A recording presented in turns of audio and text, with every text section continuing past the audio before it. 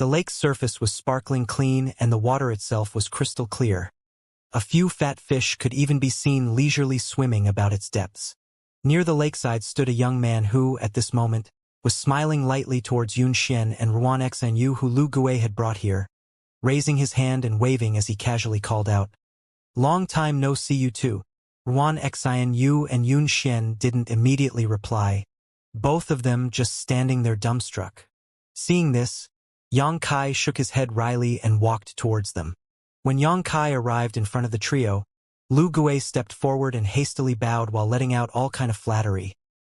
"Lord Holy Master, before, this lowly one had eyes but failed to see. I beg Lord Holy Master not to take offense." "It's fine." Yang Kai waved his hand lightly. Lu Gui's expression loosened as he respectfully said, "Sir, I have brought the two young ladies as you requested. Good work." Yang Kai patted the shoulder of the young man. He had used the great heavenly attraction on to control previous, causing the latter to feel quite flattered. "It is only what I should do." Hesitating for a moment, Lu Gui nervously continued, "Sir, you should be able to see I have no malicious intent towards you. So would it be possible for you to first return my soul brand? Sir can rest assured, I, Lu Gui, will never reveal half a word about Sir Holy Master to another soul, lest heavenly thunder strike me down."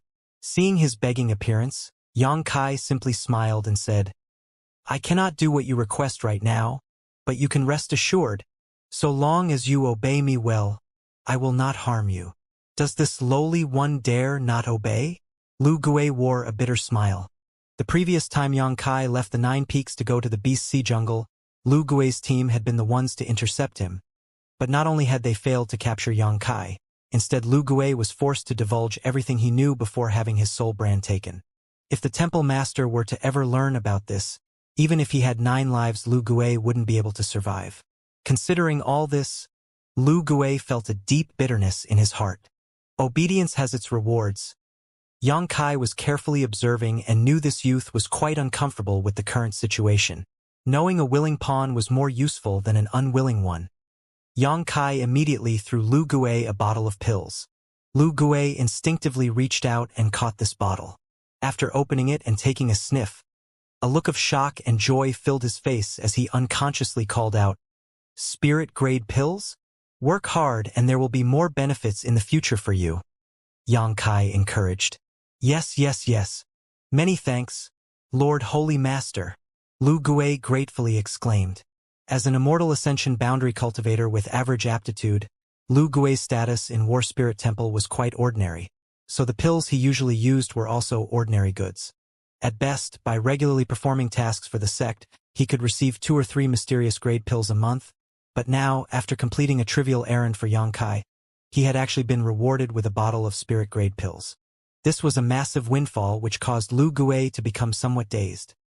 No longer even caring that Yang Kai had taken his soul brand and he could not control whether he lived or died. He even secretly thought to himself that being able to work for this new holy master was a great good fortune.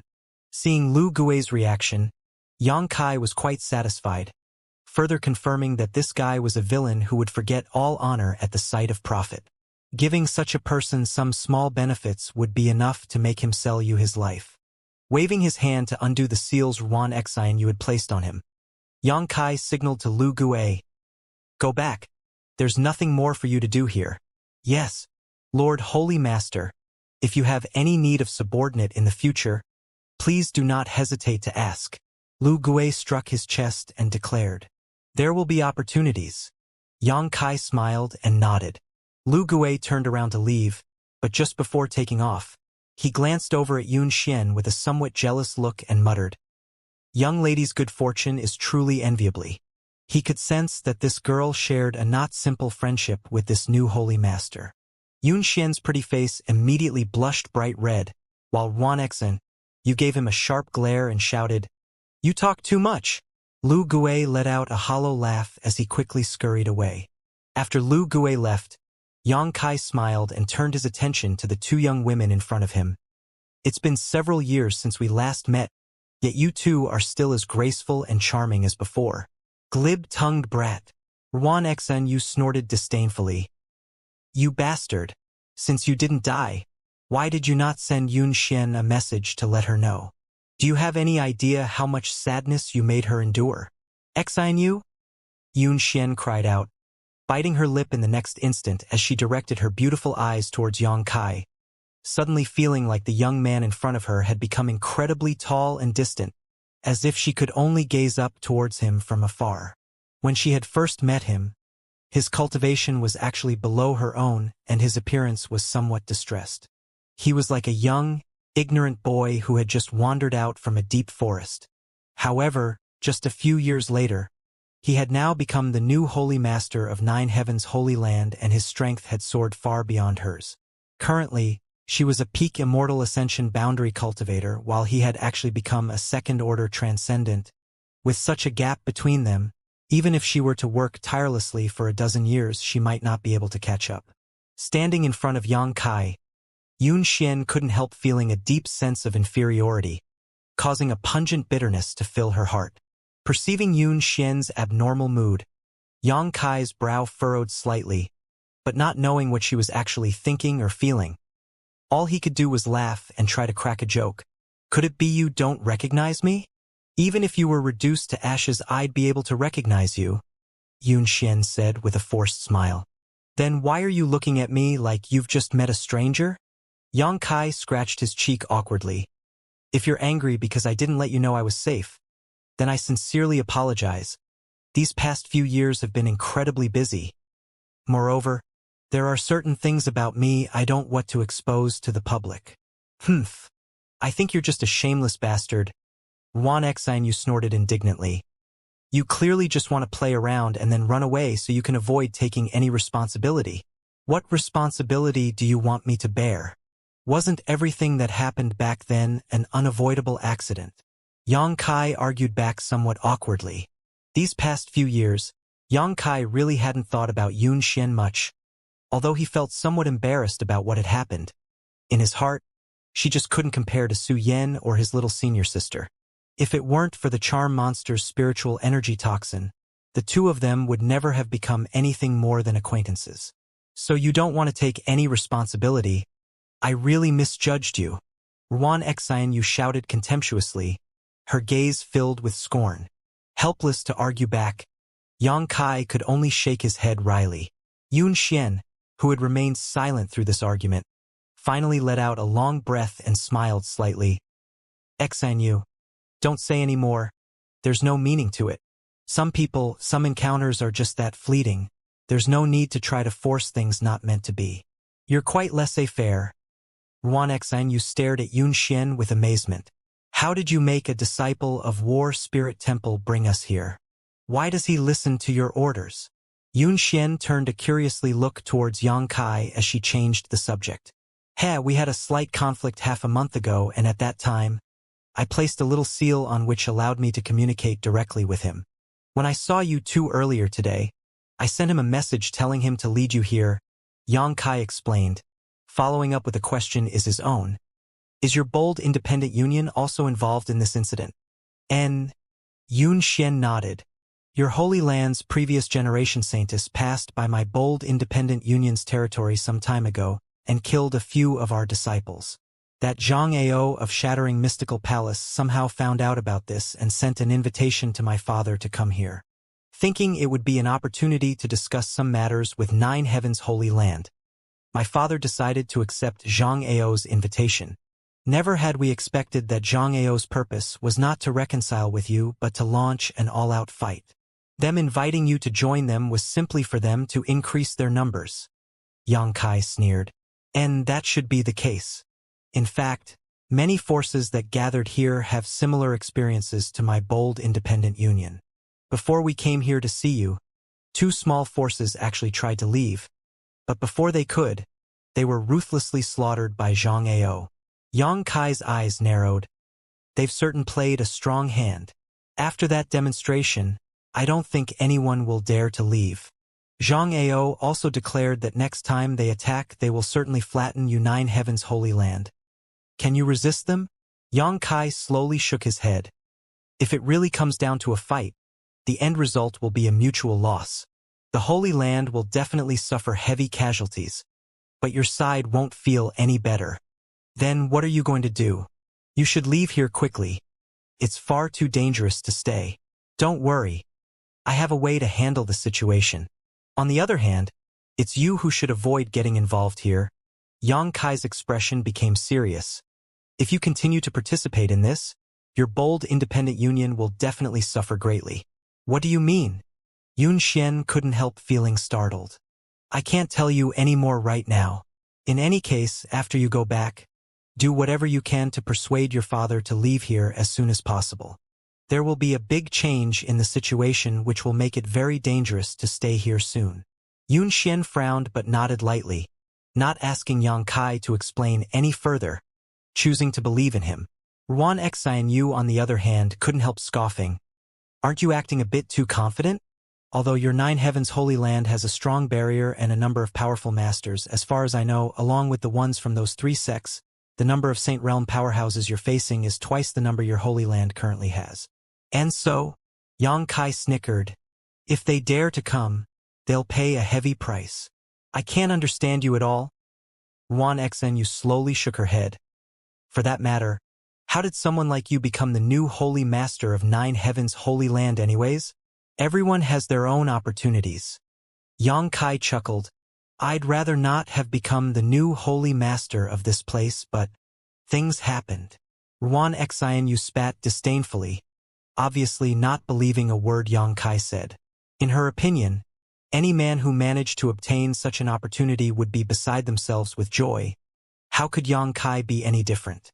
This little brat was clearly trying to act aloof and mysterious. Ruan Xianyu increasingly looked down on Yang Kai, secretly feeling that the rapid growth of his strength was entirely because he had received the cultivation of Nine Heavens Holy Land. If Nine Heavens Holy Land was willing to train her, she could reach such a height. Is there anything else you want to say? Yun Xian asked Yang Kai.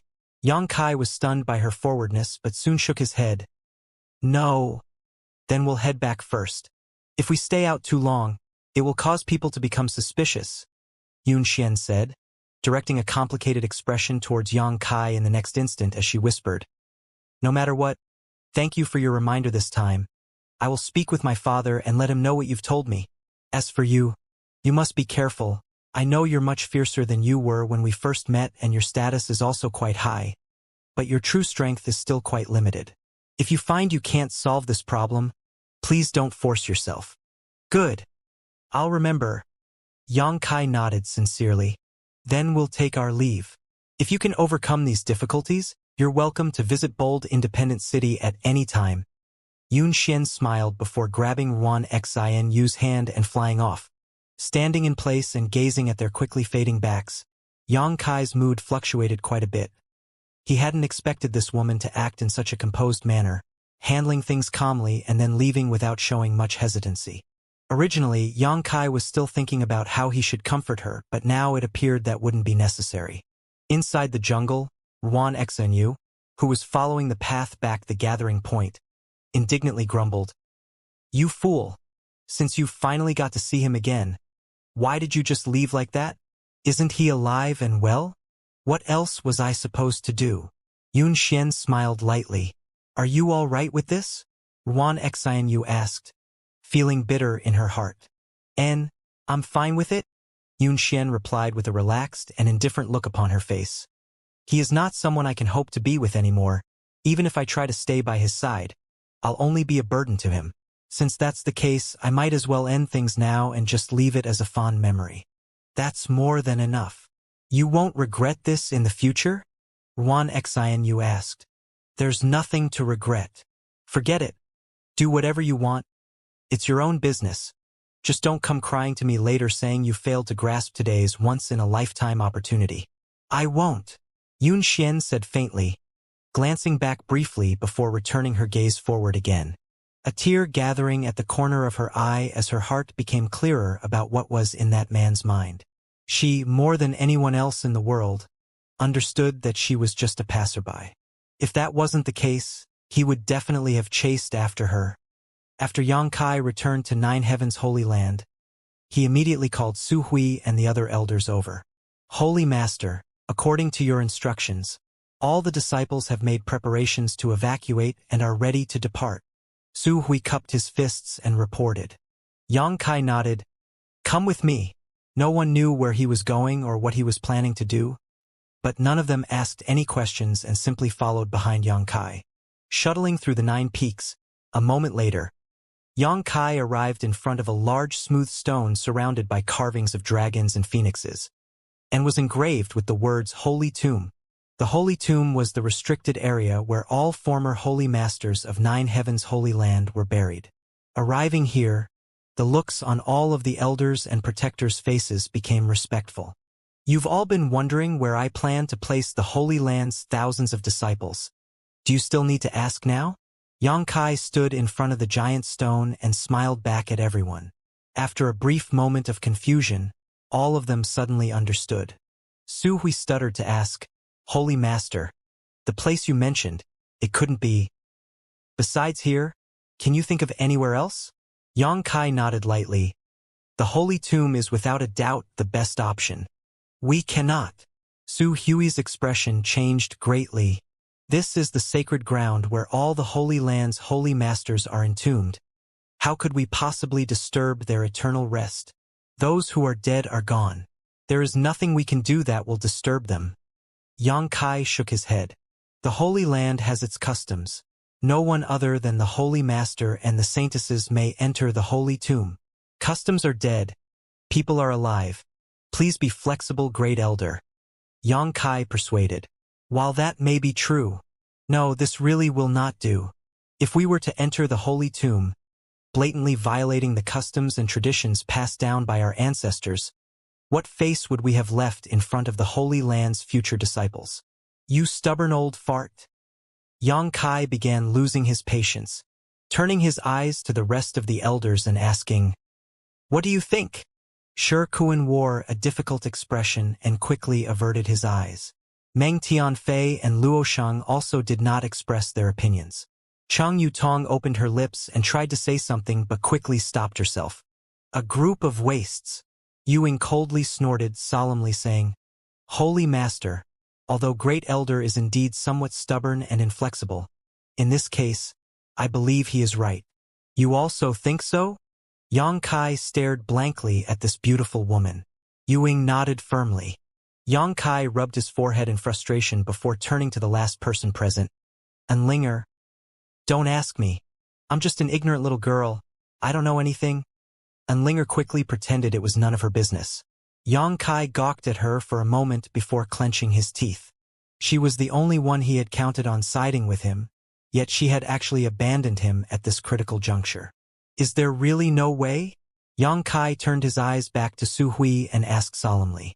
If it was any other matter, having received Holy Master's command, even if this old master had to offer up his life, I would not hesitate. It's just, regarding this? Su Hui stuttered, his expression filled with a mix of unwavering loyalty and guilt, as if he truly wished to obey Yang Kai's command yet was simply incapable of doing so. Good. Yang Kai interrupted him before he finished. Then I wish all of you good luck. In 2 or 3 days, Zhang Ao will return and the Beast Sea Jungle's great senior will bring the masters of the monster race here. When the time comes, we'll see just how many of you can live. Farewell. Saying so, Yang Kai turned around and prepared to leave. Su Hui's eyes shrank as he hastily reached out and grabbed Yang Kai's sleeve, tightly pinching it as if his life depended on it, asking in amazement, Holy Master, where are you going?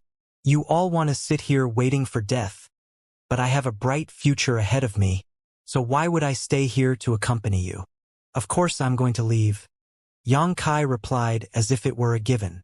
But if you leave, what is the Holy Land to do? Su Hui asked in a fluster. Huh? What does that have to do with me? I found a way out of this mess for all of you, yet you refuse to take it. Could it be you want me to stay here and be buried along with the rest of you? Yang Kai spat disdainfully as he declared, Sorry to disappoint you. I'm not so noble. This? Su Hui suddenly became speechless, thinking that young people really acted like young people, making snappy decisions and rushing into things without the slightest hesitation. Before, Yang Kai had shown an attitude worthy of a holy master, Yet now all of a sudden he had become cold and indifferent, as if he didn't care whether the Holy Land was destroyed or not. Furthermore, Xianxia snorted. Even though you call me Holy Master, all of you refuse to execute my commands. What point is there in me staying here then? Even if you somehow survive this crisis, I'm afraid I'll degenerate into a puppet you can manipulate at will. We would not dare, Su Hui protested in horror. Oh really? Why are you still restraining me then? Su Hui quickly let go and withdrew awkwardly. Enough, Ewing called out, glaring towards Xianxia somewhat badly. The Holy Master should have the demeanor of a Holy Master. How can you act like such a rogue? Do you enjoy forcing Great Elder into a corner like this? After reprimanding Xianxia, she let out a sigh and glanced over at Su Hui. Great Elder, this? Su Hui hesitated for a long time, seemingly contemplating the issue, secretly glancing over at Xianxia to observe the latter's reaction, helplessly sighing after a while. Since the Holy Master has made such a proposal, even though it will ruin the customs passed down by our ancestors, I suggest we take a vote. The 7 of us here have the highest decision-making authority in the Holy Land, so if the majority here agrees to enter the Holy Tomb, then we can only do so. So be it, Ewing nodded. Who doesn't agree to enter the Holy Tomb? Raise your hands high so I can see them, Xianxia asked, sweeping his eyes over the crowd. Great Elder Su Hui quickly raised his hand. However, the other 5 elders and Saintess and Linger all glanced around at each other awkwardly, none of them moving a muscle. You? Su Hui turned to face his fellow elders with a shocked and somewhat hurt expression upon his face, as if he couldn't believe no one here agreed with him that preserving the Holy Land's traditions was of paramount importance. Slippery boy, Ewing muttered to herself. She knew if Xianxia had phrased his question differently, the result of this vote would have been different. The new Holy Master was a young man, and apparently an impulsive one at that. In this situation, who would be willing to openly refute his opinion? If they did that, it would only cause him to feel a sense of rejection towards the Holy Land, possibly leading to him abandoning them altogether. No one could afford this responsibility. Great Elder, you let me win. Xianxia cupped his fists and grinned. Su Hui smiled back bitterly. Since things have gotten to this point, this old master won't make any more objections. Everything will be in accordance with Holy Master's wishes. I'm doing this for your own good. Don't look so distressed. If the Holy Land's previous Holy Masters knew what the current situation was, I'm sure they'd forgive you. I hope so.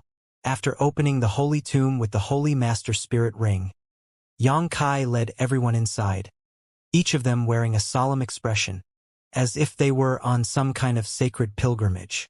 Once inside, though, seeing this tiny city-sized mysterious small world that had no sun, moon, or stars, and was simply overcast with a hazy bluish-white sky, all of them couldn't help feeling a bit lost. This is the Holy Tomb? Ewing whispered softly, her beautiful eyes unable to hide their disappointment.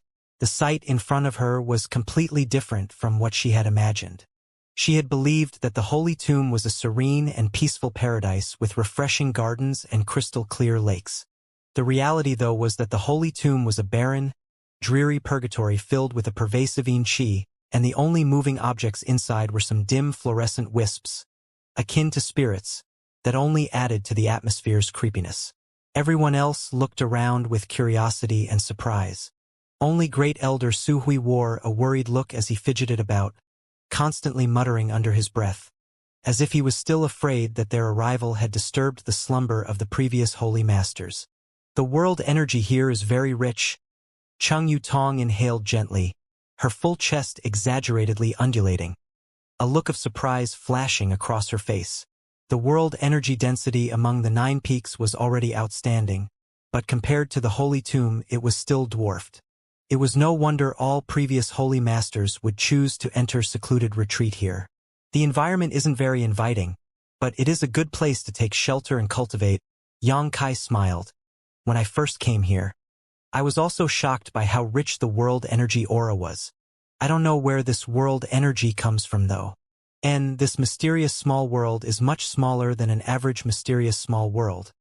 but there should be no trouble housing all the Holy Land's disciples here. From what Holy Master just said, it sounds as if you have been to other mysterious small worlds. Yes. Chang Yutong looked at Yang Kai with amazement. Although the concept of mysterious small worlds was widely known about, very few people had actually entered one before. These mysterious spaces were completely independent of Tongxian realm, and their entrances were usually quite difficult to find. Yang Kai just smiled lightly, glancing over at Enlinger, not bothering to explain. Where are the coffins of the previous holy masters? Why can I not see any of them? Su Hui looked around for a while, a look of confusion filling his face. There should be many coffins here. Yang Kai's brow twitched imperceptibly and asked, "Why do you say there should be coffins here?" It only makes sense. Every previous holy master would craft his own coffin and carry it with him into the holy tomb at his predestined time of death. Also, this place is far too clean. There's simply nothing here. Listening to Su Hui say so, everyone else also discovered that something was out of place. The holy tomb's ground was perfectly flat, as if it had been cut with a single stroke of a very sharp blade, and even though a layer of dust had covered most of it, there were some traces left behind by what appeared to be a violent explosion of energy. Yes. Where are the remains of the previous holy masters? Shirkuan scratched his head and looked around. There may be some hidden secrets inside the holy tomb. The last time I came here it was like this, Yang Kai quickly said. If Su Hui were to find out he had shattered all the bones and coffins inside the holy tomb when he absorbed the drop of demon god golden blood, Yang Kai really didn't know how this old man would react. After a busy day and night, everything was arranged. The thousands of Holy Land disciples filed into the holy tomb, bring a sense of life to this mysterious small world filled with yin qi. Although there were many people to house, the holy tomb was more than large enough. Su Hui and the other elders also prepared a massive amount of living materials in advance, enough for Holy Land's disciples to live off of for quite some time. Yang Kai also told them to relax and focus on their cultivation. When the time came, he would naturally let them out again. Su Hui and the other elders all nodded firmly. Outside the holy tomb, Yang Kai sat alone on top of one of the 9 spirit peaks, overlooking the huge foundation that had endured for countless years, his mood calm and tranquil. At this moment, 9 Heavens Holy Land was practically silent as there was no one else around but him. Closing his eyes, Yang Kai entered a state of meditation as he quietly waited for the enemy to come.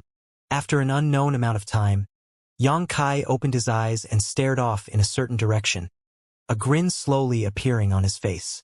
Zhang Ao's group had come once again and were now loudly cursing and shouting as they bombarded the 9 Peaks barrier, sending loud bangs echoing throughout the Holy Land. Yang Kai's figure flickered, and when he reappeared, he stood a short distance away from Zhang Ao. Zhang Ao's eyes narrowed as he shouted, "Little brat, seems you still have the courage to appear. Good. Today shall be the day of your death." Chao Guan next to him also sneered, "Open the barrier and surrender. Perhaps then we'll spare you."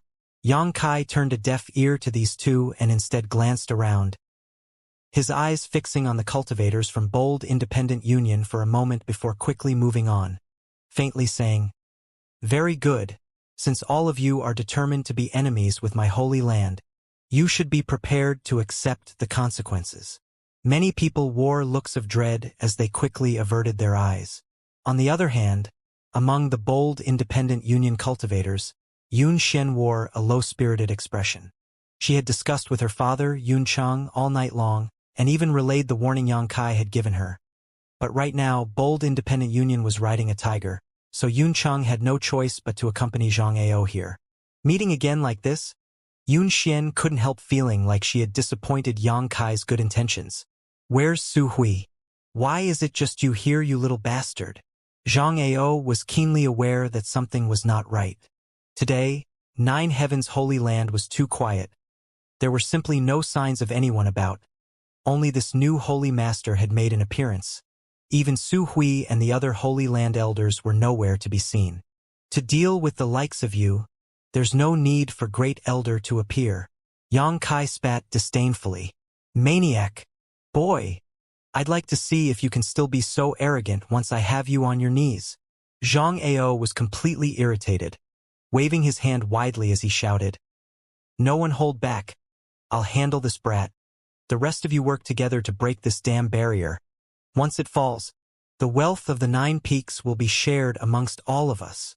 Hearing these words, many of the cultivators who were still hesitating suddenly became enthusiastic.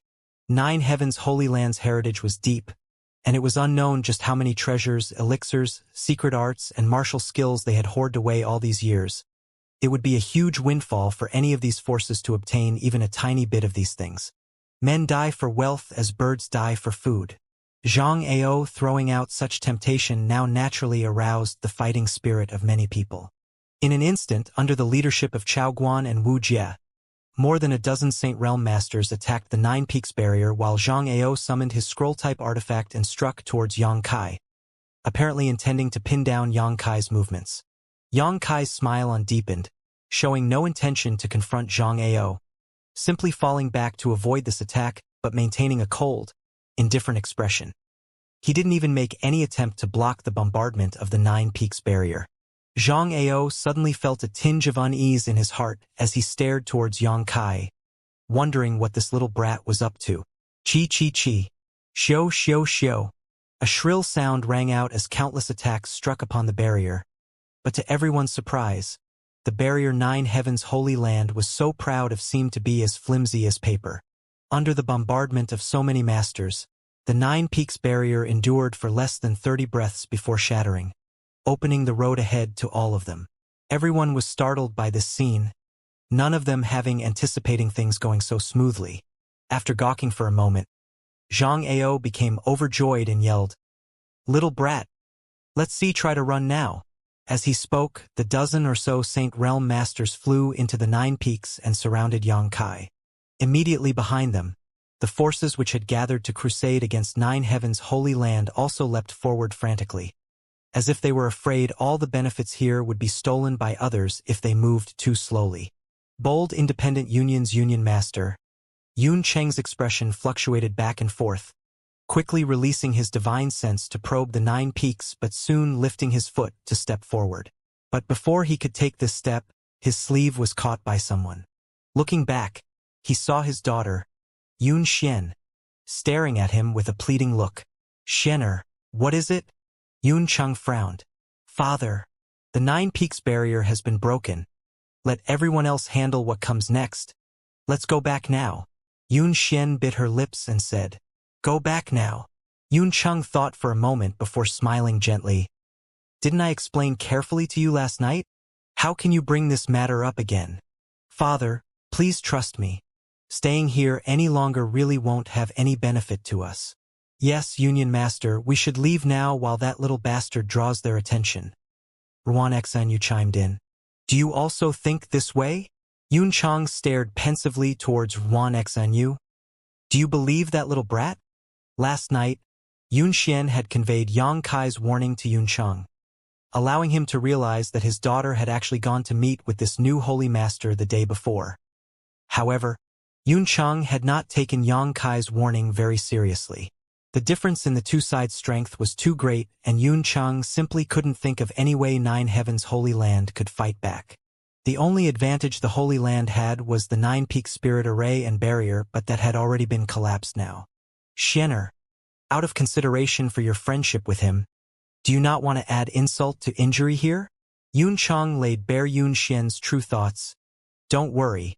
If he really has the ability to escape from this crisis, it can only bring advantages to my bold independent union. If he does not, then that is simply his fate. However, under these circumstances, I believe he has run out of luck." Yun Cheng sighed. He also thought this might be a good opportunity for bold independent union. After all, his daughter had a close relationship with the Holy Master of 9 Heavens Holy Land. If the Holy Land were really to make it through this disaster in the future, would bold independent union need to fear not having a backer? But now it seemed like 9 Heavens Holy Land was only outwardly strong but inwardly weak. At this most critical time, only the new Holy Master came out to meet the enemy while the elders, protectors, and even disciples had all disappeared. This made Yun Cheng wonder if this new holy master had actually been abandoned here to attract Zhang Ao's attention while the others escaped. Rest assured, Zhang Ao won't kill him, Yun Cheng comforted. That boy is of great use to Zhang Ao. The biggest goal Zhang Ao had in uniting so many forces and masters to attack Nine Heavens' Holy Land was to obtain the Holy Land's core inheritance. Currently, this inheritance should be held completely and exclusively by Yang Kai. How could Zhang Ao be willing to kill him?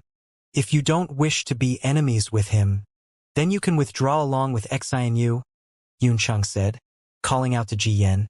Take my daughter and Xianxia to a safe place. Yes, Ji Yan nodded, wrapping up Yun Xian and Ruan Xianxia with his true qi before flying away. Yun Xian wore a bitter look and obviously wanted to continue trying to persuade her father, but she simply couldn't think of a way to do so.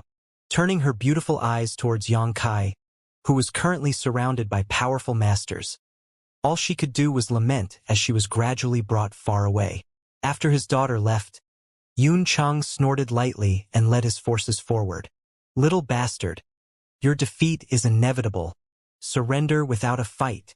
Zhang Ao shouted towards Yang Kai, a smug expression filling his face as his eyes filled with greedy light, as if the core inheritance of Nine Heavens' Holy Land was already in his hands. Chao Guan also called out for Yang Kai to give up resisting or face the consequences. Yang Kai simply stood there indifferently and said nothing. The place where he stood was surrounded on all sides by more than a dozen Saint Realm masters and several dozen transcendents, each of them staring at him fixedly. However, even in this situation, he wore a calm and relaxed expression, causing his captors instead to grow nervous, none of them daring to rush forward to attack him lest he had some trick up his sleeve. They were inside the Holy Land now, and all of them had witnessed Yang Kai use the Nine-Peak Spirit Array to display power on par with a Saint Realm Master. If they pushed him too far, no one here except Zhang Ao would be able to suppress him. Boy, things coming to this really is quite disappointing.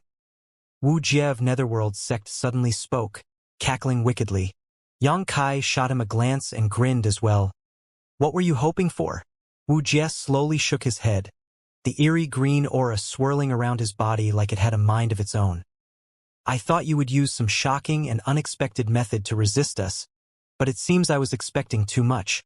If this is really all you have left to offer, I advise you to surrender and let me seal your true qi, lest Brother Zhang or Brother Chao accidentally hurt you. Ha! I'm afraid I must decline your good intentions. Yang Kai laughed heroically. Wanting to capture me depending on just you people? I think you're trying to bite off more than you can chew. Wild! Chao Guan shouted angrily. No transcendent realm cultivator would dare spout such nonsense in front of so many Saint Realm masters. This boy's arrogance simply knew no bounds. Temple Master. A figure suddenly flew over and shouted out to Chao Guan. There's no one here, all of the disciples of Nine Heavens' Holy Land are gone. No one. Chao Guan was stunned. At the same time, Zhang Ao, Wuxia, and the other saints also received similar reports. This discovery inevitably concerned them somewhat, each of them putting on a dignified expression, wondering just what kind of trick Nine Heavens' Holy Land was trying to pull. Thousands of people suddenly disappearing, this phenomenon was simply too abnormal. The faint uneasiness he had felt earlier became stronger and Zhang Ao decided not to delay matters any further. A long night of sleep brings about many dreams. In the next instant loudly shouting, Brothers, let us capture this brat first. As long as we have him in our hands, Su Hui and the others won't be able to stir up any trouble no matter what scheme they have up their sleeves. Zhang Ao waved his hand and everyone else nodded, quickly condensing their true qi as they prepared to rush Yang Kai. However, before they could take action, a series of screams rang out from afar. When they heard these blood-curdling screams, everyone couldn't help freezing in place. Quickly sweeping the area with their divine senses, the masters gathered around Yang Kai all wore gloomy expressions. None of these masters was weak and under investigation of their powerful divine senses. They swiftly discovered a large number of powerful auras which were flooding into the 9 peaks, stirring up a great storm wherever they went. On the horizon, a great disturbance, like a gathering storm cloud, was rapidly approaching. Amidst this dark cloud, A number of faint figures stood arrogantly and high up in the sky, staring down indifferently at the cultivators below, giving off a massive sense of oppression. Zhang Ao's complexion changed greatly, throwing Yang Kai to the back of his mind as he called out, "What's going on?" Pitiful screams continued to ring out once after another, and the smell of blood soon filled the air. No one seemed to have any time to answer Zhang Ao's question. Only after quite a while did a blood-stained, shattering mystical palace disciple rush over and report, "Palace Master, it's a disaster. A huge horde of monster beasts has appeared." Monster beasts. Zhang Ao's eyes narrowed as he shifted his gaze towards where the screams were coming from, just in time to witness the terrifying scene of a giant blue-eyed python swallow a human cultivator whole. Zhang Ao didn't know which force that cultivator came from, but he could tell the latter's strength was not weak, having a peak immortal ascension boundary cultivation. However, in front of this giant python, this unfortunate man had no power to fight back. It was as if an irresistible suction force was being emitted from this python's mouth, sucking in this cultivator before the python swallowed him whole. A slight bulge which seemed to be struggling sliding down the giant python's neck a moment later. Chi chi chi. A series of attacks landed on the giant python, creating a number of dazzling sparks, but the giant body covered with black scales seemed to be impregnable, remaining completely undamaged. Shaking its head and wagging its tail, the python swallowed down several more cultivators while pulverizing others into bloody paste as it rampaged about. This scene was nothing short of a bloody purgatory. Looking around, monster beasts of various shapes and sizes had invaded every corner of the 9 peaks. These monster beasts' eyes were all red, as if their bestial instincts had been stimulated by the scene of blood in the air, all of them slaughtering their way through the human cultivators, no one able to block their path. Screams of pain and terror resounded as everyone began panicking and fleeing. Where did these monster beasts come from? Zhang Ao screamed as his face paled, a look of dread flashing across his eyes as he stared towards the black cloud in the distance. "They seem to have come from the Beast Sea Jungle," Chao Guan replied quickly. As soon as these words came out, all the masters gathered around Yang Kai felt a cold chill run up their backs. The Beast Sea Jungle was the territory of the monster race where one of the monster race great seniors lived. That was one of this world's top powerhouses. Glancing back towards the rapidly approaching dark cloud, everyone immediately understood what was happening. Hateful boy, actually colluding with these evil monsters. Zhang Ao roared as he turned a hate-filled glare back towards where Yang Kai was standing, but to his shock, there was no one there. Yang Kai, who should have been completely surrounded, had at some unknown point disappeared, leaving behind several dozen bewildered masters. The dark cloud finally arrived in the sky above the 9 peaks, and from it descended a glowing 7-colored beam of light. A graceful figure with fluttering translucent wings appeared from inside this beam of light a moment later, a cold, indifferent expression upon her beautiful face. Kai Dai. Following closely behind Kai Dai were 20 to 30 monster race masters in human form, each of them grinning fiercely as they radiated an awe-inspiring pressure towards the human race cultivators below. Kuang Shi took the lead and plunged towards the ground like a meteor, opening up a giant crater when he landed. Immediately after, he rushed towards a transcendent realm human cultivator, shrugging off the attacks directed towards him with his flesh alone, before grabbing hold of this unfortunate man and sinking his teeth into his neck. Blood splashed out and Kuang Shi let out a thunderous roar, his eyes filled with joy. The human race transcendent didn't even have a chance to resist, dying immediately after Kuang Shi ripped out his throat. This bloody scene was burned into the eyes of the surrounding human race cultivators, causing them to lose all courage and flee in all directions, none of them daring to fight with Kuang Shi. Before they could escape far, though, more monster beasts blocked their path and set upon them. Atop one of the 9 peaks, Yang Kai stood indifferently overlooking the bloody slaughter down below. The figure of the monster race Great Senior appeared next to him a moment later. "Great Senior, you're a bit late." Yang Kai smiled and quipped, "Humph. It's not easy gathering up so much manpower. You didn't exactly give me much time." The monster race Great Senior coldly snorted. "How many came?" 3006th Order. 87th Order. and 9 Eighth Order. Xianxia couldn't help raising his brow. An impressive lineup. Do you think I, by myself, could assure the safety of the Beast Sea jungle all these years? If not for there being enough masters beside me, the Beast Sea jungle would already have been overrun by your human race. The great senior slowly shook his head. Take your 9 Heavens Holy Land as an example. You guys rely too much on your holy master. As soon as he died, this place became vulnerable. Tell that to them, not me. Xianxia laughed. He had also seen the flaw in 9 Heavens Holy Land system. It was the exact opposite of the monster race, which had a large number of top-level masters accompanying the great senior, so that, even if the latter fell, the Beast Sea jungle would not be in any danger. This time, it seemed like the monster race had turned out in full force. Remember what you promised me? Great Senior glanced over at Xianxia. Rest assured, since I've reached an agreement with you, I won't renege on it. Xianxia nodded lightly. How do you want me to handle these invaders? The monster race Great Senior asked. Do as you please. Xianxia shrugged his shoulders, as if it had nothing to do with him. The Great Senior snickered back. Little brat, are you looking forward to me killing all of them? Xianxia smiled but didn't reply, clearly indicating his stance. I'm afraid I'll have to disappoint you then. Killing too many people is not good for my monster race. Doing so will only bring out more intense revenge from your human race's masters. Great Senior snorted, already having seen through Xianxia's intent to use his monster race to solve the Holy Land's problem for them. If these human cultivators were really to be slaughtered clean, the hatred for their deaths would only be directed towards the monster race, while 9 Heavens Holy Land could feign ignorance.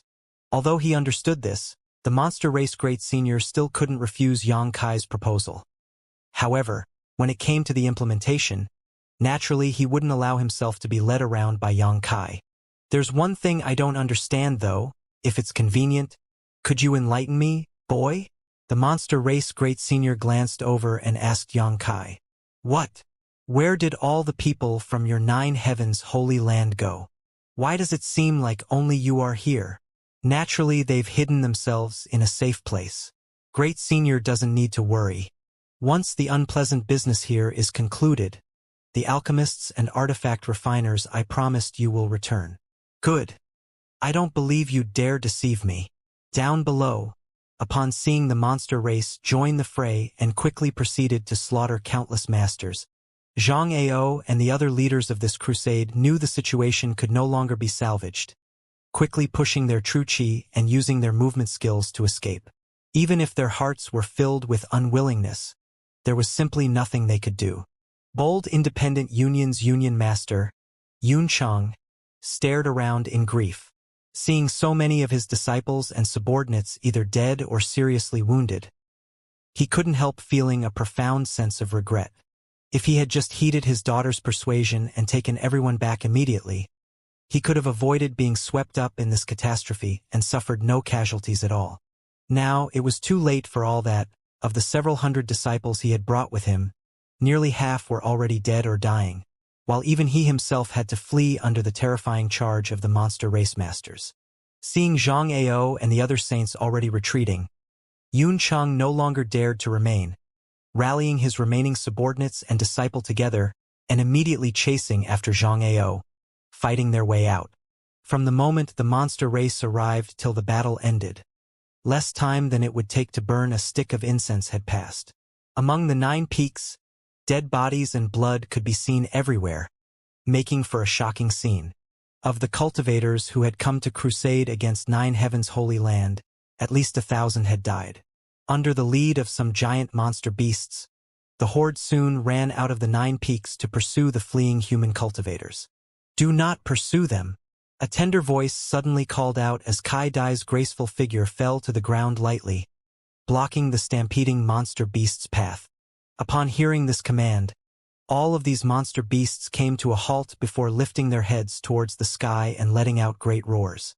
When they heard this series of howls, the fleeing human cultivators trembled in fear, all of them immediately putting all their strength into increasing their speed. A difficult matter for one is accomplished with ease by another. Xianxia slowly shook his head and sighed.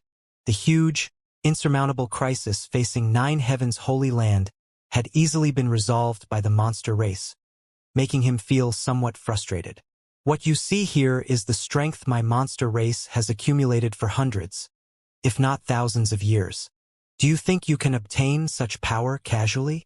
The great senior snickered. Your 9 heavens holy land isn't bad, but it's still not comparable to my monster race.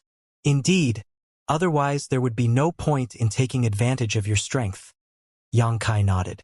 Well, you cultivate diligently, and in 100 years or so you'll be able to stand at my height.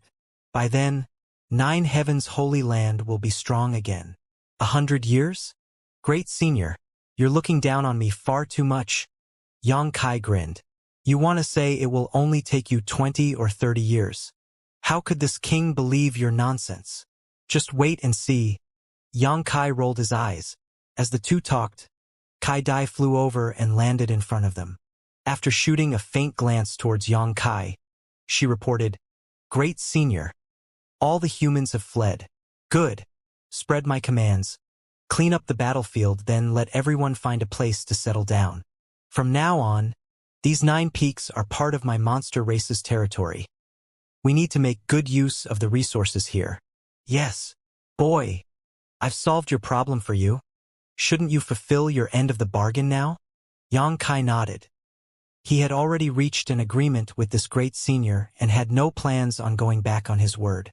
Arriving in front of the holy tomb, Xianxia let out the alchemists and artifact refiners he had agreed to lend the great senior, satisfying the latter greatly.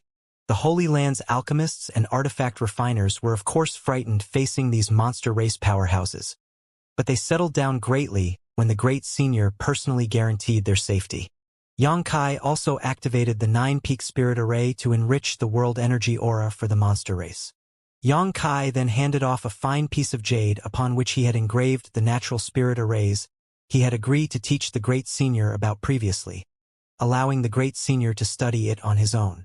These natural spirit array diagrams were related to the monster race's beast transformation pond and were the most valuable item out of this entire transaction to the monster race great senior.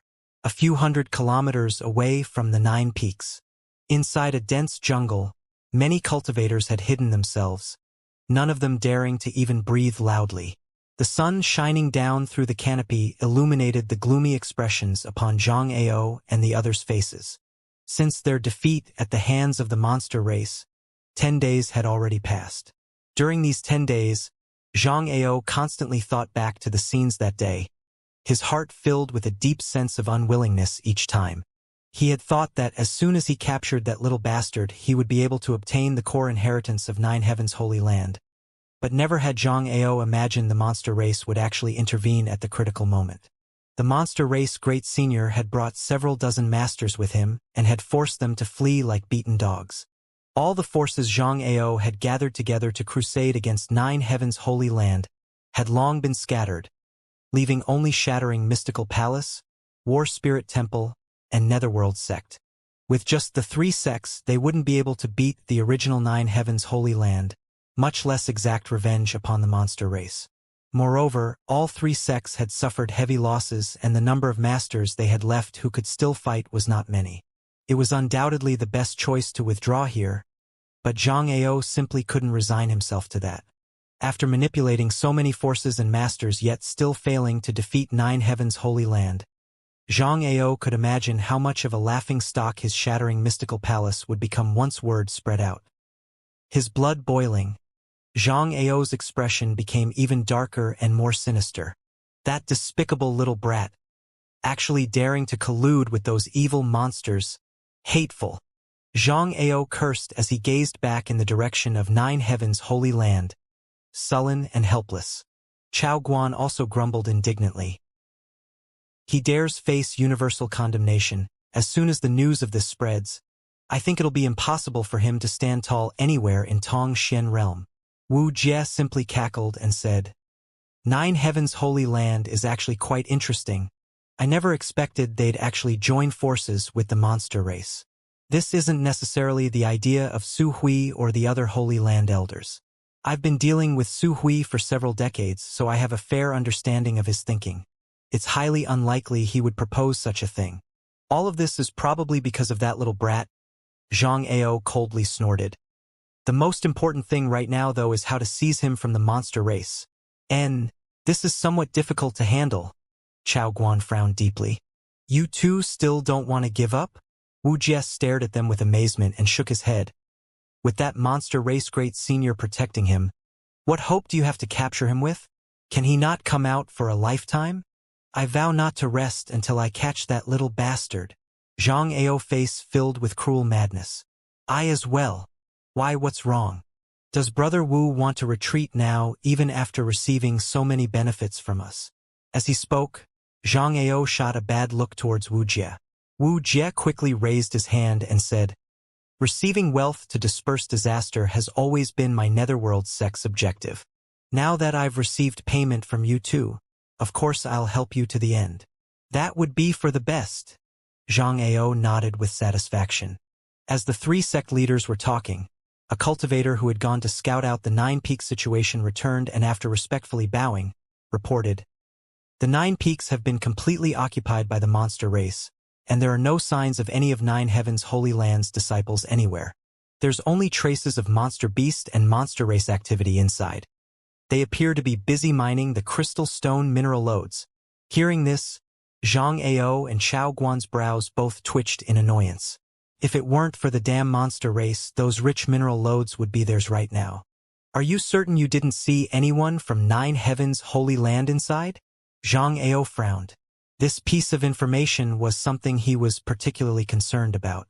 Before the war started, he hadn't spotted any of the Holy Land's disciples or even elders, which could possibly be explained by them hiding somewhere nearby, but them not appearing even now was a bit intriguing. Yes, this subordinate and several dozen others have been observing day and night, but no one has spotted a single disciple of Nine Heavens' Holy Land since that day. Nine Heavens' Holy Land's thousands of disciples couldn't have simply vanished. Chao Guan wore a puzzled expression, venturing a guess in the next moment. Brother Zhang, could it be that the monster race? Hearing this, Xianxia was stunned for a moment before a sneer appeared on his face. It's possible. The monster race is by no means a trustworthy partner. Perhaps that little brat thought he could collude with those beasts only to have them turn on him once they got what they wanted. If so, he really lifted a stone only to smash his own foot. That little bastard got what he deserved. Chao Guan's mood improved noticeably, soon wondering though. But if that's the case, that little brat is likely now in the hands of that monster race great senior. How are we supposed to capture him? Xianxia frowned and sunk into contemplation, but even after thinking about it for half a day, no feasible plan came to mind. Inside a grand palace, Yang Kai sat face to face with the monster race great senior and portrayed several exquisite spirit arrays between them. Yang Kai pushed down his impatience as he carefully taught the great senior. Originally, he had already carved the entire series of spirit arrays related to the beast transformation pond onto a fine jade slip. But after the monster race great senior examined it thoroughly and told Yang Kai he was unable to understand all of it, Yang Kai had no choice but to explain them himself. Fortunately, the great senior's perception wasn't bad, so although he had never studied this subject before, after receiving 10 days of Yang Kai's dedicated lectures, he was finally able to grasp the key points of the spirit array diagrams. All that was left for him to do now was to slowly comprehend it so that if any problems occurred when one of the monster race first tries to assume human form, the great senior could fix them himself without having to ask Yang Kai for help. After Yang Kai finished explaining the spirit array diagrams, the monster race great senior let out a long breath, his face showing a look of shock as he muttered, "This spirit array diagram conforms greatly to the heavenly way and is of great use to those who cultivate the martial Tao. Who was it that taught you these things?" No comment. Yang Kai smiled. "Good. I don't intend to inquire about your secrets. It's just that many of the mysteries hidden within these spirit array diagrams can't be seen with your current cultivation and vision. Although my attainments in this field are much shallower than yours, my vision and experience far outstrip your own still. Boy, treasure and study these spirit array diagrams well. One day you will discover that profundities hidden within them are far greater than you can imagine." Yang Kai's brow wrinkled as a thoughtful look appeared on his face. "Earlier you mentioned you were an alchemist, right?" the monster race great senior suddenly asked. Xianxia nodded lightly. Since you're an alchemist, why not stay here and assist my clan? I think your alchemy level should not be bad. My clan has collected a lot of rare materials over the years, things your human race would find difficult to ever acquire. No thanks. Xianxia waved his hand. I'm not interested. Don't say that. Everything is open to discussion. Let's talk about it. What treatment you want. I can promise you. The monster race great senior smiled widely. Xianxia slowly shook his head. I'm afraid I'll have to decline great senior's kind intentions. I have other things to attend to, so I can't stay here for long. And the reflecting moon pond I told you about, I'll have to ask you to help me look after it. Someone may come here later to examine it. You want to leave? Great senior frowned. If I don't leave now, I am afraid I never will. Xianxia stared straight into the great senior's eyes, not showing any fear. Great senior grinned, hesitated for a moment, and then nodded. Go, we'll meet again. Great senior should take care. Who knows, within a few years, I may be back to reclaim the 9 peaks, so you'd best take advantage of the resources here while you can. Saying so, Xianxia didn't wait for the great senior to reply before flying off, quickly disappearing from the palace. After Xianxia left, the great senior's expression turned into a sneer. A few years? That boy looks down on people far too much. The great senior had brought his clansmen out from the Beast Sea jungle in a grand fashion, risking a full-scale conflict with the human race in order to help Xianxia solve the Holy Land's immediate crisis. How could he only occupy the 9 peaks for a few years as payment? Great senior, do you intend to just let him leave like that? Kai Dai appeared silently, a light frown upon her face. He has precious knowledge about the beast transformation pond's hidden mysteries.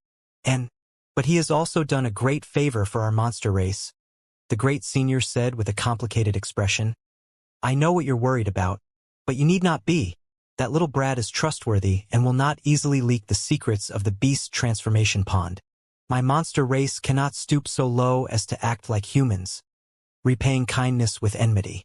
Kai Dai, don't get any crooked ideas. I know you want to put him under house arrest for safety's sake, but do away with such thoughts. Yes? Kai Dai respectfully replied, glancing off in the direction Xianxia disappeared and suddenly chuckling. But he certainly is crazy enough, claiming he will be able to stand on equal ground with great senior within 20 or 30 years, and now saying he'll be back to recover the 9 peaks within a few years. I'd really like to know where he gets all his confidence from. The young never lack confidence. Great senior mused. However, I always feel like the things he said will come true. That boy is quite strange, so I don't want to make a move against him. Instead, I'd like to see just how he plans to achieve those wild claims of his. So that's how it is. Kai Dai nodded, a smile appearing on her face.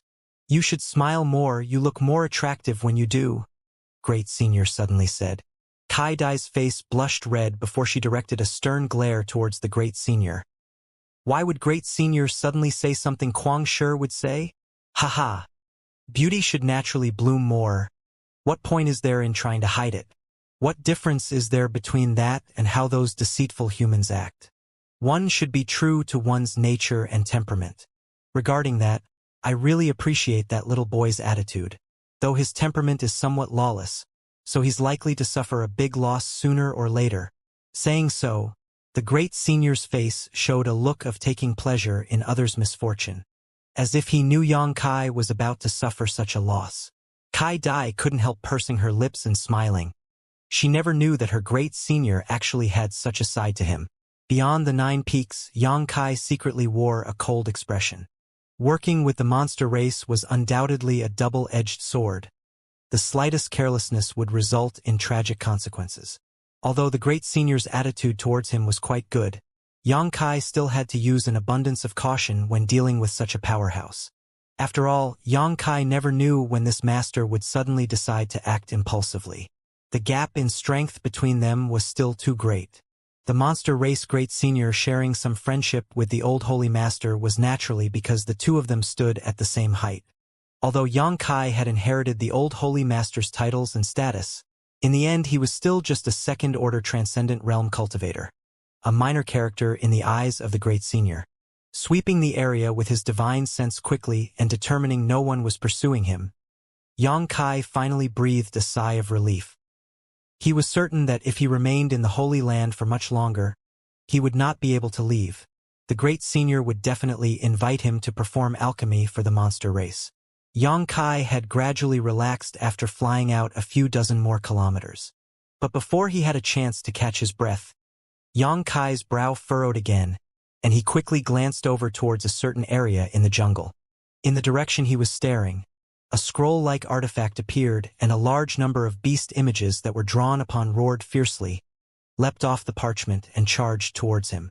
Immediately behind this horde of beasts was a sharp beam of light that was also honing in on Yang Kai, an oppressive and dangerous aura radiating from it. Not daring to neglect, Yang Kai immediately condensed a grand heavenly shield, one of 9 heaven's divine skills. A golden shield was quickly formed in front of him. The beasts that had rushed out of the scroll didn't slow their pace at all and slammed directly into the grand heavenly shield, each of them shattering into 1,000,000 points of light one after another. The beam of light that followed also hit the grand heavenly shield and made a crisp bang before being bounced back. The grand heavenly shield also collapsed at this point, and Yang Kai let out a cough before turning a gloomy look towards the source of the attacks. Over there, Xianxia was laughing happily. "Little bastard, you really dared to come out. It seems the heavens are truly helping me." Chao Guan stretched out his hand towards the beam of light, and a long sword-type artifact flew into his palm. Wuxia also floated behind these two like a specter, staring at Yang Kai quietly. This trio had thought there was no hope of them being able to capture Yang Kai, and had actually been preparing to withdraw to reconsider their strategy, when they suddenly got word that Yang Kai had exited the 9 peaks. Immediately overjoyed, the 3 of them quickly set out to pursue and seize Yang Kai. However, to their great surprise, even without the power of the 9-peak spirit array backing him up, Yang Kai had actually managed to block Xianxia and Chao Guan's first attack unscathed. Only now did the 3 of them realize they had far underestimated Yang Kai's personal strength. "Let's see where you run this time. This place is far from your 9 peaks. Even if you want to ask for help from that monster race great senior, it's impossible." Chao Guan laughed heartily. "You're all really annoying." Yang Kai glared at the 3 of them with obvious impatience. He too had not expected to run into these 3 here. Yang Kai had thought that after suffering defeat at the monster race's hands, these 3 would sneak back to their sects and seal up their gates. But unexpectedly they had actually not lost hope and were still lingering around. 3 Saint Realm Master, one of whom had reached the 2nd order. Yang Kai knew he was not their opponent. With his current cultivation and means, he was barely able to fight with a 1st order saint, but the chances of him winning were slim. The Saint Realm and Transcendent Realm seemed to be fundamentally different. After encountering so many saints and even competing against a number of them, Yang Kai was keenly aware of this fact. However, these 3 wanting to capture him was also not realistic, a fact that allowed Yang Kai to remain calm and indifferent even in this situation. "Heh, boy. There is no road to heaven nor path to hell for you. Surrender without a fight and you can lessen how much you'll have to suffer," Xianxia coldly declared, silently releasing his spiritual energy towards Yang Kai as he spoke, wanting to influence his mind and dampen his will to resist. Yang Kai, however, didn't even blink, completely ignoring Xianxia's divine sense attack. Seeing this, Xianxia's brow knit slightly. This little 2nd order transcendent realm brat in front of him was like a bottomless black pit. No matter how much spiritual energy Xianxia sent out, he couldn't see through the latter's depths. "You think you can capture me with just the 3 of you?" Yang Kai snickered mockingly, not putting these 3 in his eyes at all. "Give it your best shot. I'd like to see if you have any skill at all. Boy, don't refuse a toast only to be forced to drink a forfeit." Chao Guan gnashed his teeth. "If you come quietly, we won't treat you poorly, but if force us to catch you, we won't show any mercy. Come. If this time you fail to catch me, I swear I'll return this insult by exterminating your whole families." Yang Kai's look suddenly became fierce as he shouted out angrily. These 3 were worse than cockroaches, making Yang Kai fume with irritation. In his heart, Yang Kai made a vow that once he grew up, he would find and kill these three. Unfortunately for you, you'll never get the chance. Zhang Ao stretched out his hand and manipulated his scroll-type artifact, creating a powerful suction force which made the space around Yang Kai to ripple and distort like the ripples on a pond, becoming thick and viscous. A smug look of victory appeared on Zhang Ao's face, thinking there was no way Yang Kai could escape from this imprisonment. Yang Kai simply grinned in response, a cold light flashing across his eyes as he stood in place, not moving. The suction force increased suddenly, and the scroll-type artifact rapidly expanded, spreading out in all directions before wrapping tightly around Yang Kai. Seeing this, Chao Guan was overjoyed and let out a raucous laugh. Zhang Ao just coldly snorted, drawing his artifact back towards him. But after carefully examining it, his expression became dark and gloomy. Yang Kai, who should have been wrapped up inside the scroll, had mysteriously disappeared. There was simply nothing inside. It seems like he ran away a long time ago. Wu Jie's eyes flashed an eerie green light as he solemnly stated. Ran away? Zhang Ao's eyes suddenly bulged. When did you run? Probably the moment you attacked him. Jie. The 9 Heavens divine skills are truly impressive. This movement skill is not ordinary. Wu Jie turned his head and looked off into the distance. Following his gaze, Zhang Ao and Chao Guan quickly released their divine senses, and sure enough, a dozen or so kilometers away, they caught a trace of Yang Kai's aura. At this moment, Yang Kai was flying away at such an extraordinary speed it caused both Zhang Ao and Chao Guan to gawk. The speed Yang Kai was displaying right now was actually faster than an ordinary Saint Realm Master. No wonder this little brat didn't show any signs of panic. It turns out he had his own skill. Don't even dream of escaping from my grasp. I'll chase you to the ends of the earth if necessary, Zhang Ao loudly declared, his body flickering and disappearing in the next instant. Chao Guan also hurried to keep up. Wu Jie actually calmly stood in place for a moment, a look of interest appearing on his face, but soon flew off at lightning quick speed, leaving a trail of green mist behind him. As he flew forward, Yang Kai spread out his divine sense to grasp the movements of the 3 people behind him, his expression becoming even more cold and vicious. He had not anticipated being chased like this, and although he was not afraid of his pursuers, Yang Kai still felt quite uncomfortable. So while racing forward, he continuously looked for opportunities to lose them. However, these 3 were all Saint Realm Masters, so it was no easy task to completely throw them off. Time passed by and Yang Kai had lost track of how far he had flown. Although he had managed to shake off his pursuers a few times already, after a while, they would seek him out again, just like flies to honey, annoying him to no end. Yang Kai didn't know what kind of method these 3 were using to accurately lock onto his position from so far away. It was only now that Yang Kai understood he had underestimated the attraction of 9 Heavens Holy Land's core inheritance to these 3.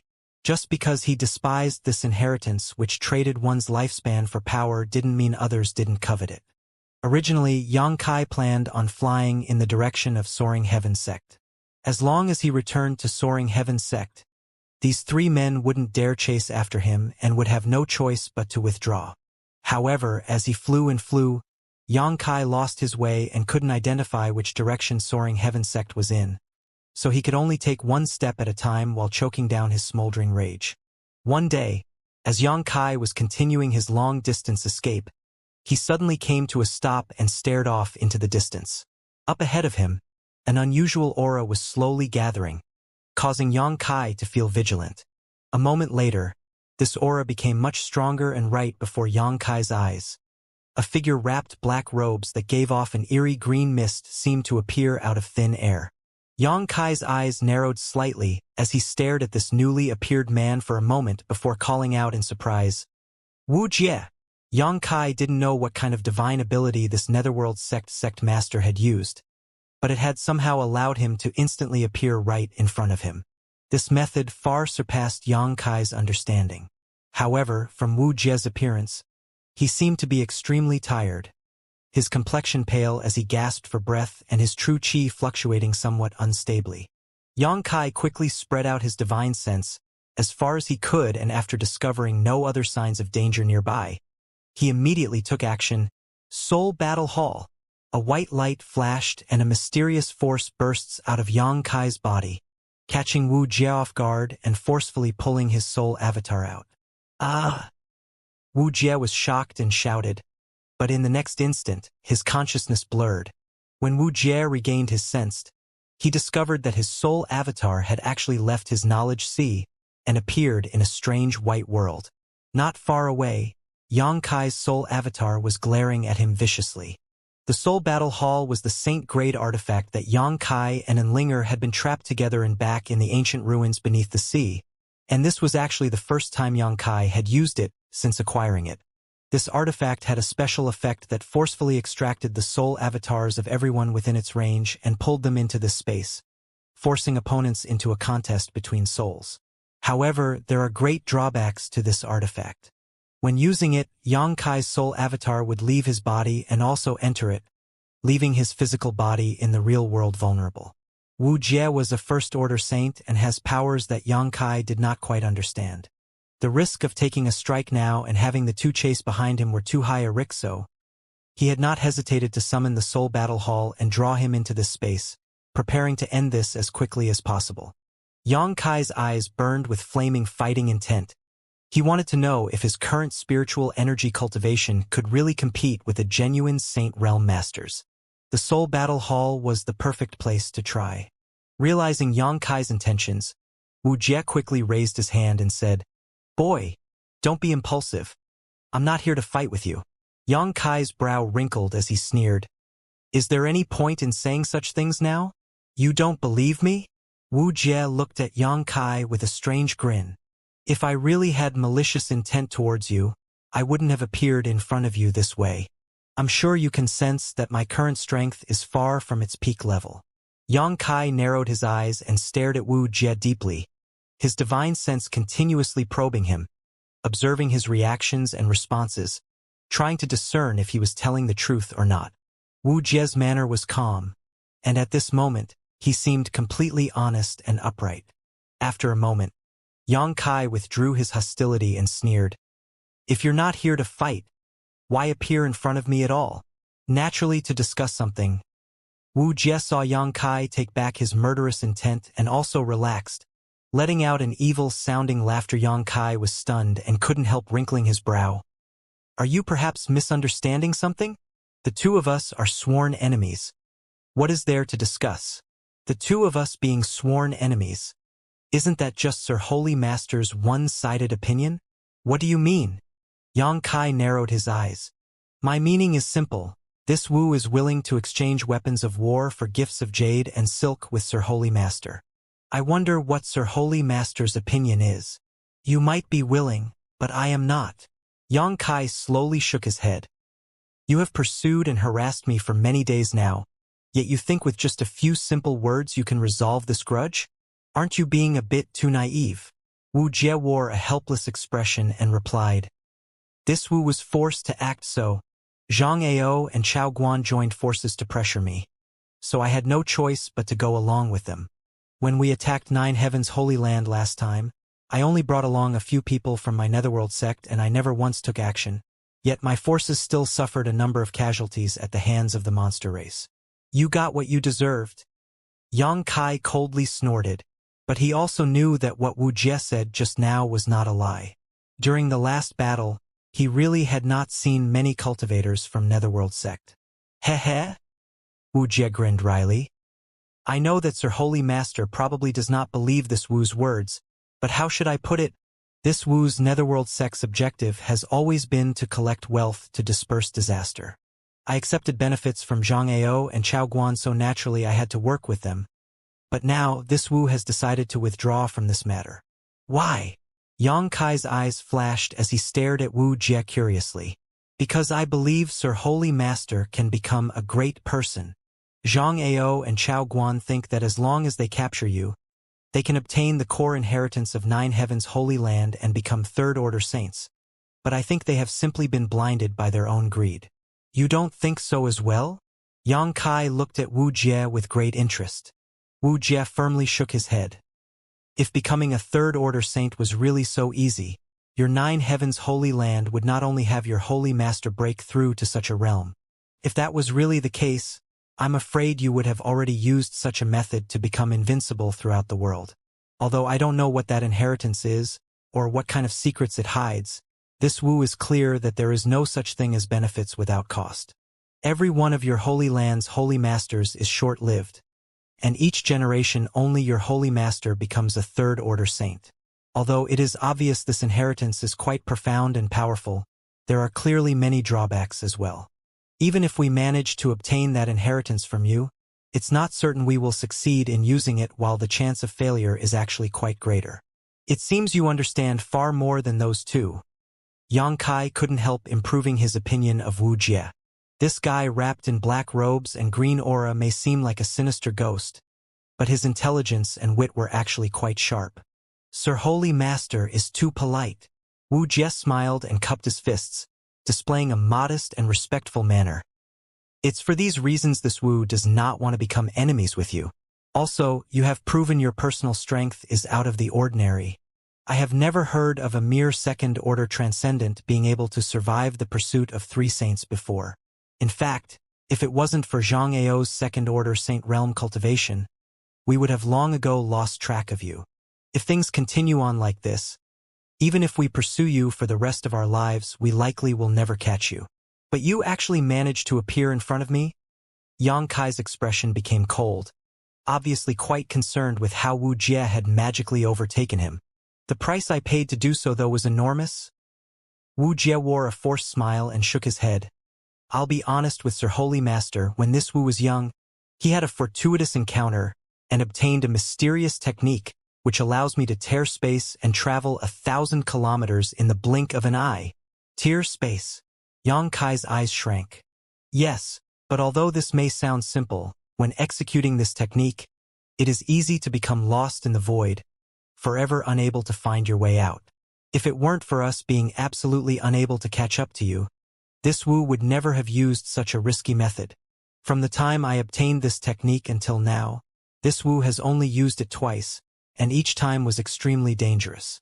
Wuxia spoke very sincerely, not even concealing what method he used to appear before Xianxia. Is Sir Holy Master perhaps interested? Wuxia suddenly smiled. If you are, this Wu can freely offer this method to you. Hearing this, Xianxia's expression changed and his eyes flashed. It would be a lie to say he was not interested in a method to tear space and instantly travel 1,000 kilometers, but Wuxia's attitude so far was still concerning to him. What is it you want? Xianxia frowned and asked seriously. Sir Holy Master is quite cautious. Actually, this Wu does not want anything in particular at this moment. Coming here to speak with you was simply to show my attitude. Good. Netherworld sect is willing to always be on good terms with Sir Holy Master. I wonder if you understand my meaning. Xianxia stared at him coldly and keenly grasped the key points in his words. The one Wuxia wanted to make friends with was him, not 9 Heavens Holy Land. For him, it was obviously more important to become friends with Xianxia than 9 Heavens Holy Land. What advantage does that have for me? Xianxia relaxed as he could feel that Wuxia was not telling lies, because from the start, his soul avatar had not shown any unusual fluctuations. The method this Wu described earlier, could it be Sir Holy Master is not interested at all? Wuxia smiled, also relaxing somewhat. This Wu does not have any particular strong points, but he understands what needs to be done. It is for this reason that Netherworld sect could develop into the force it is today. Although Sir Holy Master's cultivation is currently below this Wu's, I believe that within a few years you will overtake me. I don't want to sit idly by waiting for you to exact your revenge on my sect. And this Wu always felt that even if I was to fight with you now, I may not necessarily win. You really do understand what must be done. Xianxia's mouth curled into a fierce grin. He suddenly found that this Wuxia was quite interesting. Although he was no doubt a villain, he was an upfront and level-headed one. Moreover, his vision and instincts were excellent. Inside this soul battle hall, Xianxia really didn't fear him. Netherworld sect received much favor from your old Holy Master and hopes to continue receiving such favor from you in the future. This Wu is not asking for much. He only wishes to secure a bright future for Netherworld's sect. I can promise you that much. Yang Kai nodded. Many thanks. Wu Jie cupped his fists and bowed. In the future, you will rejoice that you made such a wise decision today. Yang Kai laughed confidently. It seems Zhang Ao and Chao Guan are in for some misfortune. Wu Jie said meaningfully as he exchanged a look with Yang Kai and laughed. A moment later, he adjusted his expression and with a flick of his wrist, sent a glimmering ball of light towards Yang Kai and solemnly said, "Inside this are the memories of that fortuitous encounter this Wu had in the past. If you examine it briefly, you'll understand that what this Wu said is not false." "I'll accept this then." Yang Kai absorbed the ball of light into his soul avatar. Although this method is profound and shocking, this Wu must caution you, never use it unless absolutely necessary, otherwise you may find yourself lost in the void. When this Wu first used it. Coming to this point, it seemed Wu Jie recalled something terrifying and began shivering, unwilling to even remember it. In any case, be abundantly cautious. I'll remember. Yang Kai nodded, not bothering to check the information he received. There is still something I must tell you. This Wu estimates that Zhang Ao and Chao Guan will not give up on capturing you for some time, so I have no choice but to continue chasing after you for a while. However, I don't think Sir Holy Master will mind. There's no way we can catch up to you anyways. It doesn't matter. Yang Kai nodded. Good. Then this Wu will say goodbye. Having obtained Yang Kai's promise, Wu Jie looked very satisfied. Yang Kai waved his hand and released the Soul Battle Hall's bindings, allowing the pair's soul avatars to return to their bodies in the next instant. Wu Jie nodded towards Yang Kai and was about to depart when a frown appeared on his face and he seemingly casually mentioned, "Right? Has Sir Holy Master ever seen the coffin-carrying man?" Hearing this, Yang Kai's eyes flashed a cold light and his aura became dangerous. Wu Jie jumped in surprise and quickly said, "No need to get so excited. I was just asking offhandedly." "Why do you ask?" "Because I inadvertently heard that Chao Guan and one of his subordinates named Yao Di talking about the coffin-carrying man when they were talking about you, so I thought you may have seen the coffin-carrying man at some point." "Yao Di?" Yang Kai frowned, suddenly recalling a person by that name having been outside Raging Flame City that day, asking, "What else did they say?" Wu Jie shook his head. "I didn't hear clearly. They were quite covert in their conversation." As if he was speaking to himself, Wu Jie continued. "It's rumored that the coffin-carrying man hides some kind of shocking treasure that anyone who unlocks his secret can obtain the power to become a supreme ruler. And I don't know if such rumors are true or false." "Heh, well, pay it not mind, I was speaking thoughtlessly. I'll take my leave." Saying so, Wu Jie flew off in a leisurely manner. Gazing at his disappearing back, Yang Kai's brow wrinkled. As the saying goes, there is no smoke without fire. The rumors about the coffin-carrying man weren't exactly true, but they also weren't entirely wrong. On the coffin-carrying man's back, there was indeed a hidden power that could allow a person to become the ruler of a vast territory. But this power could not be wielded by just anyone. Wu Jie seemingly unintentionally raising this was obviously his way of subtly warning Yang Kai not to reveal his relationship with the coffin-carrying man. This fellow. His thoughts were quite exquisite, and he was also the type who acted decisively. Just because he was optimistic about Yang Kai's future, he had done his best to melt the enmity between them and instead become friends. From a certain perspective, Wu Jie was quite farsighted. Shaking his head, Yang Kai didn't think too much about it, turned in a certain direction and flew off. Zhang Ao and Chao Guan were still chasing him, and the former was a genuine second-order saint. Facing the divine sense probing of such a powerful master, Yang Kai had no choice but to flee as he couldn't completely hide his aura. In a flash, a month passed by, and Yang Kai faintly felt that he had gotten rid of Zhang Ao's tracing. After such a long chase, not only was Yang Kai depressed, it was likely Zhang Ao had also lost hope and had finally given up. Spending a few more days wandering around to determine that he had really lost Zhang Ao, Yang Kai breathed a sigh of relief.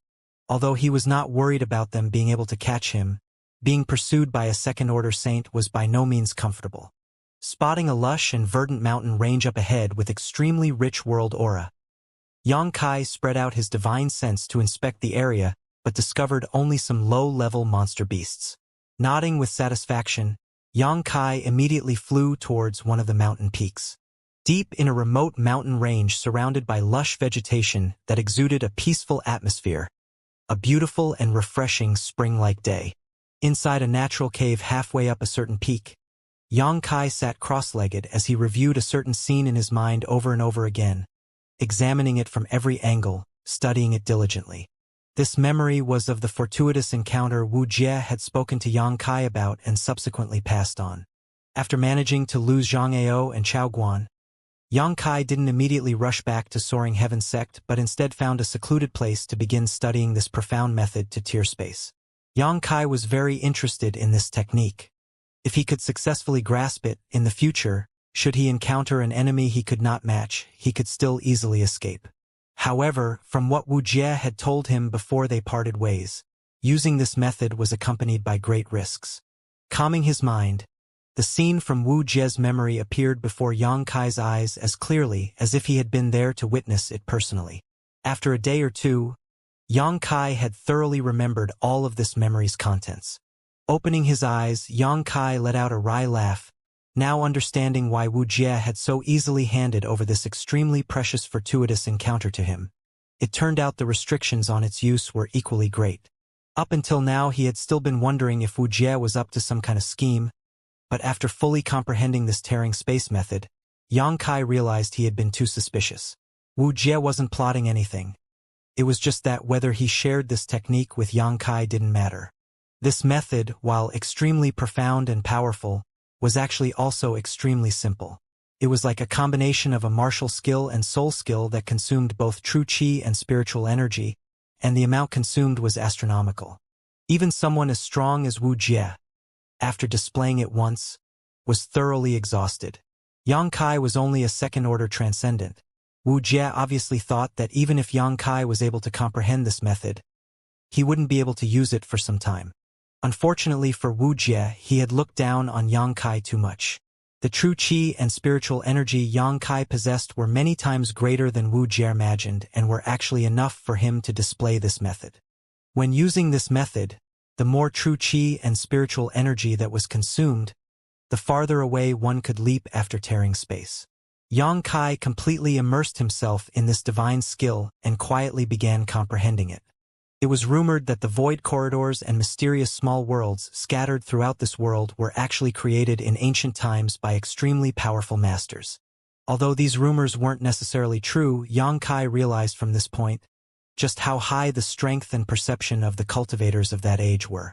Tearing space and creating independent spaces were perhaps not difficult matters to them. It was only because too much time had passed and the understanding of the martial Tao and heavenly way had greatly declined that this kind of profound skill had gradually faded from existence. Perhaps, in today's world, only the top masters in the Third Order Saint Realm could touch this threshold and move instantly across a dozen or even several dozen kilometers, but none of them could tear space and cross 1,000 kilometers all at once. The only way to achieve such a feat was to use a void corridor. Time passed and the sun and moon rose and set many times. Without even realizing it, Xianxia had sat in this cave for half a month or so before he felt he had thoroughly comprehended this divine skill and was now eager to try it out. Although Wuxia had repeatedly warned Xianxia that he must be cautious when using it, since he had obtained such a magical technique, if he didn't try it at least once, Xianxia wouldn't be able to resign himself.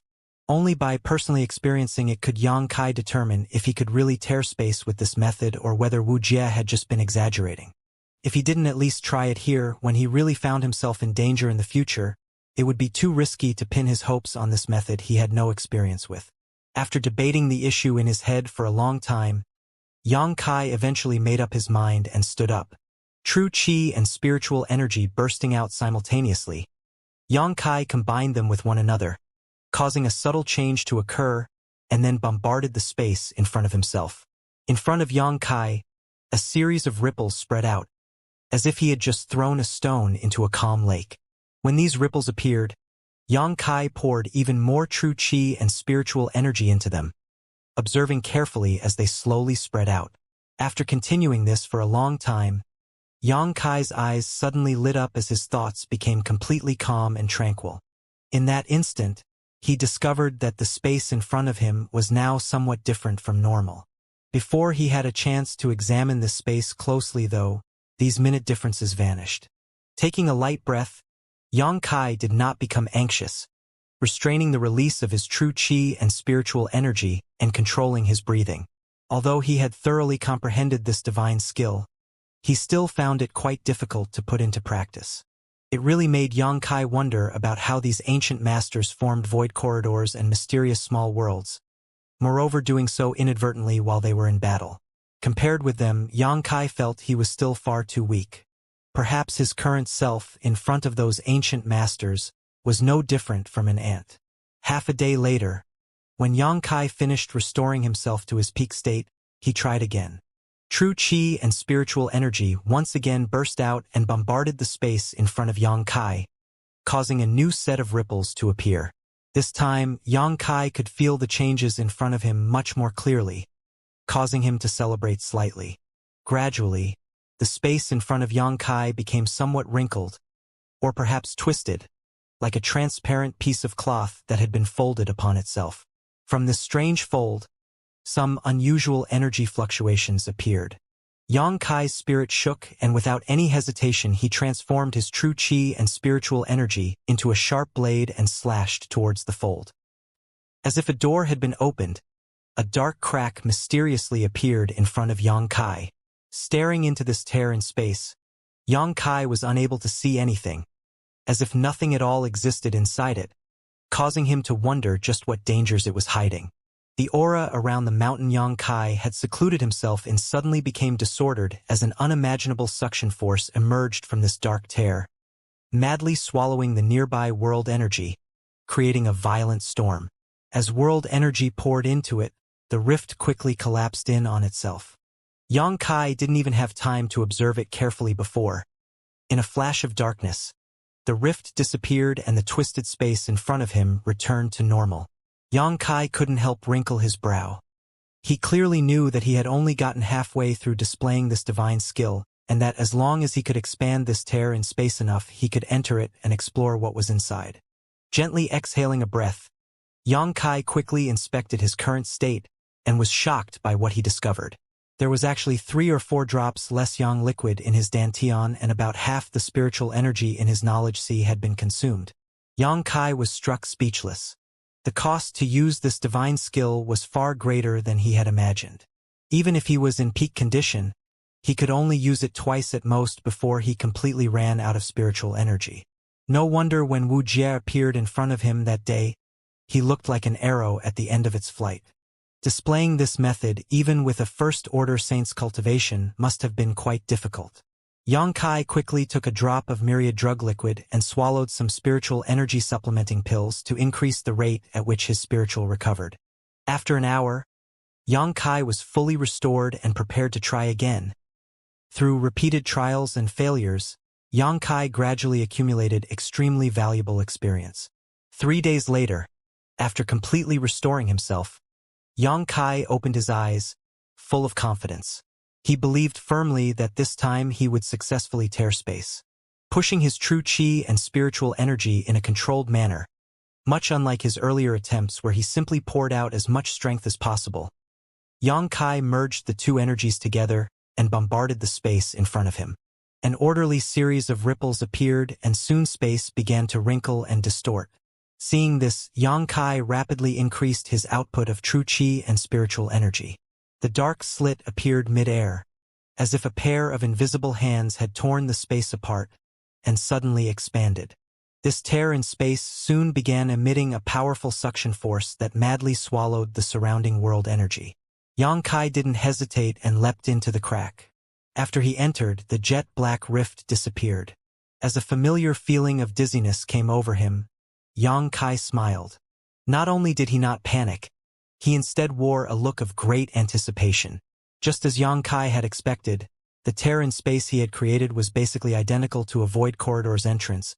He could tell because the feeling he got when crossing the two were extremely similar. Previously, when Yang Kai had entered void corridors, He would feel a subtle sense of vertigo, but it would subside shortly after exiting it on the other side. This time, however, the sense of vertigo persisted and Yang Kai felt like he had stepped into a bottomless abyss and was even now continuing to fall, unable to see where it ended. A kind of turbulent energy flow lingered that seemed to contain a terrifying destructive force lingered about Yang Kai. A cold chill ran up Yang Kai's spine as he focused himself and carefully moved about in order to avoid these patches of turbulent energy. These void turbulences were not something he could resist right now, as he estimated they were even more powerful than the ambient energy of the starry sky. Once he was sucked into one of them, it was very likely he would become lost forever. These void turbulences were also the reason Wuxia had so strongly cautioned Yang Kai against using this method casually. The first time Wuxia used this technique, he had probably suffered a big loss in this place, leaving behind a kind of mental trauma. Yang Kai suddenly felt like he was riding a small boat in the middle of a storm. Although he was in constant danger of being destroyed, he somehow managed to avoid the surrounding void turbulences and remain safe while exploring his surroundings. Yang Kai didn't hurry to leave this place as he wanted to thoroughly study and comprehend this tearing space method.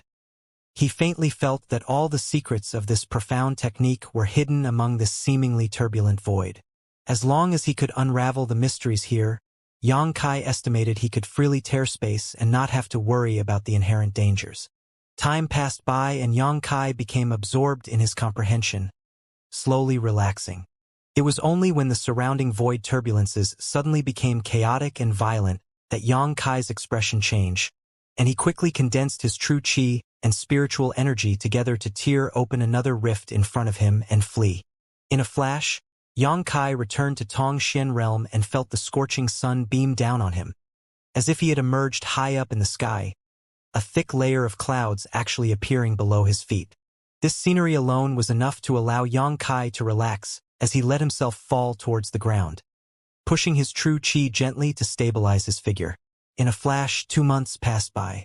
Yang Kai had spent these past 2 months familiarizing himself with this tearing space method. He had spent more than half this time inside the void, quietly perceiving the turbulent flow of the void, trying to comprehend its hidden mysteries. When his spiritual energy ran out, he would leave the void, find a place to meditate and restore himself, then repeat the process again. By now he was able to easily tear space, enter the void, and reappear elsewhere in Tongxian realm. However, even when Yang Kai exerted his full strength, the distance he could cross was quite short, roughly 200 or 300 kilometers at once. On top of that, he had yet to grasp which direction he traveled, so when he returned from the void, he would appear in a random spot. Every time he used this divine skill, Yang Kai exercised a high degree of caution. The turbulence inside the void could not be taken lightly, as the chaotic energy they contained was too unpredictable and difficult to guard against. There were several times when Yang Kai was almost caught up in these currents, and if he had not hastily escaped, he likely would never have been able to leave the void again. Yang Kai's tyrannical physique also played a vital role during this period. Just like the starry sky energy, the void turbulences were extremely harmful to one's body. Yang Kai estimated that even Wu Jie would have to summon his defensive artifact to ensure his safety each time he used this method. One day, Yang Kai returned from the void through the void rift and appeared inside a misty mountain valley. Yang Kai was still unable to control where he re-emerged from the void, so each time he came back, he would raise his vigilance in case he landed in some dangerous place. This time too, Yang Kai immediately concealed his aura and quietly began exploring his surroundings. After a moment, Yang Kai couldn't help feeling stunned. He discovered that there were actually a few hundred people of varying strength, led by a First-Order Saint Realm Master, gathered at the mouth of this mountain valley. All of these people seemed to be solemnly and silently waiting at the edge of this valley. As for why they were behaving this way or why they were here, Yang Kai couldn't tell. Yang Kai quickly realized he had inadvertently intruded into the territory of some force, but seeing as the strongest master present was just a First-Order Saint, he also wasn't worried. Quietly finding a place to sit down, Yang Kai concealed himself and his aura before starting to restore the strength he had just consumed. Yang Kai didn't bother investigating what the group of cultivators outside the valley were up to, but half a day later, after finished restoring himself, he was surprised to discover that this unknown sect seemed to be carrying out some kind of sacred ceremony. All of these cultivators were acting very seriously, and the ones with lower strength seemed to be filled with excitement and anticipation. Unable to hold back his curiosity, Yang Kai didn't hurry to leave, but instead decided to stick around and observe for a moment. Another half a day later, the ceremony apparently ended, and in a booming voice, the lone Saint Realm Master began to solemnly chant some incomprehensible words. A moment later, a cultivator with a peak true element boundary cultivation strode into the mountain valley. A peak true element boundary would not be weak back in the central capital, but in Tongshan realm, such cultivators either had mediocre aptitude or were very young. The one who walked into the mountain valley belonged to the latter category. Inside the thick mist, this individual walked straight towards Yang Kai. From his appearance, he appeared to only be a 14-year-old boy. Not unlike Yang Kai many years ago, this slightly immature youth excitedly strode forward, with an unyielding look upon his face that seemed eager for strength. Yang Kai let out a chuckle as such a thought came to mind. Remaining hidden, his divine sense locked onto this boy. Yang Kai silently observed what he was doing. This mountain valley was not too wide, but it stretched and twisted for quite some distance. The boy walking through the fog maintained a steady pace, his eyes focused ahead of himself. But before this youth had gone more than 1,000 meters, from the depths of the mountain valley, a gentle wind burst forth. The youth was unable to resist this force and was pushed back towards the valley's entrance. After stabilizing himself, a discouraged look appeared on his face. At the same time, Yang Kai wrinkled his brow, because when this thrust of wind appeared, he suddenly felt a tingling sensation from behind himself, as if something was trying to crawl across his back. However, upon carefully examining himself, Yang Kai didn't find anything at all on his back. Yang Kai wore a puzzled expression and slowly shook his head. After the boy was pushed back, he turned around, hung his head, and walked back the way he came. A moment later, upon leaving the mountain valley, everyone who was waiting there seemed to understand and sighed. The First Order Saint simply glanced at the youth once before calmly shouting, "Next!" Another cultivator, who was similar in age and cultivation to the first boy, then walked into the valley. Like the first boy's experience, after walking inwards a short distance, he was pushed back by the same soft force and turned back in frustration. One by one, these youths walked into the valley, were repelled, and returned. The Saint Realm Master, who was presiding over all this, also began to appear somewhat low-spirited. Yang Kai observed for some time before finally understanding. Although he didn't understand the specifics of the ceremony these people were performing, it was in all likelihood some kind of test. Unfortunately, it seemed like none of the youths gathered here were able to pass this test, each of them being blocked after advancing several hundred to 1,000 meters into the mountain valley. Out of the 100 or so young boys who had gathered at the mouth of the valley, fewer and fewer had not entered, those who had failed all wearing disappointed looks upon their faces. Yang Kai turned his attention to the depths of the mountain valley at some point and narrowed his eyes. Every time that gentle force appeared to push back these youths, Yang Kai would feel the same tingling sensation coming from his back. At first, Yang Kai thought it was just his imagination or perhaps some hidden master playing tricks on him. But after experiencing this tingling sensation so many times and carefully investigating it over and over again, Yang Kai found that it was not like he originally thought. The strange sensation he was feeling, as if something was crawling across his skin, was clearly coming from the golden dragon tattoo on his back. Listening carefully, Yang Kai could even hear a subtle dragon roar from this tattoo. The golden dragon tattoo on his back and the ice phoenix tattoo on Su Yan's were things they obtained when they had inherited the yin-yang joyous unification art. What was the relationship between that and this place? After thinking about it for a moment, Yang Kai left his hiding place and walked deeper into the mountain valley, spreading out his divine sense. A moment later, Yang Kai wore a look of surprise. Although he had been observing the movements of the group at the mouth of the valley, he had not yet carefully examined the surrounding terrain, so it wasn't until now that he discovered that this winding mountain valley, from a bird's-eye perspective, was actually shaped just like a great dragon. The mouth of the valley was the dragon's tail, while the deepest depths was its head. There were also several offshoots from the valley in the shape of dragon claws, giving it a vivid and realistic look. Moreover, the deeper Yang Kai ventured into the valley, the clearer the sensation coming from his back was and the faster the golden dragon tattoo swam about. Sensing this, Yang Kai was even more convinced that this place was related to the inheritance that he and Su Yen had received back in the Inheritance Heavens Cave. How could there be such a coincidence? Yang Kai secretly thought to himself. He had only inadvertently arrived here while trying to master the technique to tear space. If everything was as he suspected, then Yang Kai could even guess which force this place belonged to. At the mouth of the valley, the Saint Realm Master's brow had by now completely turned into a frown as he shouted in a worn-out voice, "Next!" At this command, a young boy with somewhat delicate facial features stepped forward and walked towards the mountain valley.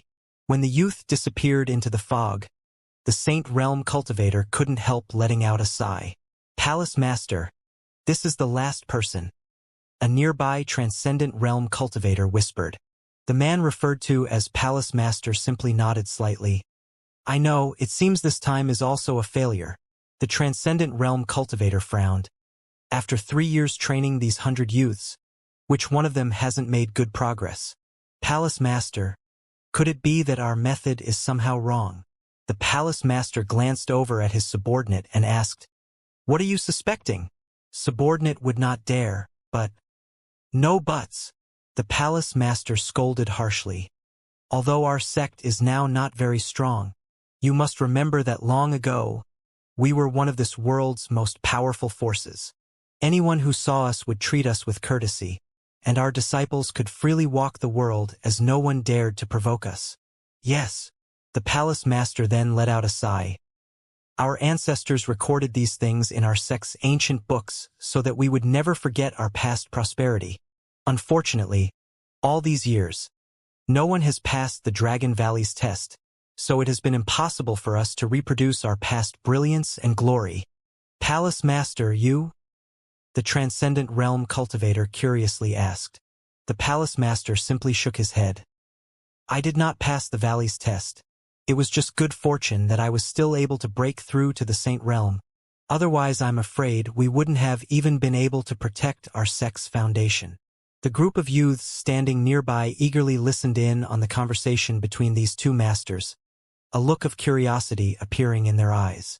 At this moment, the fog that constantly shrouded the Dragon Valley suddenly became somewhat disordered and the Intermountain Valley trembled slightly, startling everyone standing at its mouth, each of them wondering if some kind of accident had occurred.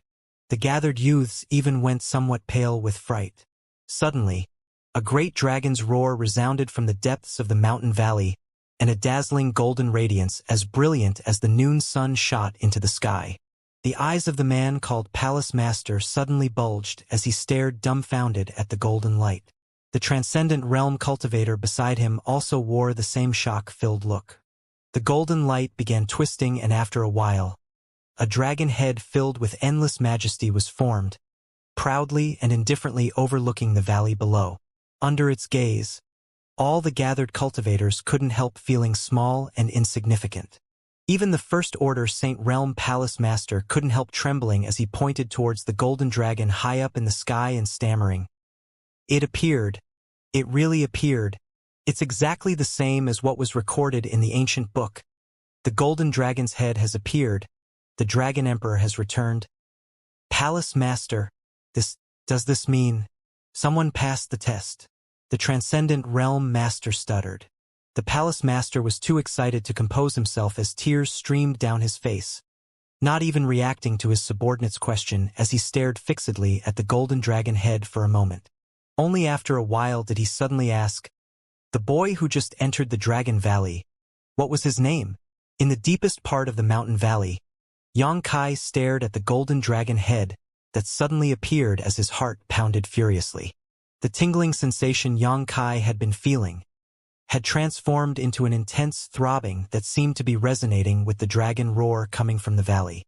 In the next instant, the golden dragon tattoo leapt off his back and flew straight toward the giant dragon head floating high up in the sky.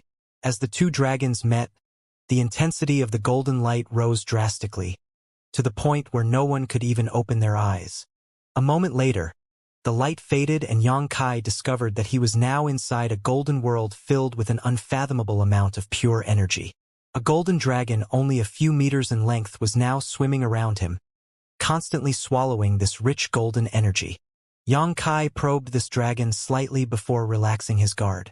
This several-meter-long golden dragon gave off the same aura as him, and if Yang Kai's guess was correct, it should be the tattoo which normally resided on his back. As to why it had suddenly manifested itself and was devouring this golden energy, Yang Kai did not know, but even so, he could tell that as it fed, this golden dragon was slowly growing both in size and strength. From behind Yang Kai, all of a sudden, the sound of a heavy object hitting the ground rang out. Turning around, Yang Kai saw a youth roughly 14 or 15 years old sitting on his butt staring back at him in terror. Seeing this, Yang Kai's brow wrinkled. He had been so focused on the shocking scenes before him that Yang Kai had actually not even noticed when this youth had appeared. This boy was a true element boundary 7th stage cultivator, which in front of the current Yang Kai was no different from an ant. After releasing his divine sense for a moment, Yang Kai slowly shook his head. He didn't know why, but his divine sense was unable to penetrate this ocean of golden energy, so he was unable to determine what had happened outside. Sweeping his eyes around, Yang Kai confirmed that, besides the young boy in front of him, there was no one and nothing else present. With a light smile, Yang Kai stepped towards this youth. Yang Kai had many suspicions in his heart, and this boy was the perfect candidate to confirm them. Seeing Yang Kai approach, the boy seemed to be overcome with fear, and before Yang Kai could even speak a single word, the boy's eyes rolled back and he fainted on the spot. Seriously? Yang Kai gawked. Although he didn't think he was particularly handsome, he also didn't believe he appeared wicked. The timidity of this little brat was simply too great. Without any choice, Yang Kai could only sit down and wait while carefully examining his surroundings. This place had been completely engulfed by this golden energy ocean, and the golden dragon tattoo that usually rested on his back was still slowly swallowing it. Yang Kai tried to see if he could break through this energy blockade, but soon concluded it was futile. The golden energy ocean was impregnable, and Yang Kai estimated that even if he used his devil transformation, he wouldn't even be able to leave a scratch on it. By tearing space, he may be able to leave here, but when he tried to recall the golden dragon, it didn't respond to him. So Yang Kai had no choice but to settle in. In any case, it was unlikely anyone from the outside could come in here as well. Turning his attention to the youth in front of him, Yang Kai was surprised to discover that this boy's secret art was actually a Yang attribute one, similar to his own, and although the true chi flowing through this boy's body couldn't be considered outstanding, it was still not bad considering his cultivation realm. After waiting for half a day, the boy finally regained consciousness. Upon opening his eyes, the youth didn't seem to understand the situation he was in. However, the moment he spotted Yang Kai sitting a short distance away, breaking into a smile, the youth hurriedly crawled in retreat. He dared not lessen his vigilance against the stranger in front of him. The youth's eyes were filled with dread. Seeing this, Yang Kai chuckled, "Don't be afraid. I just have some things I want to ask you." The youth, however, maintained his wariness, showing a stance similar to a rabbit cornered by an eagle, pushing his true chi to its maximum, preparing to put up a final resistance. Yang Kai couldn't help feeling a hint of approval. In a sense, Yang Kai felt this boy was somewhat similar to himself. When faced with a strong enemy, he unconsciously wanted to resist. "If I wanted to kill you, there's nothing you could do to resist." Yang Kai grinned fiercely. Hearing these words, the youth seemed to be dumbstruck for a moment but soon let out a long sigh, and with a resigned expression, got to his feet, patted the dust from his pants and bowed. "Please ask whatever you want, Senior." Senior. This time it was Yang Kai's turn to be stunned. This was the first time he had ever been called this by another. Nodding slightly, Yang Kai figured that he really was the senior in this circumstance. In terms of strength, he was far above this boy, and even in terms of age, he was around 10 years older. Being called senior was understandable. "What force do you belong to?" Yang Kai asked after a moment of contemplation. The youth's eyes flashed a confused light before he hesitantly answered. Dragon Phoenix Palace. Doesn't Senior know this already? Dragon Phoenix Palace. Sure enough. Yang Kai took in a breath. When he noticed the golden dragon tattoo on his back behaving unusually, he had guessed as much. So hearing this name from this boy's mouth was just a way of confirming his speculation. When he was back in Ice Sect, Xianxia had mentioned Dragon Phoenix Heaven. Though the name was not exact, it was similar and unique enough to be recognizable to him. Xianxia told him that the inheritance he and Su Yan had obtained may be related to Dragon Phoenix Heaven. Many centuries ago, Dragon Phoenix Palace was a powerful force on par with the Ice Sect of that time, but it had gradually declined because of the loss of its core inheritance. Although the long years had been unkind to it, causing it to wither away somewhat. Like Ice Sect, Dragon Phoenix Palace had yet to disappear into the annals of history. There were several forces which had similar experiences throughout Tongshan realm. Dragon Phoenix Palace was simply one of them. At that time, Yang Kai secretly decided that when he had free time he would pay a visit to Dragon Phoenix Palace to have a look around. But unfortunately, he had been involved in a series of troubles after leaving Ice Sect which kept him thoroughly occupied. It was only a coincidence that while practicing his tearing space method he had come here today. Perhaps this was also some kind of divine intervention or fate. After learning that this place was Dragon Phoenix Palace, Yang Kai immediately affirmed that the inheritance he and Su Yan obtained back in the Inheritance Heavens Cave was from this force. Senior, who are you? How did you open the Dragon Valley's ancient barrier?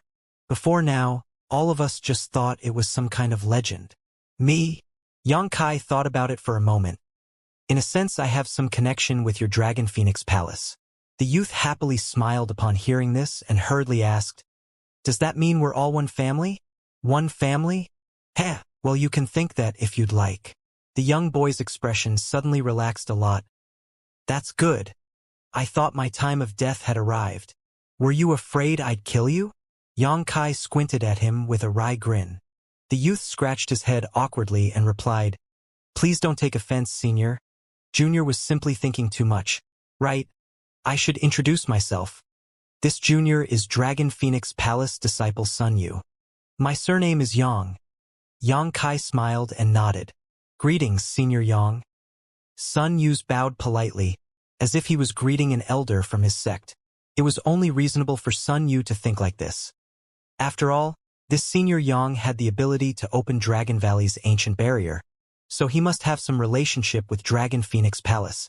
On top of that, Yang Kai had just acknowledged having some connection to his sect, so Sun Yu immediately felt relieved and was no longer on edge. Come and sit down. There are many questions I still need to ask you. Yang Kai motioned to Sun Yu in a congenial manner. Please speak freely, Senior Yang. Disciple will do his best to answer your doubts. Sun Yu nodded quickly. After chatting with Sun Yu for a while, Yang Kai gradually understood Dragon Phoenix Palace's current situation. Simply put, it was neither weak nor strong. There was a single Saint Realm Master in the sect named Chun Zhou. He was the one Yang Kai had previously detected at the mouth of the valley. Although just a first-order saint, that was enough to barely guarantee the safety of Dragon Phoenix Palace. The ceremony Yang Kai had witnessed was known as the Dragon Valley's Trial, and it was held once every 3 years. The various youths who participated were selected from Dragon Phoenix Palace's disciples, like Sun Yu, as well as others from the nearby affiliated sects. The disciples who came from Dragon Phoenix Palace's affiliated sects and families would have to return to their own forces if they failed to pass this trial. Every past palace master of Dragon Phoenix Palace presided over this test in hopes that one day, one disciple would be fortunate enough to pass and revitalize Dragon Phoenix Palace. Unfortunately, after innumerable years and many successive palace masters, no disciple had ever passed the Dragon Valley's trial. This had led to Dragon Phoenix Palace's declining to the point where only the current palace master still believed there was any kind of hidden legacy inside Dragon Valley.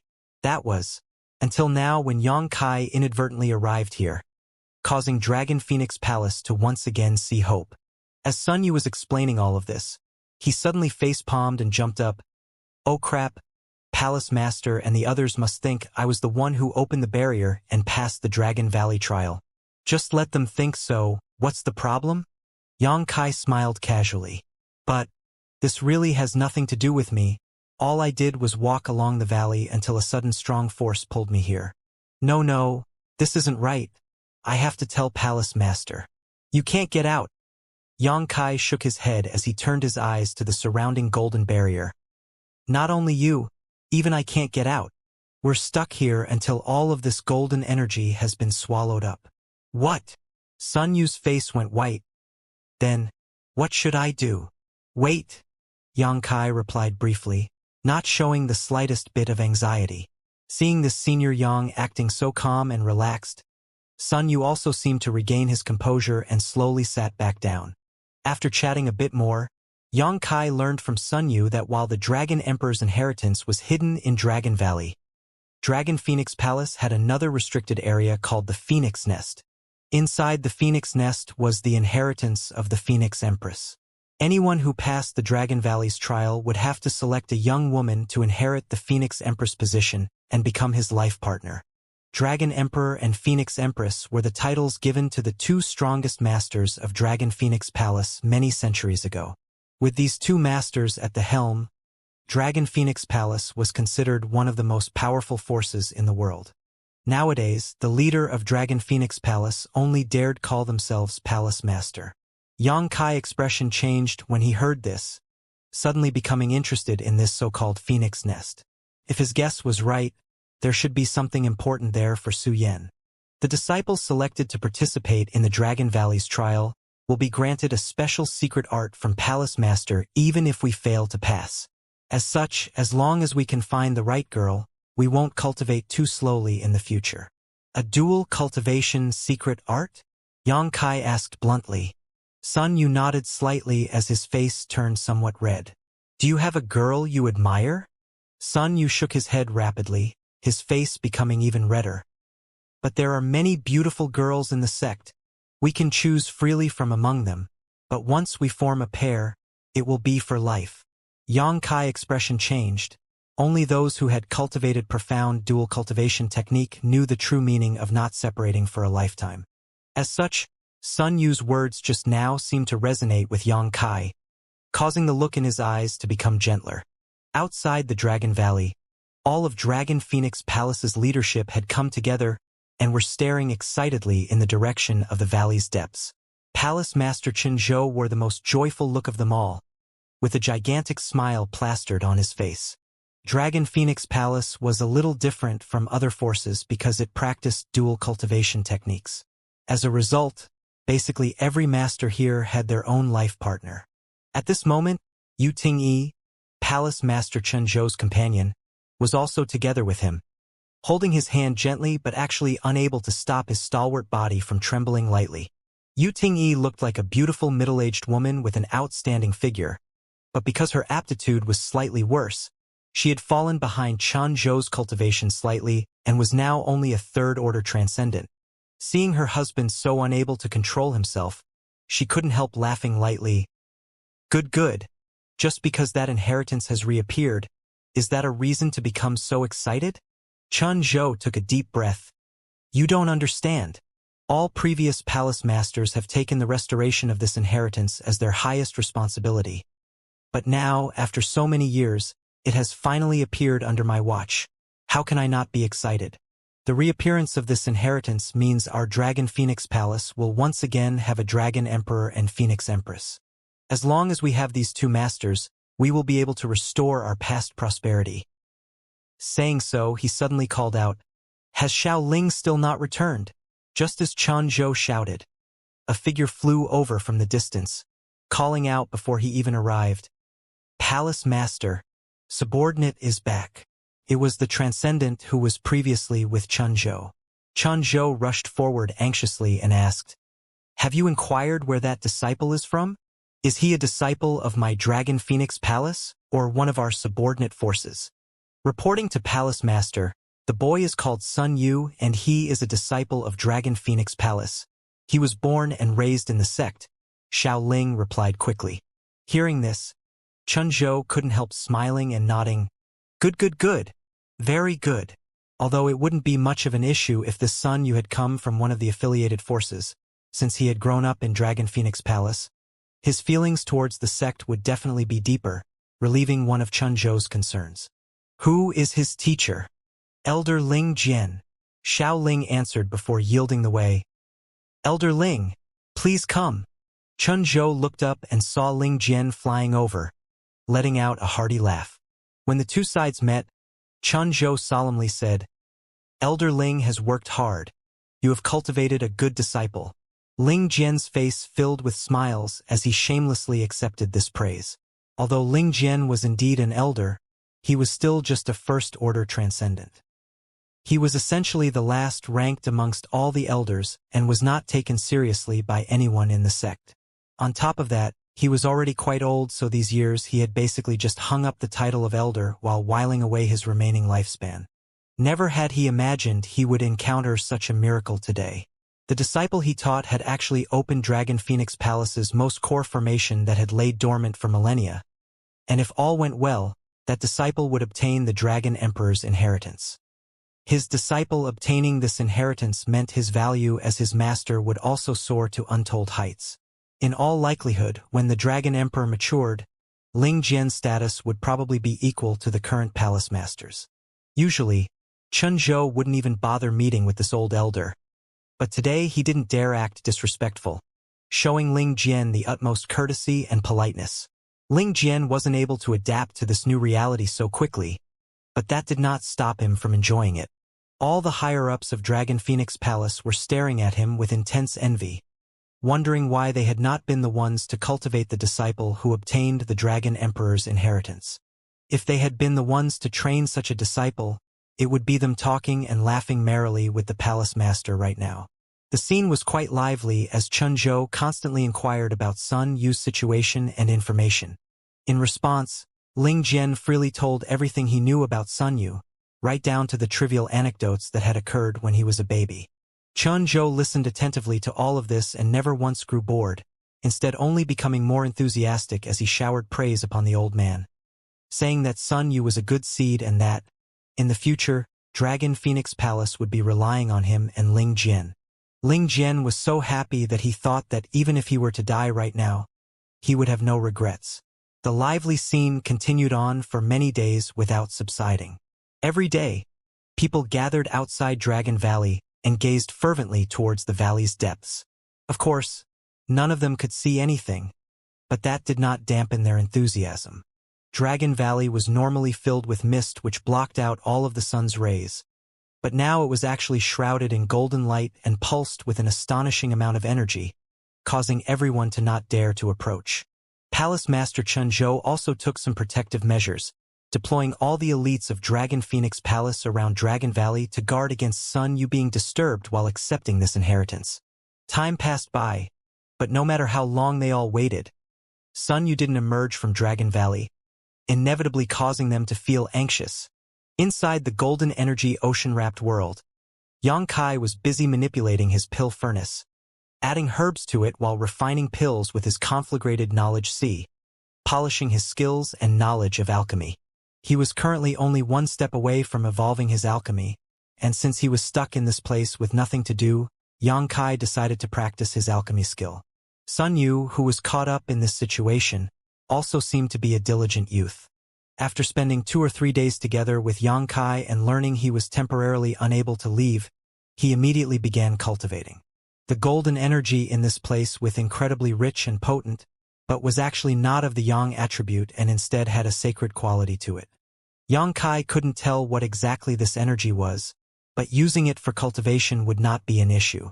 Moreover, the power contained within this golden energy was astonishing. Even if Sun Yu could only absorb a tiny fraction of it, it would be enough to benefit him for the rest of his life. One cultivated, one practiced alchemy, and the two essentially kept to themselves like this as the days flew by. Xianxia didn't need to worry about running out of alchemy materials as before he left Nine Heaven's Holy Land. He had emptied the Holy Land's treasury into his black book space. He currently had enough herbs and spirit medicines to last for quite some time. One day, after Xianxia just finished refining a saint-grade pill, he noticed that Sun Yu had stopped cultivating and was currently sitting nearby and observing his movements curiously. Understood anything?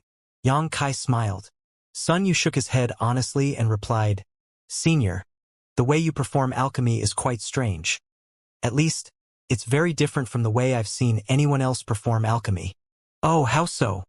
Yang Kai asked. You don't use true qi. All the alchemists I've seen refining pills are constantly pushing their true qi and their rate of consumption is quite fast. But when Senior performs alchemy, you don't seem to use true qi at all. Also, the speed at which Senior refines pills is much faster than those people. What grade of pill are you refining? Mysterious grade. Hearing this, Yang Kai's face went black, thinking this little brat really lacked vision. Actually believing the saint grade pill he had just refined was a worthless mysterious grade pill. Seeing his expression, Sun Yu wore a shocked look and gasped. It wouldn't be a spirit grade pill, would it? And that's right. Yang Kai didn't want to explain too much to him. Senior is really fierce, successfully refining a spirit grade pill in just 1 or 2 hours. If the alchemists of our sect were to learn of this, I'm afraid they'd die of shame. As a man who had experienced many great storms and received no small amount of flattery in his life, Yang Kai was still somewhat pleased when he heard Sun Yu say this, though that was perhaps due to the pure look of admiration in this youth's eyes. Why don't you continue cultivating? Yang Kai stored the saint grade pill away and asked. Sun Yu smiled bitterly and replied, I don't know why, but I can't absorb the energy here. And the 2 crystal stones that I was carrying have also been used up. Yang Kai nodded slightly, knowing what Sun Yu was saying was the truth. Although the energy here could be used, Sun Yu's strength was still too low. Furrowing his brow as he stared at this youth, Yang Kai suddenly asked, Do you long for strength? Sun Yu gawked for a moment before nodding firmly. Why? Because I'm a man. Sun Yu spoke as if it was only obvious. Of course I long for strength. Moreover, when one day I meet a woman I like, if I don't have enough strength, how will I keep her safe? Yang Kai laughed at this response. Very good. Men long for strength. There was no need for any complicated reason. Sun Yu scratched his head as he observed Yang Kai's reaction curiously. Yang Kai suddenly wore a sincere and solemn look and said, Kid, how about making a deal with me? Senior need not act so polite. If you have any instructions, please tell me. This Sun Yu will do whatever he can to help, Sun Yu replied earnestly. However, Yang Kai shook his head and emphasized once more, I'm only interested in making a deal with you. Sun Yu's face also became serious, realizing that what Yang Kai was about to request of him was likely something important and not easy to handle. Contemplating for a moment, he still nodded eventually. Many thanks for Senior's consideration. Please ask. Since you want strength, I can give it to you. Yang Kai grinned. But you have to agree to my request. And, when we leave here, and you return to Dragon Phoenix Palace, don't divulge anything about me. Sun Yu was stunned and couldn't help asking, Why? I have my reasons. Yang Kai shook his head. Do you agree? But Senior, since you can open the barrier here, you must have a deep relationship with my sect. And Palace Master and the elders of the sect are surely looking forward to your. For the time being, I don't want them to know about me. When I have time, I will meet with your Palace Master to explain. Yang Kai replied casually. Yang Kai had still not finished dealing with Nine Heavens Holy Land's mess. So if he were now get involved in Dragon Phoenix Palace's affairs, he would likely no longer be able to rest due to overwork. However, since the Phoenix Nest held the Phoenix Empress inheritance, he would definitely have to return here one day with Su Yan. The people of Dragon Phoenix Palace must currently think that Sun Yu was the one who opened this formation, and raising this youth's strength would help Yang Kai conceal the truth. Provided Sun Yu didn't say anything. Yang Kai appreciated this boy somewhat, so he wasn't willing to kill him to keep his secret. With the resources Yang Kai had on hand, it would be simple to cultivate one youth. Even if Sun Yu's aptitude was mediocre, Yang Kai had methods to improve it. What's more, this boy cultivated a Yang attribute secret art similar to Yang Kai's, so it could be said they shared a common source. So long as Sun Yu nodded, he could obtain a wonderful opportunity that was simply unimaginable to others. After thinking for some time, Sun Yu said, Although I don't know why Senior must do this, there is surely an important reason. I must only ask, Does Senior have any hostile intent towards my Dragon Phoenix Palace? Of course not. Yang Kai laughed. Good. Then I promise not to reveal your existence. Very good. Yang Kai nodded with satisfaction. 2 months passed by. Sun Yu, who was staying with Yang Kai, had rapidly improved his strength. In just 2 months, he had reached the peak true element boundary from the true element boundary 7th stage. Sun Yu was ecstatic. He was only 15 this year, and his aptitude was only slightly above average. If he had cultivated at his previous rate, reaching the peak true element boundary would have taken him at least for a year or so. But now, he had actually accomplished this feat in just 2 months. He knew that all the credit for this belonged to the senior surnamed Yang, causing Sun Yu to become even more respectful towards Yang Kai. Over the past 2 months, all the senior had done was provided Sun Yu with some crystal stones for cultivation and made him drink a drop of unknown medicinal liquid every day. Sun Yu had no idea what kind of mysteries this medicinal liquid hid, but after taking it for 2 months, he actually felt like he had been reborn. His physique had become both more powerful and flexible than before, and he could tell that his meridians had been strengthened and expanded. However, the biggest and most important change was that the purity and richness of his true qi was now double what it had been before. When his true qi flowed through his meridians, Sun Yu could even hear some subtle rushing sounds. These were all signs he had grown more powerful. The most intuitive manifestation of all this was Sun Yu's consumption of crystal stones when he cultivated. In the past, it would take Sun Yu 5 or 6 days to absorb all the energy in a single piece of crystal stone. But now, he didn't even need a full day to absorb a piece of crystal stone, and this rate of consumption was still gradually getting faster. Fortunately, this senior Yang seemed to be extremely rich, so Sun Yu didn't need to worry about his consumption of crystal stones. Every time, Senior Yang would give him a pile of crystal stones, and once Sun Yu ran out, Senior Yang would simply hand him more. On top of all this, Senior Yang provided many different pills to assist Sun Yu in his cultivation.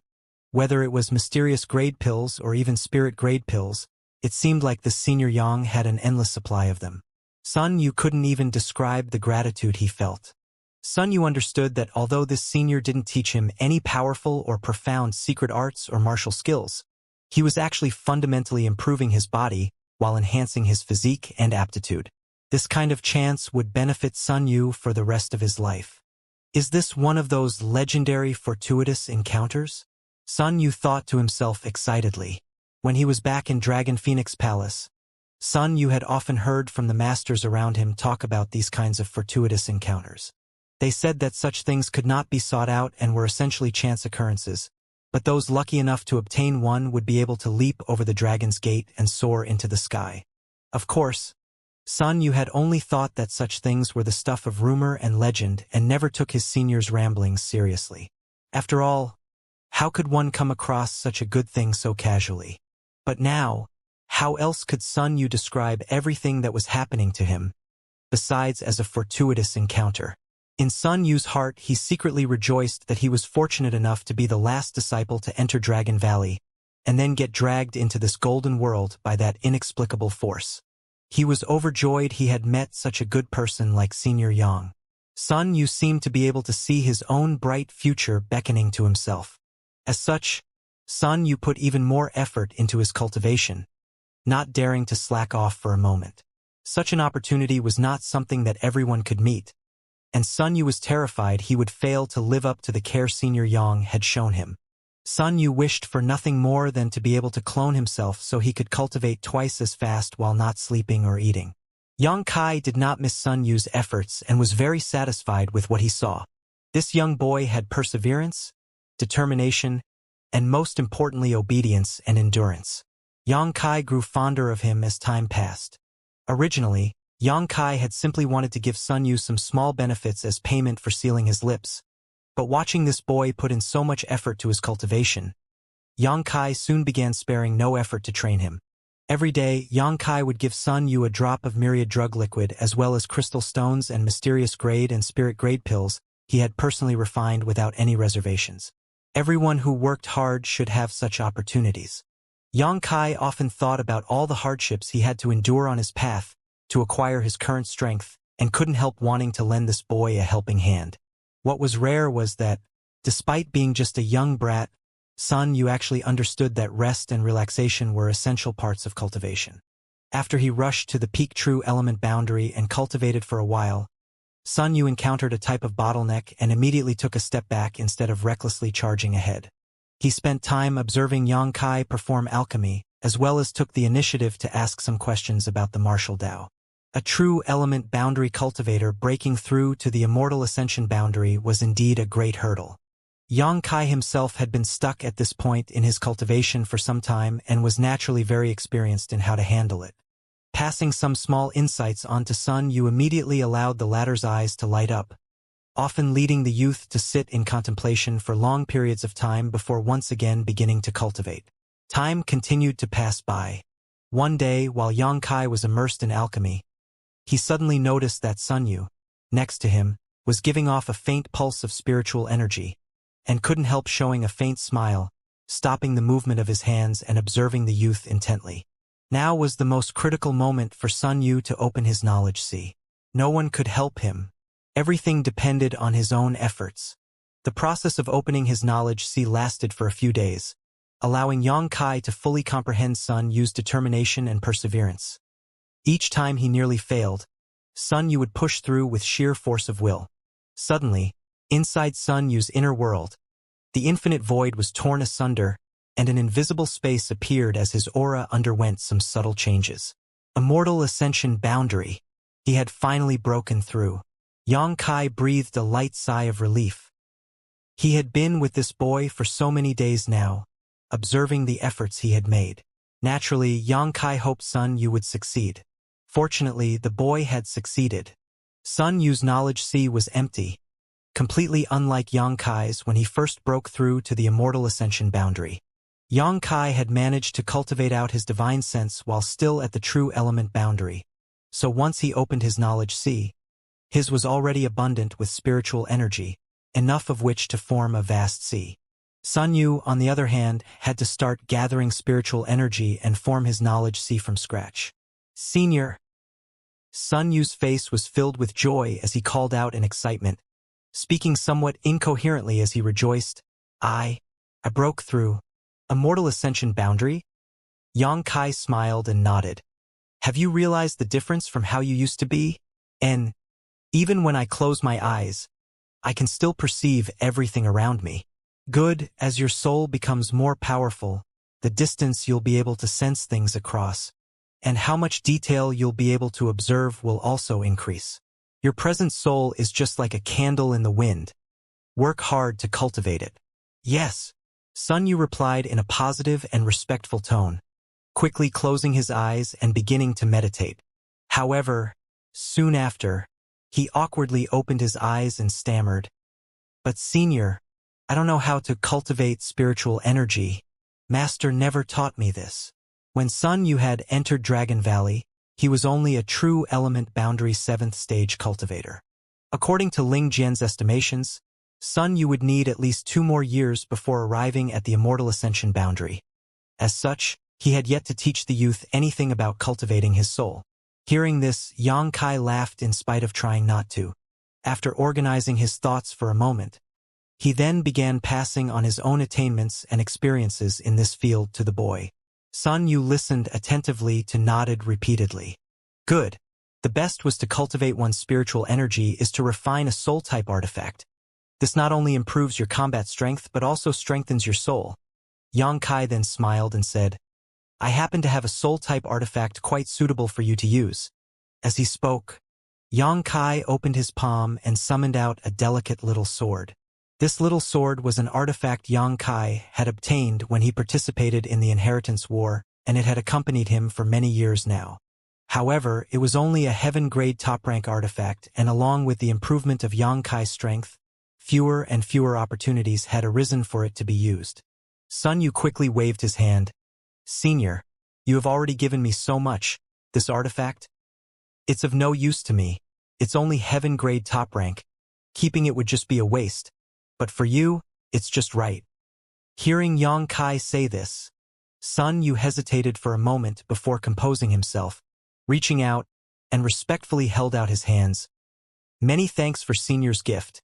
Son, you will work hard to not bring shame upon senior's name.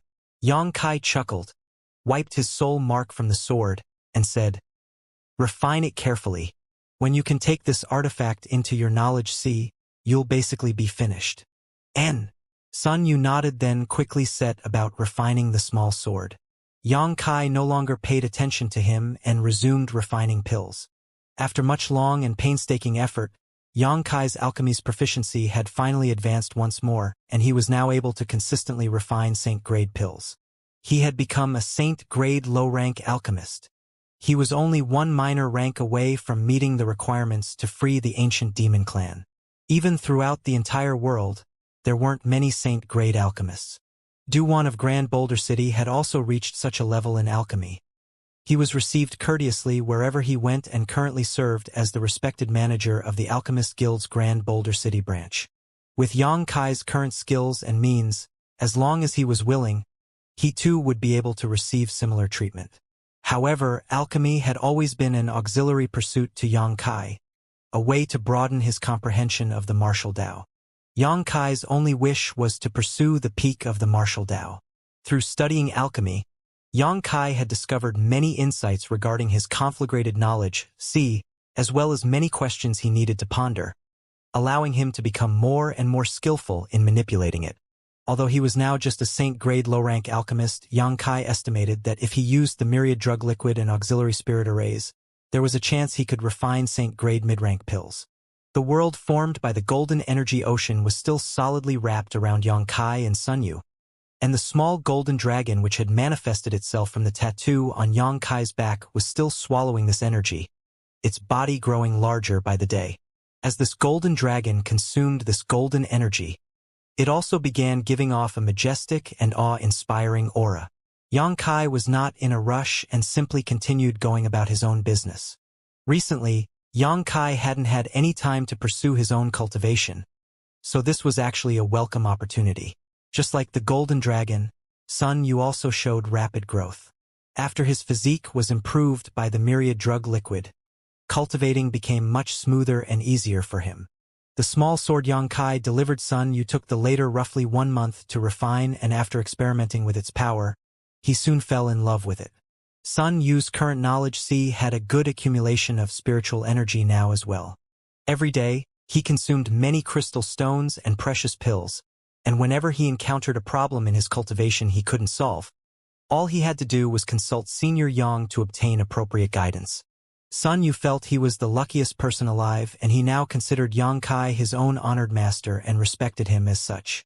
One day, as he was refining a saint pill, Yang Kai suddenly frowned.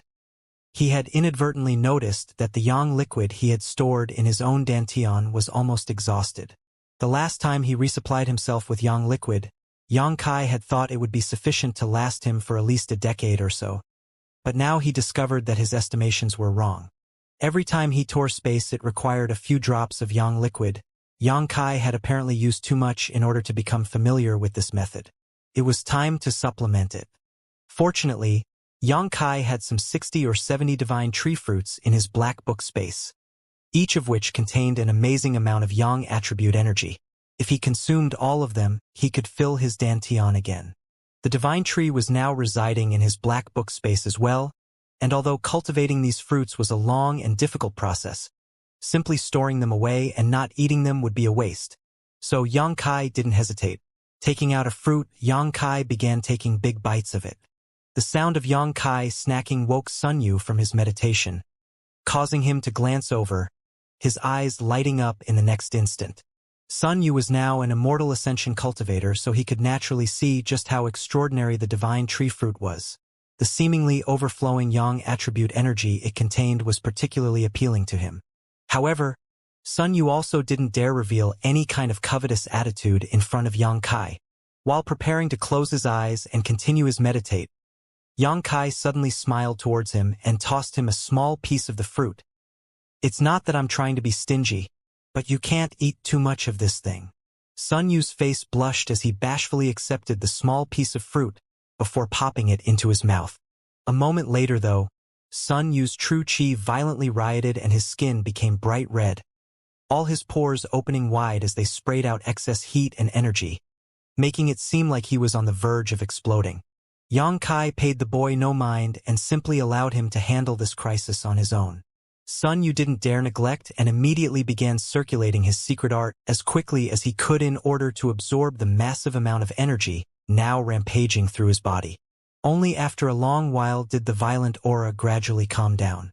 At this moment, Sun Yu was bursting with life, and his aura was also noticeably stronger. Even his complexion looked more radiant. Want some more? Xianxia asked. Sun Yu quickly shook his head. The small piece of pulp he had just eaten had nearly caused his dantian and meridians to rupture. Seeing Xianxia eat them one after another like ordinary snacks without so much as blinking made him realize just how huge the gap between them was once again. Although this fruit was definitely a good thing, Sun Yu had enough self-knowledge and naturally didn't dare ask for more. Xianxia swallowed down all 60 or 70 fruits in short order, causing the number of drops of yang liquid in his dantian to increase by several hundreds. Just as he was smiling with satisfaction, Xianxia's brow suddenly wrinkled and he quickly sent his consciousness into the black book space. What happened? Manifesting his soul avatar in front of the huge divine tree, Xianxia asked. There are some strange changes happening over there. The divine tree sent him a message. It had been a long time since Xianxia had acquired the divine tree, and its consciousness had greatly matured since then. Now, it had no difficulty communicating with Xianxia and could clearly express its thoughts and meaning. Where? Xianxia asked curiously. Follow me.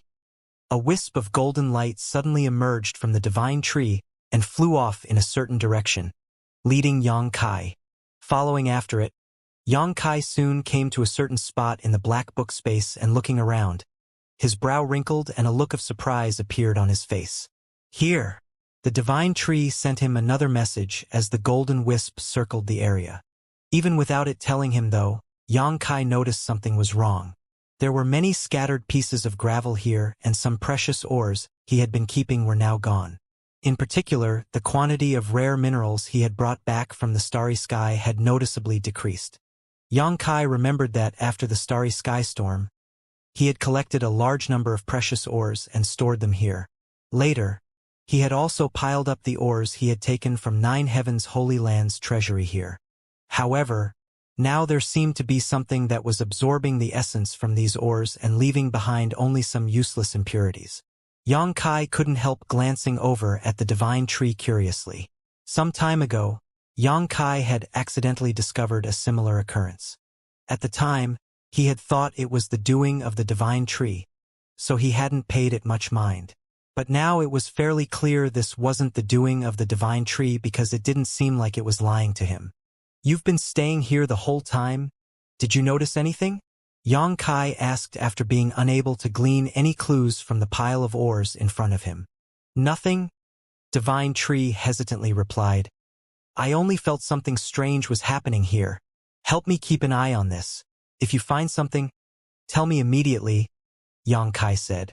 Something so strange happening inside his black book space had confused Xianxia greatly. The essence contained within these ores wouldn't just disappear for no reason. There must be something consuming them. But since the divine tree didn't do it, the question was who or what did. Xianxia would feel like he had a fishbone stuck in his throat so long as he couldn't solve this mystery. Receiving a nod from the divine tree, Xianxia left the black book space and continued practicing his alchemy. Several peaceful days passed by before Xianxia once again felt the call of the divine tree. Without hesitation, he sent his soul avatar into the black book space and asked, Did you discover something? And the divine tree once again sent out a golden wisp, and the two of them flew over to where the pile of ores lay before it pointed. It's them. I felt them slowly absorbing the essence of those stones. I'm certain of it. Following the direction it indicated, Xianxia gawked for a moment at what he saw. Although Xianxia had just haphazardly piled the ore he had collected over the years here, he still recognized the two stones on the other end of his gaze and even clearly remember when and where he had obtained them, because these two stones were quite special compared to the others scattered around. It was the two pitch-black round stones. The first of these two stones had been found inside the secluded ancient cave which was home to the soul-devouring insects. At that time, Yang Kai was on his way to Soaring Heaven Sect for the first time and had taken a detour to explore this ancient cave mansion with Zhang Yan and Fei Yu. His martial uncle and martial aunt had brought back a few treasure from the depths of the cave, one of which was this pitch-black round stone which had finally been collected by Yang Kai.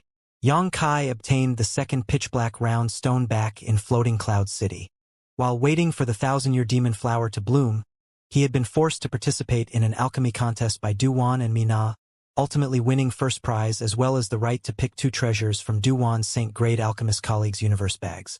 Because the 2 pitch-black round stones were very similar, almost identical, they had caught Yang Kai's attention, and he had spent some time carefully examining them. Unfortunately, he had never learned anything useful about them despite his efforts. Never had Yang Kai imagined that the culprit for this strange occurrence in the black book space was actually them. What kind of strange stone absorbed the essence of other rare ores? Yang Kai thought about it for a long time but still ended up drawing a blank. After carefully probing the 2 stones with his divine sense again for a while, Yang Kai's brow furrowed slightly. He discovered that some beautiful patterns, like the meridians of a human body, had appeared on the surface of the 2 pitch-black round stones. Unfortunately, these patterns only appeared intermittently, as if they had been damaged or worn out somehow. This discovery greatly surprised Yang Kai. When he first obtained these 2 pitch-black round stones, he had performed a detailed examination of them, but at the time no such patterns had appeared at all. The delicate and somewhat unclear patterns that had now shown up were obviously related to the 2 pitch-black round stones absorbing the essence of the ores around them. On top of that, it was only now that Yang Kai could detected that there was some unusual energy flowing through these patterns, akin to the true qi in a cultivator's meridians. These 2 stones really hid some kind of mystery. After thinking about it for a while, Yang Kai decided to set the matter aside for now. After knowing what was happening inside the black book space, he was no longer overly worried and simply asked the divine tree to continue monitoring the 2 stones before he took back his consciousness. Yang Kai faintly felt that the 2 strange stones weren't simple, and if he continued to allow them to absorb mineral essences, some unexpected changes would eventually occur. The 2 stones absorbing the essence of other minerals would no doubt make them stronger, which meant Yang Kai would be able to use them to refine an even stronger artifact in the future. Opening his eyes, Yang Kai glanced around and saw the golden dragon was still consuming the surrounding golden energy, and that it would not be done for a while yet. He also noticed Sun Yu still hard at work cultivating nearby, and so Yang Kai went back to practicing alchemy. Inside the holy tomb, Yang Kai had refined a drop of demon god golden blood and acquired the soul fission divine ability soul that once belonged to the great demon god. Since then, Yang Kai had been cultivating this divine ability and had made good progress thanks to his 6-colored soul-warming lotus constantly nourishing his soul and soul clone. At this moment, Yang Kai also clearly realized the benefits of cultivating soul fission. When one cultivated this divine ability to the grand accomplishment stage, it would be as if they had 2 souls and could thus cultivate spiritual energy twice as fast as others. Yang Kai had never heard of any secret art that even remotely compared to such a boost in spiritual energy cultivation speed. Although Yang Kai had not yet reached such a height, he could clearly feel that thanks to the existence of his soul clone, his spiritual energy was growing significantly faster than before. As such, he had spared no effort to cultivate his soul clone in the hopes that one day it would be able to play its complete role. Once he cultivated soul fission to its extreme, as long as he could find the right body for it, he could separate his soul clone from his knowledge sea and implant it into this second form, allowing him to essentially be in 2 places at once or explore some dangerous region without risking his life. Yang Kai also began refining the Silver Leaf Saint grade top-rank artifact which he had obtained from the previous Holy Master inside the Holy Tomb. This silver leaf was filled with a mysterious power and was extremely difficult to refine. Fortunately though, Yang Kai had plenty of time and was not in a hurry. After confirming the source of the disturbance in the black book space, Yang Kai would check in on the 2 pitch-black round stones every few days to see what changes they were undergoing. As time passed, the fine patterns on their surface became clearer and more coherent. The price paid though was that most of the minerals Yang Kai had collected had been reduced to dregs. Of the pile of ores he had harvested from the starry sky and 9 heavens holy land, only about half remained.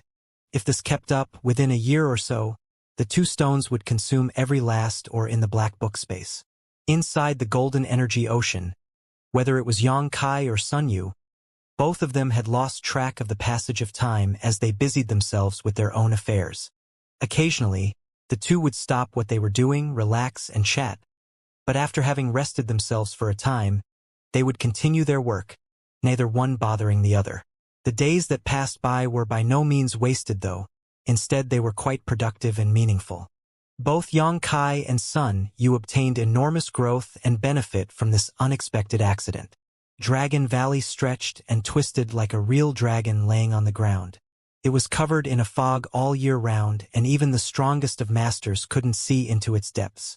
Initially, around Dragon Valley, many Dragon Phoenix Palace masters had hidden themselves and were constantly on guard. But as time passed, these masters had left one by one. Now, only Palace Master Chunzhou remained at the mouth of the valley. At this moment, Chunzhou stared towards the misty mountain valley with a worried look and sighed. 2 years ago, when the disciple named Sun Yu had managed to trigger the long-dormant Dragon Valley's barrier and summoned for the vision of the golden dragon head, all of Dragon Phoenix Palace celebrated. The attention of all the top leaders of Dragon Phoenix Palace was constantly focused here, thinking that the sect would soon enter into a new prosperous age and would one day stand at the summit of Tongxian realm alongside its most powerful forces. But after 2 years had passed, there was still no movement from inside the valley.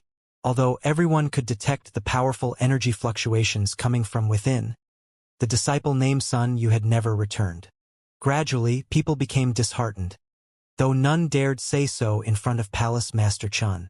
But in private, everyone had come to the conclusion that the disciple named Sun Yu had likely met with disaster. He was only a boy at the true element boundary 7th stage.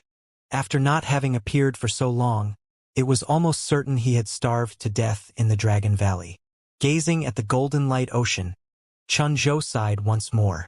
Palace Master, Chunzhou's companion, Yu Ting-yi, who was one of the few who still remained here, couldn't help sighing and offering words of comfort.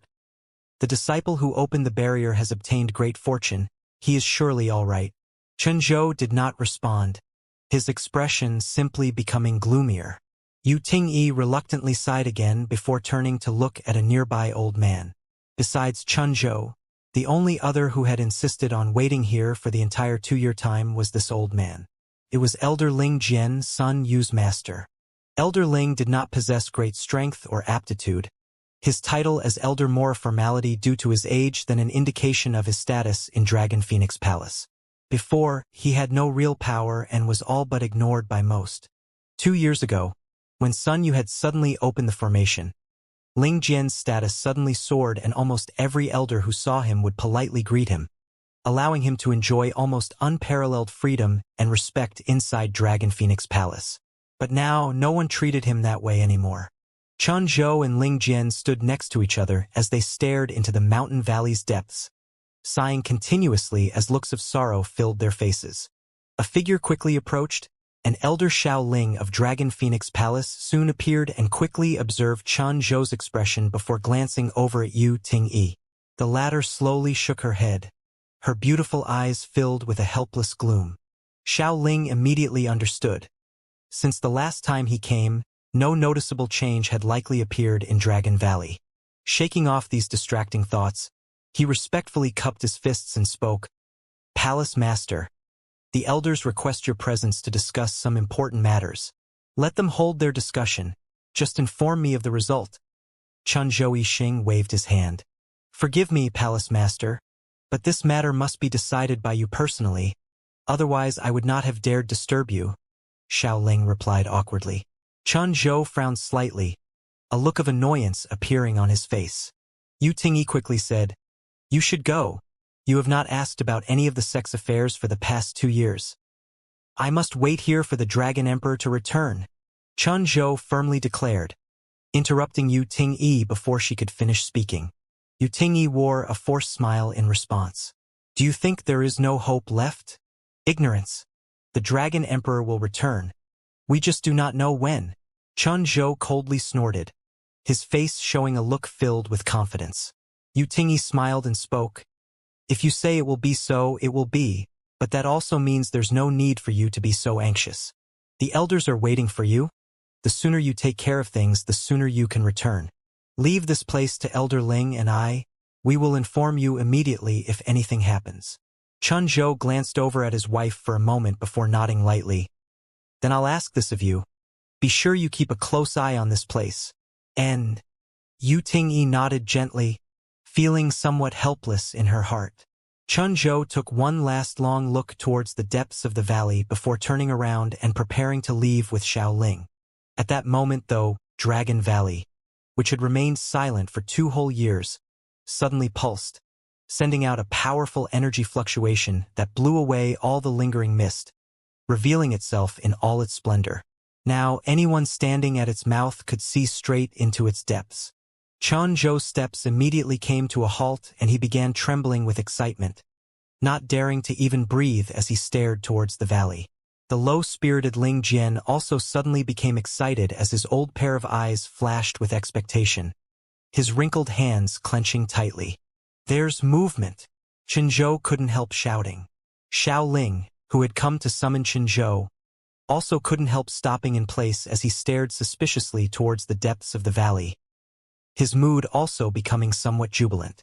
Although he and the other elders were somewhat dissatisfied with the fact that Palace Master Zhou had cast aside all of the sex affairs and had stubbornly remained at Dragon Valley's mouth for the past 2 years, many of them even feeling that the disciple named Sun Yu had long ago perished, seeing this phenomenon still couldn't help rousing Xiao Ling's expectations. After all, he too was a member of Dragon Phoenix Palace. Inside the Golden Ocean at the end of Dragon Valley, the Golden Dragon had finally finished swallowing up all the ambient energy, and its whole body was now emitting a dazzling light. It was as if it had become a true dragon and carried with it an aura of endless majesty. Sun Yu, who had been meditating, was alarmed and awoke, instantly meeting the Golden Dragon's eyes. In that instant, Sun Yu felt a sharp pain in his head and collapsed to the ground. The moment he met eyes with the Golden Dragon, Sun Yu felt as if his soul was being forcibly drawn out of his knowledge sea and crushed. Yang Kai suddenly appeared in front of him and shielded him from the Golden Dragon's view, allowing Sun Yu to quickly close his eyes and steady his mind. A resounding dragon's roar rang out as the Golden Dragon soared up into the sky. The sky seems to explode as a burst of light so bright erupted that everyone within 100 kilometers was blinded. It was as if the Golden Dragon had been trapped for thousands of years and had just broken free, rejoicing as it soared through the sky. After a while, the Golden Dragon suddenly swooped down and slammed into Yang Kai, bringing with it a devastating power. Yang Kai let out a shout as the Golden Dragon sunk into his body, immediately feeling like something he had lost had returned. Along with this feeling of reunion, the Golden Dragon also brought with it a phenomenal amount of pure energy. All of Yang Kai's clothes were blasted into dust as this energy burst forth. Yang Kai quickly condensed several grand heavenly shields around Sun Yu while summoning his Silver Leaf Saint-grade top-rank artifact. The silver leaf pulsed vividly before rapidly expanding and wrapping Sun Yu in a second layer of protection. If Yang Kai did not do this, Sun Yu wouldn't be able to resist the fallout from the energy explosion and would be instantly vaporized. After spending a great deal of time, Yang Kai had finally finished refining this artifact which had belonged to the previous Holy Master of Nine Heavens' Holy Land. This silver leaf had the ability to transform into many shapes and sizes, giving it great flexibility whether it was used for attacking or defending, worthy of a saint-grade top-rank artifact. The sound of his bones dislocating crackled as Yang Kai's flesh rippled, the true qi in his meridians circulating as an unimaginable speed, exerting huge pressure on them. A moment later, countless cracks appeared on Yang Kai's skin and blood began pouring out, dyeing his surroundings a golden sheen. Fortunately, under the powerful restorative strength of the demon god Golden Blood, the damaged areas were quickly repaired. However, this didn't mean that the energy rampaging through Yang Kai's body had stopped. A cycle of damage and repair quickly formed. During this process, Yang Kai not only didn't show any signs of distress, but instead wore an excited look upon his face. When the Golden Dragon returned to his body and transformed back into a Golden Dragon tattoo, Yang Kai suddenly felt that the world around him had undergone some subtle changes. The flow of energy between the heavens and earth had become clear and more distinct compared to before. In the midst of all this, Yang Kai felt as if he had caught a glimpse of the heavenly way and martial Tao. The insights and mysteries he had previously failed to grasp now seemed to be within reach of his fingertips.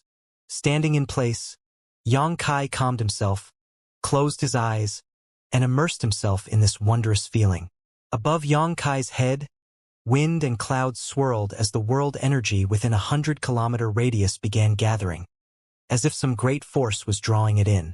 These giant heavenly manifestations had naturally attracted the attention of all Dragon Phoenix Palace's leadership, causing everyone to stop what they were doing and rush towards Dragon Valley, each of them wearing looks of excitement. Chun Zhou and Ling Jian, who had been standing guard here the whole time, stared bright-eyed towards the depths of Dragon Valley, the latter even bursting into tears of joy. Although none of them was able to detect Sun Yu's aura, all of them knew that this scene must be related to the young boy. Perhaps he had successfully acquired the Dragon Emperor's inheritance and was now facing some kind of final test. These violent energy fluctuations are signs of a breakthrough, Xiao Ling muttered to himself. Yu Ting-yi is also nodded lightly. The momentum is not inferior to someone breaking through to the Saint Realm. When Chen Zhou had broken through to the Saint Realm, there had also been a grand heavenly manifestation, but compared to the scene that was playing out before their eyes, it was still somewhat dwarfed. Was the Dragon Emperor's inheritance really so amazing? When Sun Yu entered Dragon Valley 2 years ago, his cultivation had only reached the true element 7th stage. Just what standard had he reached now? No matter what, it was impossible for him to have reached the Saint Realm, so how was he supposed to withstand such a violent energy storm? Everyone couldn't help suddenly feeling worried. Chun Zhou suddenly shouted severely, "Relay my orders! Create a blockade 20 kilometers outside the sect. No outsiders may enter. If anyone dares try to intrude, no matter who it is, kill them without mercy." With such a massive movement happening here, it was bound to attract nearby masters. If anyone who harbored malicious and covetous intentions towards the new Dragon Emperor, this would be an ideal time for them to interfere, especially in the nearby frozen nether cave heaven. 2 years ago, after obtaining news about the occurrences in Dragon Valley through various means, they had shown signs of wanting to make trouble, but after 2 years of silence, and not knowing whether Sun Yu was dead or alive, they hadn't made any rash moves. But today, with this heavenly manifestation appearing, they would definitely act. Feeling the thick murderous intent pulsing from Chun Zhou's body, Xiao Ling also realized the seriousness of the situation and quickly began making arrangements. The Dragon Emperor's legacy has finally reappeared. These 2 years, I haven't waited in vain. Chun Zhou's eyes began to water up as he felt that a great weight had lifted from his shoulders. In the depths of Dragon Valley, Yang Kai stood silently amidst a sea of world energy, as if the two had somehow become one, an experience Yang Kai had never had before. The power within his body rapidly increased and soon reached its peak level, but there was no sign of it stopping, and it continued to soar, breaking through all boundaries and limits. Yang Kai clearly knew he was on the verge of a breakthrough. It had been several years since his last breakthrough, and while waiting for the Golden Dragon to finish swallowing the Golden Energy Ocean, Yang Kai had not slacked on his own cultivation and had also obtained many insights while studying alchemy. Could be said that breaking through right now was completely natural and that he wouldn't encounter any bottlenecks. The storm of world energy around Yang Kai tempered his already solid physique and true qi. His flesh and blood pulsed with unimaginable power. Yang Kai was ecstatic. Lowering his guard and opening his stance, Yang Kai completely immersed himself in this intense world energy baptism. Most cultivators would use their true qi or artifacts to protect themselves during a breakthrough, so as not to be hurt by the rampaging world energy that gathered around them during the process. Although this approach was much safer, the benefits one could obtain were reduced correspondingly. Yang Kai did the complete opposite of this, using his tyrannical physique to directly withstand this external bombardment, tempering his flesh and blood to the extreme, forming a never-ending cycle of benefits. This was why every cultivator paid special attention to their foundation. The firmer it was, the more benefits they could obtain and the greater the height they could reach in the future. Yang Kai's foundation was incredibly solid. Shooting a glance over at Sun Yu, who was guarded by grand heavenly shields and the silver leaf artifact, Yang Kai confirmed the youth was unaffected and put down the last of his worries. A wave of world energy fell from the sky like a bolt of lightning, bringing with it an overwhelming pressure and momentum, causing everyone from Dragon Phoenix Palace standing at the mouth of Dragon Valley to change complexion in shock. Seeing such a powerful destructive force, none of them could guarantee that Sun Yu would be able to return safely. Chen Zhou and Ling Jian were both anxious like ants on a hot walk, wanting to immediately rush to the depths of the valley to have a closer look, but simultaneously worried they would disturb Sun Yu if they did so, causing them no small amount of grief. At this time, Xiao Ling, who had left to arrange the blockade of the sect, sent word that the nearby frozen nether cave heaven had indeed been alarmed by this situation and that enemy masters, under the leadership of 2 First-Order saints, were now heading towards Dragon Valley. Chen Zhou's face went cold and a sharp light flashed across the depths of his eyes. Ever since Dragon Phoenix Palace had begun to decline, frozen nether cave heaven had begun to rise. There was an obvious friction between the two forces, but with each of them possessing Saint Realm Masters, despite constant small skirmishes breaking out, no major conflict had yet to erupt.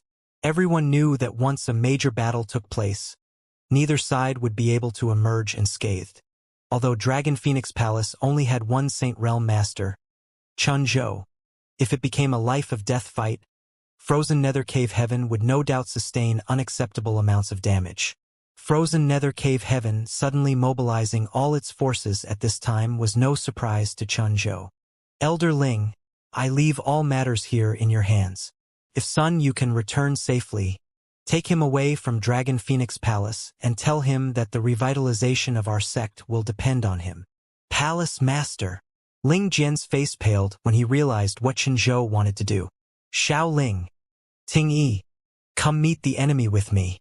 I'd like to see what kind of ability they think they possess to so brazenly invade my Dragon Phoenix Palace. Chen Zhou shouted before soaring off. Xiao Ling and Yu Ting Yi also rushed to keep up. At the mouth of the mountain valley now, only Ling Jian remained. Staring towards the depths of the valley, Ling Jian only grew more anxious, muttering under his breath. Smelly brat, still unwilling to come out? You really know how to torture this old master's heart. Deep in the depths of Dragon Valley, world energy continued pouring down from the heavens towards Yang Kai, who openly accepted every last bit of it, his face filled with excitement. This situation lasted for an hour or so before the swirling world energy began to thin out and the terrifying aura that engulfed Dragon Valley gradually subsided. An invisible wave of pressure centered on Yang Kai suddenly spread around. At this moment, Yang Kai's body felt incredibly light, and a joyous sensation spread across every inch of his body. Clenching his fists silently, Yang Kai could feel just how much his strength had increased. Spreading out his divine sense, Yang Kai found the range and clarity of his perception had also grown substantially. Third-order transcendent realm, just one step away from the Saint Realm. Several dozen kilometers away, Yang Kai sensed some people were fighting, and it was an intense battle at that. There were even 3 saints involved, causing Yang Kai to frown slightly, not knowing what was going on. Yang Kai took his attention back and began examining the changes in his body. The golden dragon tattoo had returned to his back but was now far more lifelike and was actually constantly swimming across his skin, appearing quite strange to the outside observer. Also, at this moment, the golden dragon tattoo seemed to contain a massive amount of energy that caused even Yang Kai to feel somewhat nervous. It gave off a profound and majestic aura that was familiar to Yang Kai. Monster Chi. Having coming in contact with members of the monster race and talked directly to a monster race great senior, Yang Kai was very familiar with Monster Chi, and at this moment the energy radiating from his golden dragon tattoo actually contained traces of Monster Yuan Chi. All of a sudden, Yang Kai understood. The inheritance hidden here was the real Dragon Emperor's inheritance. What he and Su Yen received back in the Inheritance Heavens Cave was just a primer. Only after coming here and obtaining the hidden energy could they become the true Dragon Emperor and Phoenix Empress. Yang Kai didn't know why he suddenly understood all this, but he figured it had something to do with acquiring the true inheritance. After carefully examining himself, Xianxia felt extremely satisfied. Taking out a set of clothes from the black book space and donning the, Xianxia removed the protective layers around Sun Yu. The grand heavenly shields shattered and the silver leaf artifact was retrieved by him. Sun Yu still appeared somewhat shaken by what had just happened, but after seeing Xianxia, he quickly cupped his fists. "Many thanks for rescuing me, Senior." He was well aware that if Xianxia had not protected him at the critical moment, he would have long since departed for the next world. Even if he cultivated diligently for a few dozen years, he might not be able to resist such a shocking display of power. A minor matter. Xianxia smiled faintly before turning his gaze towards the mouth of the valley, casually saying, "There is a cultivator with a first-order transcendent cultivation outside who seems to be waiting for you." First-order transcendent? Sun Yu was surprised before immediately saying excitedly, "It must be Master. Oh no, we've been trapped here for so many days. Master has certainly become impatient waiting for me." "Senior, do you know how long we've been staying here?" "Probably about 2 years," Xianxia replied offhandedly. "So long?" Sun Yu was dumbstruck. Shocked that a whole 2 years had passed by, he had simply not felt the passage of time at all. Following beside Xianxia and reaping such enormous benefits had apparently diluted this feeling. "Don't be in such a rush." Xianxia smiled as he looked at the youth. "Do you remember the agreement between us?" Sun Yu nodded solemnly. "I remember. To me, Senior is an honored teacher. I will certainly not reveal your existence." "Very good. But, if Palace Master and the other elders ask about the Dragon Emperor's inheritance, how should I answer them?" Xianxia's brow furrowed, feeling like there wasn't really a good answer to this question. Although he had been training Sun Yu for a while, and the youth's aptitude had undergone earth-shaking changes, allowing him to one day certainly have some achievements. The matter about the Dragon Emperor's inheritance really wasn't so easy to explain away. "Let's put this aside for the moment. Your Dragon Phoenix Palace's masters are fighting with another group of people right now, and they seem to be at a disadvantage." "Engaged in battle?" Sun Yu frowned, releasing his divine sense but unable to perceive anything. His cultivation realm wasn't high enough, so he could only perceive things within a few kilometers of himself, but after a little contemplation, he concluded, "It must be the people from frozen nether cave heaven. Hateful. That group of bastards must have detected the movement from this place and decided to launch a full-scale invasion of my Dragon Phoenix Palace. Is there some kind of grudge between your two forces?" Xianxia asked curiously. Sun Yu shook his head. "It's just them looking for trouble. Their sect specializes in ice attribute secret arts and martial skills, and my Dragon Phoenix Palace just happens to have something they greatly covet." Xianxia frowned and suddenly understood. The inheritance inside the Phoenix Nest? Indeed. Sun Yu nodded. Since the Dragon Emperor's inheritance has reappeared, the new Dragon Emperor will definitely need to find a favorable woman to inherit the Phoenix Empress's inheritance. That's frozen nether cave heaven's goal. Once they succeed, perhaps they'll completely annex our Dragon Phoenix Palace. Xianxia let out a somewhat creepy laugh as he stared at the youth. "Why are you laughing like that, Senior?" Sun Yu was confused. "Looks like you're in trouble," Xianxia said, clearly taking pleasure in the boy's misfortune. Sun Yu thought about it for a moment before his expression turned bitter, suddenly understanding. The leadership of Dragon Phoenix Palace currently thought he was the one who triggered the formation and received the Dragon Emperor's inheritance, and even if they had tightly controlled this information, it was likely Frozen Nether Cave Heaven had learned about his identity. The purpose of Frozen Nether Cave Heaven's invasion this time was obviously Sun Yu. Clearly they intended to capture him and force him to choose a woman from Frozen Nether Cave Heaven to become the new Phoenix Empress and obtain the inheritance from the Phoenix Nest. "Senior!" Sun Yu's face filled with unease as he stared over at Xianxia, silently praying for rescue. "Don't worry. Since I was the one who created this issue in the first place, I'll help you handle it. This is also an opportunity to let your Dragon Phoenix Palace's leaders confirm that you obtained the Dragon Emperor's inheritance." Sun Yu breathed a sigh of relief. "Many thanks, Senior." "No problem."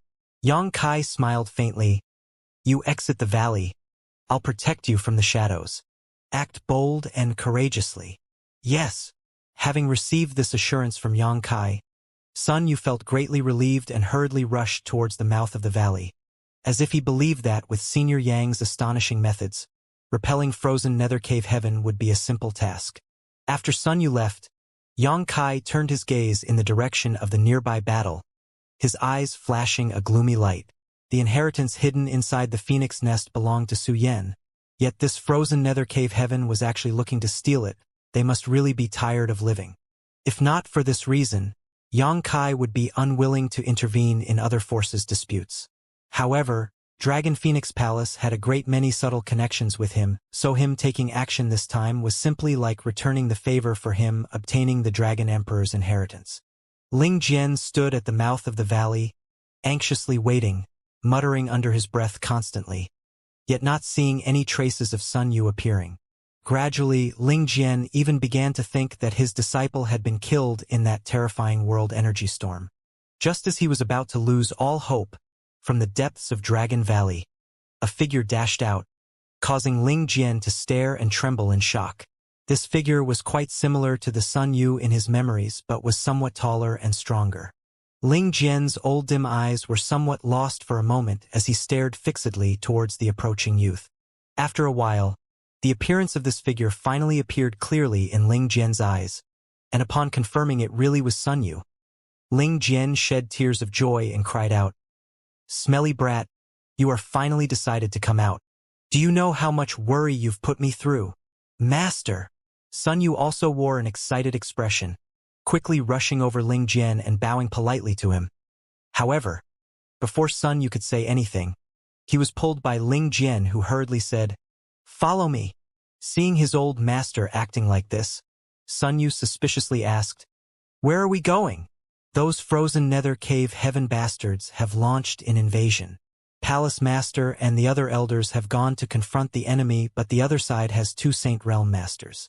We can't block them for long, so Palace Master instructed me before he left that if you return safely, I was to lead you away from here to safe location. Palace Master is entrusting the revitalization of the sect to you." "Where is this safe location?" Sun Yu knit his brow. "Twin Spirit Pavilion. My Dragon Phoenix Palace and Twin Spirit Pavilion have always been on good terms. If we go there, we can avoid this crisis and buy ourselves time for you to mature." Ling Jian had thoroughly considered this issue. His disciple Sun Yu had now accepted the Dragon Emperor's inheritance and would definitely grow into a supreme expert one day. He also urgently needed to find a favored woman to inherit the Phoenix Nest's inheritance. If they divulged all of this to Twin Spirit Pavilion, the latter would definitely be willing to shelter them. As long as they could receive this kindness, letting Sun Yu look for a Phoenix Empress from Twin Spirit Pavilion wouldn't be beyond reason. No matter what, they couldn't let the Phoenix Empress inheritance fall into the hands of an enemy like frozen nether cave heaven. "I won't leave." Sun Yu suddenly broke away from Ling Jian's grip and stood firmly in place. Ling Jian glanced back and looked at him and anxiously shouted, "You smelly brat! Ignoring your master's words at a time like this, do you want to irritate this old master to death?" Sun Yu coldly snorted said, "With the sect facing mortal disaster, how can I simply run away? Since frozen nether cave heaven dares to violate your territory, they must pay an appropriate price." Ling Jian suddenly became somewhat absent-minded, staring blankly at his disciple, unable to understand the situation for a while. Although his disciple had obtained the Dragon Emperor's inheritance, that still couldn't explain his current confidence, actually declaring he wanted frozen nether cave heaven to pay the price for their actions. What did he have to back up such rampant talk? Releasing his divine sense, Ling Jian carefully probed Sun Yu, but upon realizing his disciple's current cultivation, his eyes nearly popped out of their sockets as he struggled to speak. "Why? You want us to pay the price? Ha ha ha ha. Boy, you're certainly arrogant enough." A burst of laughter suddenly came from nearby. Along with this taunting voice, a number of figures appeared like ghosts, each of them dressed in long, pure white robes. Sun Yu's expression changed and instinctually leapt back towards Ling Jian. Ling Jian also wore a dignified expression as he stepped forward to shield his disciple, sweeping his eyes coldly over these newcomers as he muttered under his breath. Frozen Nether Cave Heaven dogs. The ones who had appeared were cultivators from Frozen Nether Cave Heaven. There were 5 of them in total, all of them transcendents. This quantity and grade of expert against the first-order transcendent Ling Jian, the end result was obvious. It was because of this that these 5 had boldly shown themselves and were even now directing taunting gazes towards this master and disciple pair. The middle-aged man who appeared to be the group's leader stared at Sun Yu with a smirk and teased. Little brat, was it you who just said you wanted my frozen nether cave heaven to pay the price? Sun Yu's face had drained of all color and he didn't dare to answer back. Although he had been cultivated vigorously by Yang Kai and his aptitude had undergone an earth-shaking change, in the end, he was still just a naive 16-year-old boy who had never weathered any great storms before. Now facing 5 transcendents, he had lost all courage before the fight even began, and if it weren't for his master standing in front of him, he likely would have already fallen into despair. Hiding behind Ling Jian, Sun Yu glanced around rapidly, as if desperately searching for something. A moment later, a smile appearing on his face and his nerves quickly settling. After the middle-aged man taunted them once, he no longer paid any attention to Ling Jian or Sun Yu. Instead, he and the other 4 men turned their eyes towards the direction of Dragon Valley, pondering. The heavenly manifestation originated from over there somewhere, right? And this is Dragon Phoenix Palace's Dragon Valley, where the Dragon Emperor's inheritance lays hidden. I'd never believed that old story, but now it appears I have to. For the past 2 years, that Chun Zhou has apparently been guarding this place. If that's so, then is it certain that Dragon Phoenix Palace disciple obtained the Dragon Emperor's inheritance? And I've already inquired about this. The one who obtained the inheritance was named Sun Yu, a true element boundary 7th stage brat. That boy's luck is quite good then. Let's go in. We'll see who grabs him first. The 5 transcendents completely ignored Ling Jian and Sun Yu, as if they weren't even there. Ling Jian was still on edge until a moment ago, when he heard this group's conversation and realized there was still an opportunity for him and his disciple to escape. These 5 didn't seem to know that the teenager in front of them was actually the Sun Yu they were looking for. None of them had ever seen Sun Yu before, and the change in Sun Yu's cultivation had been too dramatic, so these 5 not associating Sun Yu with the one they were looking for was reasonable. Sirs? Ling Jian called out hesitantly. If you wish to go in, this old man will not stand in your way, but can you let us leave first? You want to leave? The middle-aged leader glanced over at Ling Jian and chuckled before nodding. Good. Make that little brat cut off his tongue first. Actually daring to say he wants my frozen nether cave heaven to pay the price. The longer he keeps his tongue, the more trouble it will cause him. He should remove it now to avoid disaster later. Ling Jian's complexion changed, but he still managed to squeeze out an ugly smile. My disciple is simply young and ignorant, so this old man was specifically accompanying him. I hope good sirs can find it in their hearts to overlook this incident. Ha ha ha ha. The 5 frozen nether cave heaven cultivators laughed mockingly, finding this whole situation somewhat entertaining. The middle-aged leader soon sneered. It's not like we can't let him off. Young people inevitably stupid mistakes, and we don't want to be accused of bullying the weak. And, since he's your disciple, you'll have to accept his punishment on his behalf. Kneel down and kowtow a few times. Then shout that your Dragon Phoenix Palace people are all inferior to pigs and dogs, then we'll consider letting him go. How about it? Saying so, the middle-aged leader grinned threateningly towards Ling Jian. Ling Jian's expression immediately froze over. Although he was old, he was still a man who had reached the transcendent realm. He still had his own pride and insistences. This middle-aged man so wantonly demeaning them, how could Ling Jian not become angry? But remembering the great task Palace Master Chen Zhou had entrusted him with, Ling Jian choked down his anger and under the humiliating gaze of the middle-aged man slowly began kneeling down. Seeing this, the middle-aged man's eyes shone with a sly light and sneered. Master. Ling Jian suddenly reached out to support Ling Jian, his immature face now filled with an eerie coldness, its former timidity and fear seemingly having vanished into thin air, replaced instead with a thick murderous intent. Smelly brat. Ling Jian stared at him suspiciously. Sun Yu just shook his head slowly before stepping forward, past Ling Jian, and arriving in front of the opposite 5 men. You came here looking for Sun Yu, yes? You can sure spout a lot of nonsense, boy, the middle-aged man grumbled unhappily. You don't need to enter the valley to find who you're looking for. I am Sun Yu. The middle-aged man gawked at Sun Yu's statement, for a moment, unable to believe what he was hearing. The other 4 transcendents also not faring much better than him.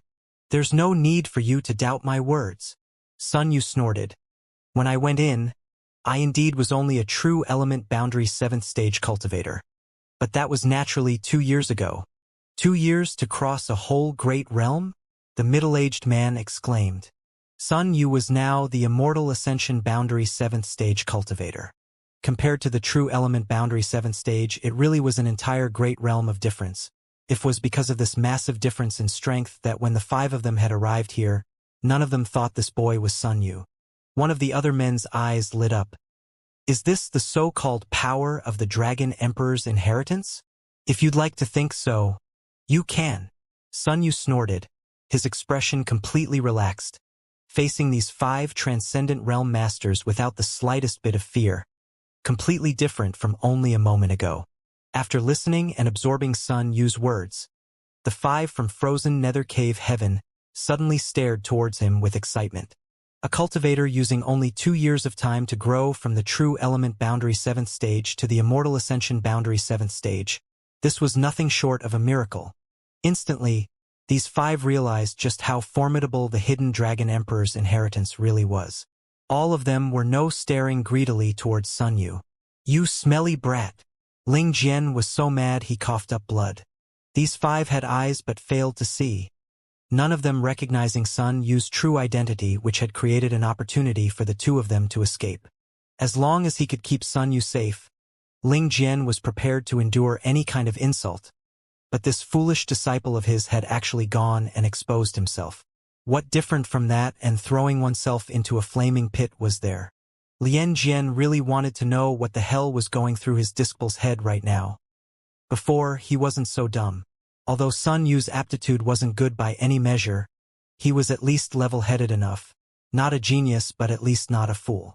After entering Dragon Valley, did something happen to drastically change his temperament? Ling Jian wished he could slap his disciples unconscious to shut him up. Master, it's all right. Sun Yu smiled lightly, nodding his head to his master, his expression filled with confidence. Looking at his disciple's calm smile, Ling Jian didn't know why, but he too seemed to regain his composure. The pressure he felt from the 5 transcendents before him seemingly melting away. Letting out a laugh, he nodded. Good. Since that's the case, Master will accompany you. Whether we live or die will be up to the heavens to decide. We won't die, the ones who are going to die are them. Sun Yu's tone became cold as he glared sharply at the 5 men in front of him, sending an aggressive and intimidating aura towards them. The 5 men all unconsciously took a step back at that moment, each of them wrinkling their brows as they narrowed their eyes. Sun Yu staring them down made the 5 transcendents from frozen nether cave heaven feel uncomfortable for some reason they couldn't understand.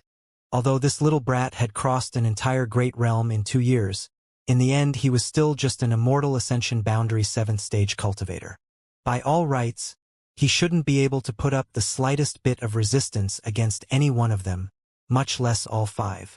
But then why did this brat seem completely unafraid of them?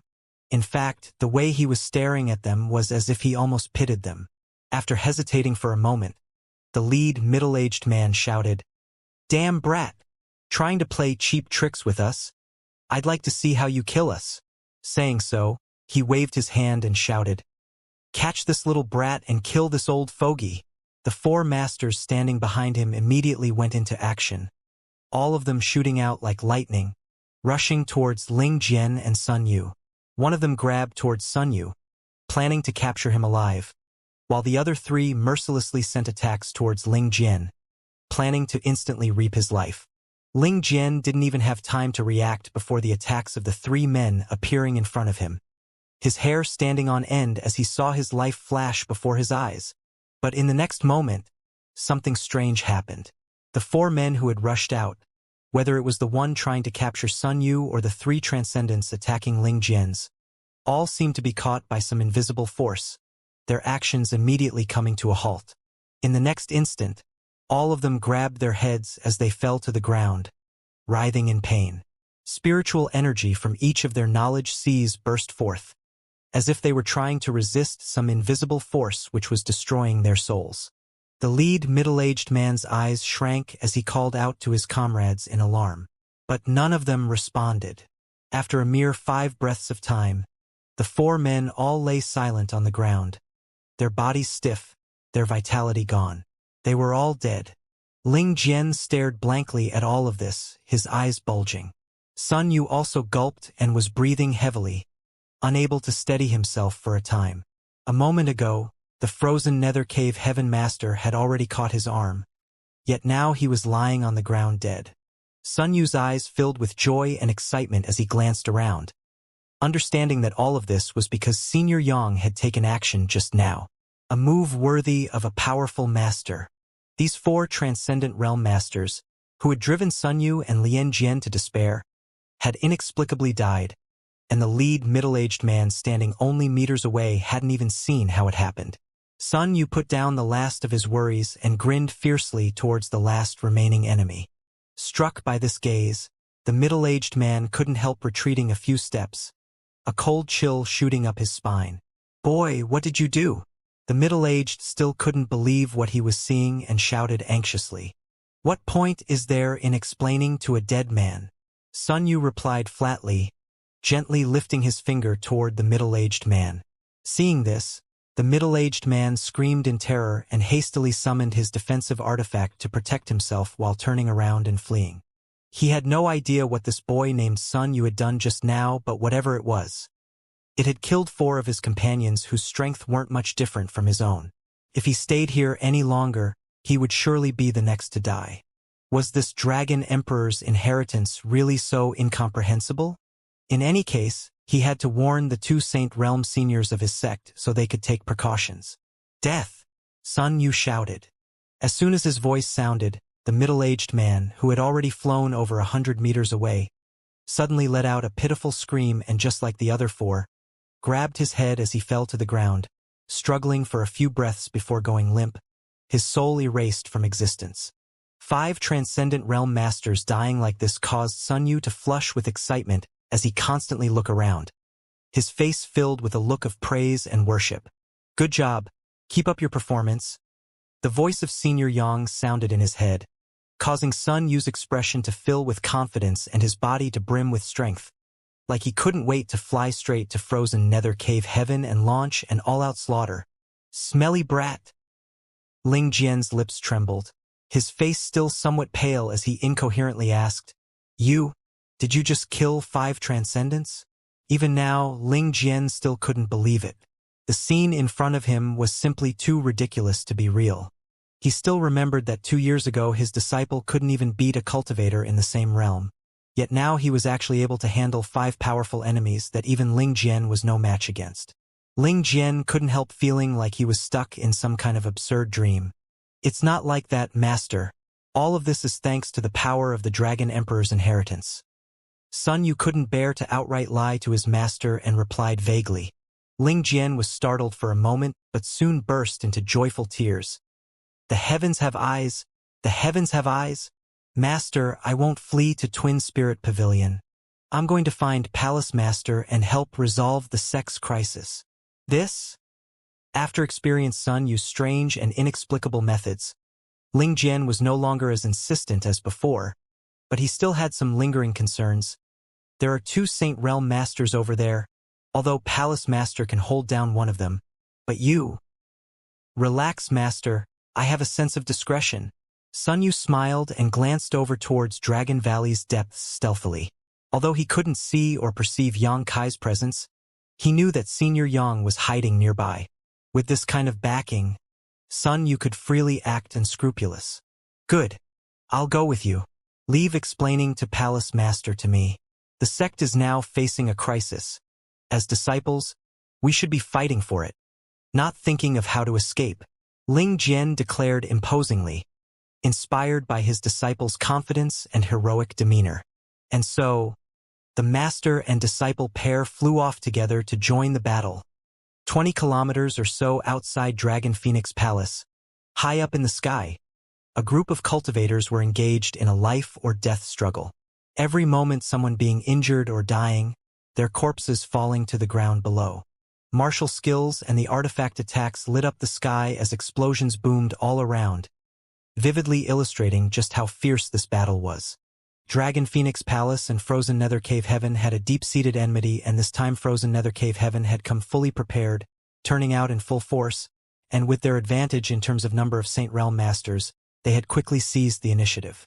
Less than half an hour after the battle began, Dragon Phoenix Palace had already suffered heavy losses. Palace Master Qianzhou and Yu Tingyi stood side by side, numerous bloody scars covering their bodies, the two of them working together to somehow tie down the enemy's two Saint Realm Masters. If not for them dreading Qianzhou would launch a last, desperate struggle and drag one or more of them down with him, the two Frozen Nether Cave Heaven Saints would have already killed him. By Jing Chu, Yan Ji, today, if my Dragon Phoenix Palace is not destroyed, I swear I will one day slaughter you and your entire sect. Qianzhou roared, his voice booming like thunder, echoing throughout the sky, filled with anger, unwillingness, and remorse. Yu Tingyi stood shoulder to shoulder with her husband, panting for breath, her proud chest heaving up and down as blood dripped from her lower abdomen. She was only a third-order transcendent and had suffered no small injury in this high-intensity battle. However, because of the dual cultivation technique she and Qianzhou practiced, when the two of them took action together, Qianzhou's strength would noticeably increase. She had to go forth, for without her, Qianzhou would not be able to fight two enemy saints at once.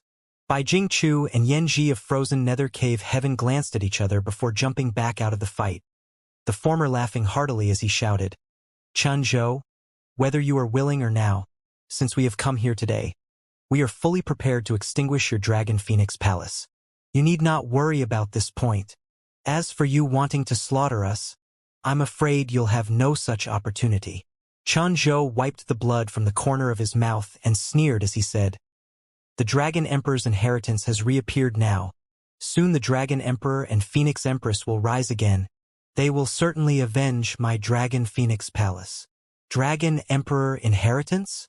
Yan Ji laughed mockingly as he quipped, "You mean that thing that was hidden in Dragon Valley? Good, my subordinates should have arrived by now, so I'm afraid your newfound Dragon Emperor is already our captive. Ha ha ha. Rest assured, we'll help cultivate your Dragon Emperor for you. And we won't treat him poorly. It's said that each Dragon Emperor needs to choose his own Phoenix Empress.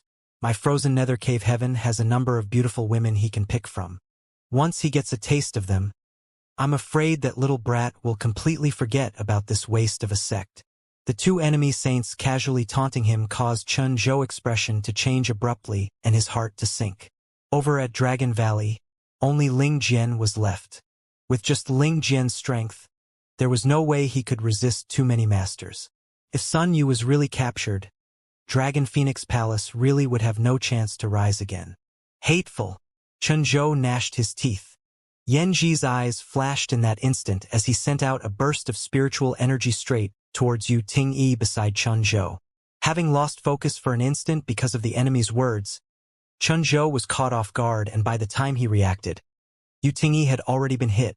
With a mournful wail, Yu Tingyi flew backwards several dozen meters, as if she had been struck by a huge invisible force, her face draining of all color as she fell to the ground below.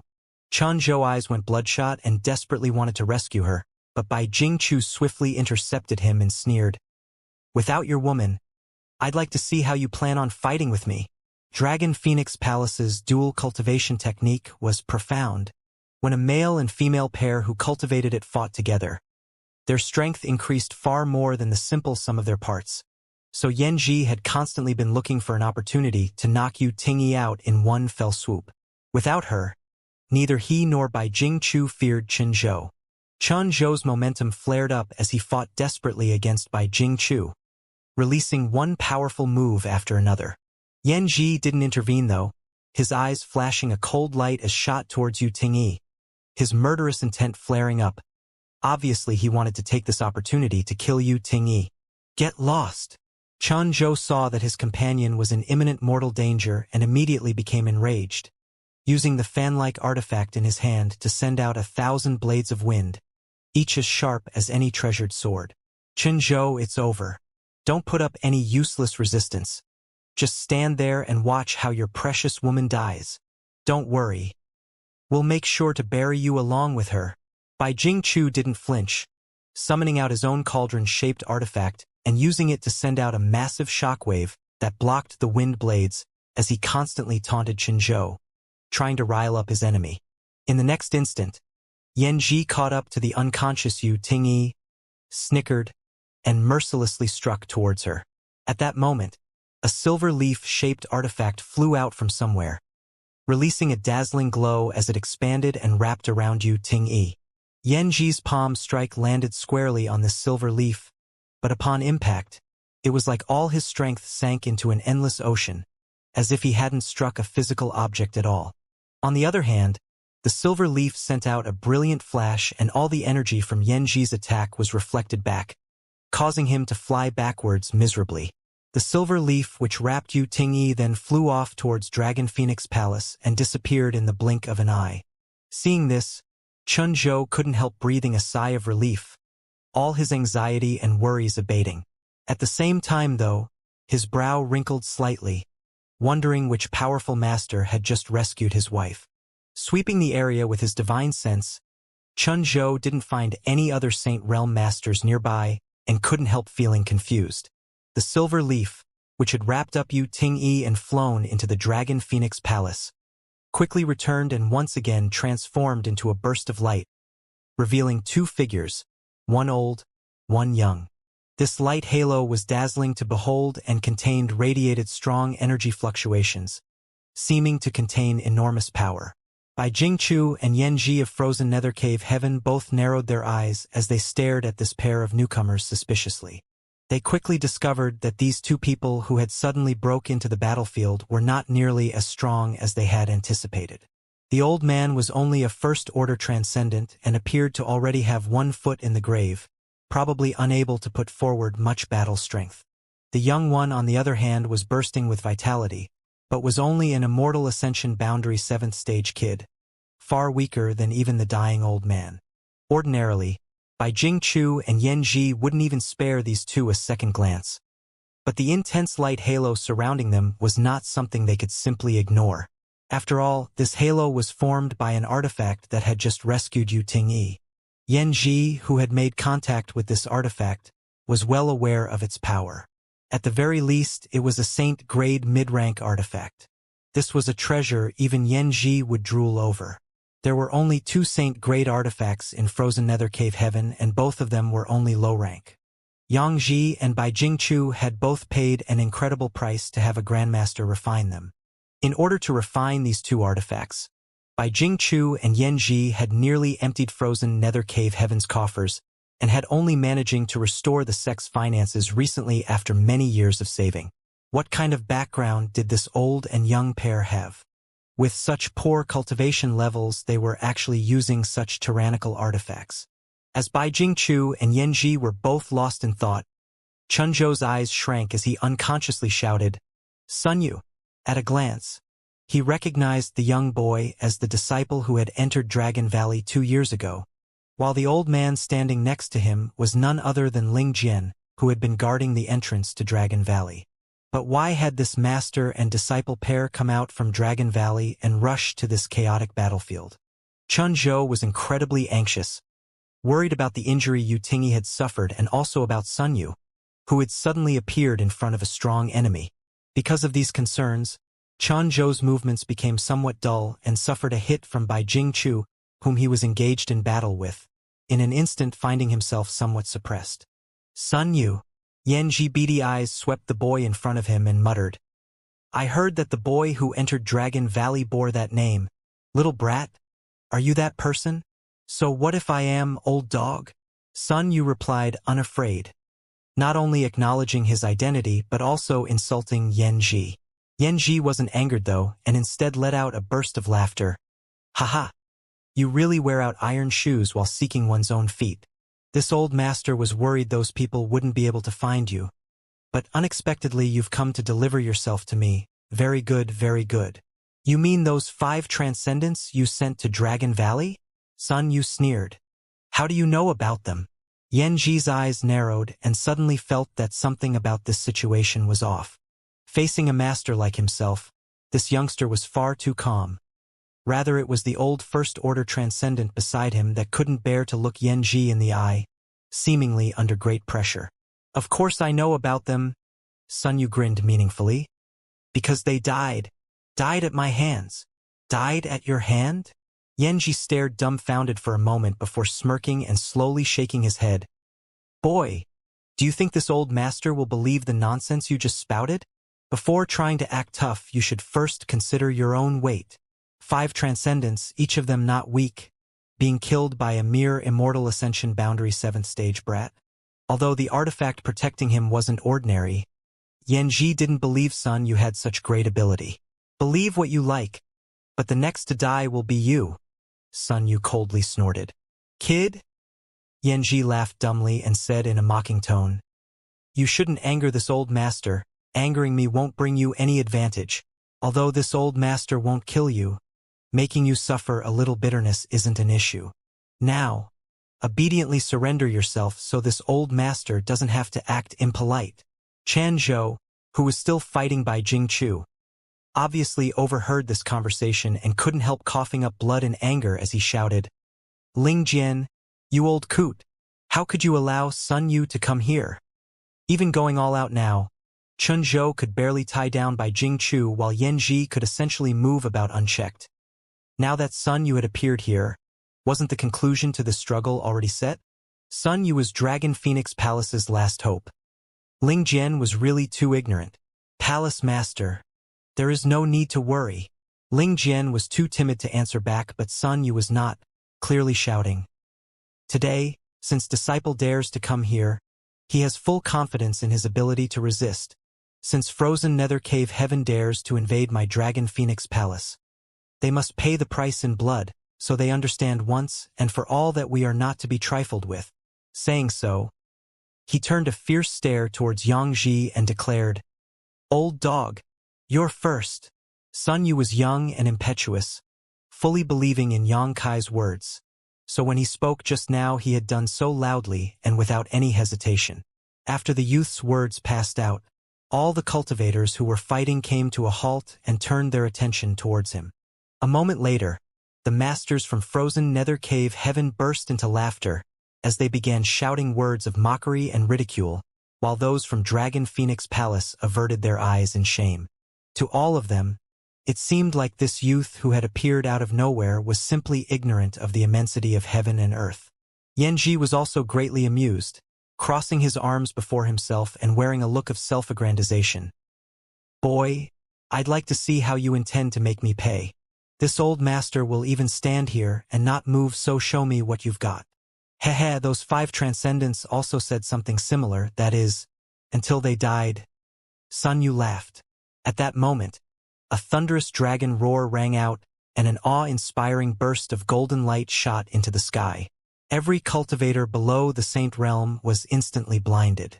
Simultaneously, a pressure so overwhelming descended upon the crowd that many found themselves unable to breathe for fear that if they made the slightest move they would be met with a swift and merciless death.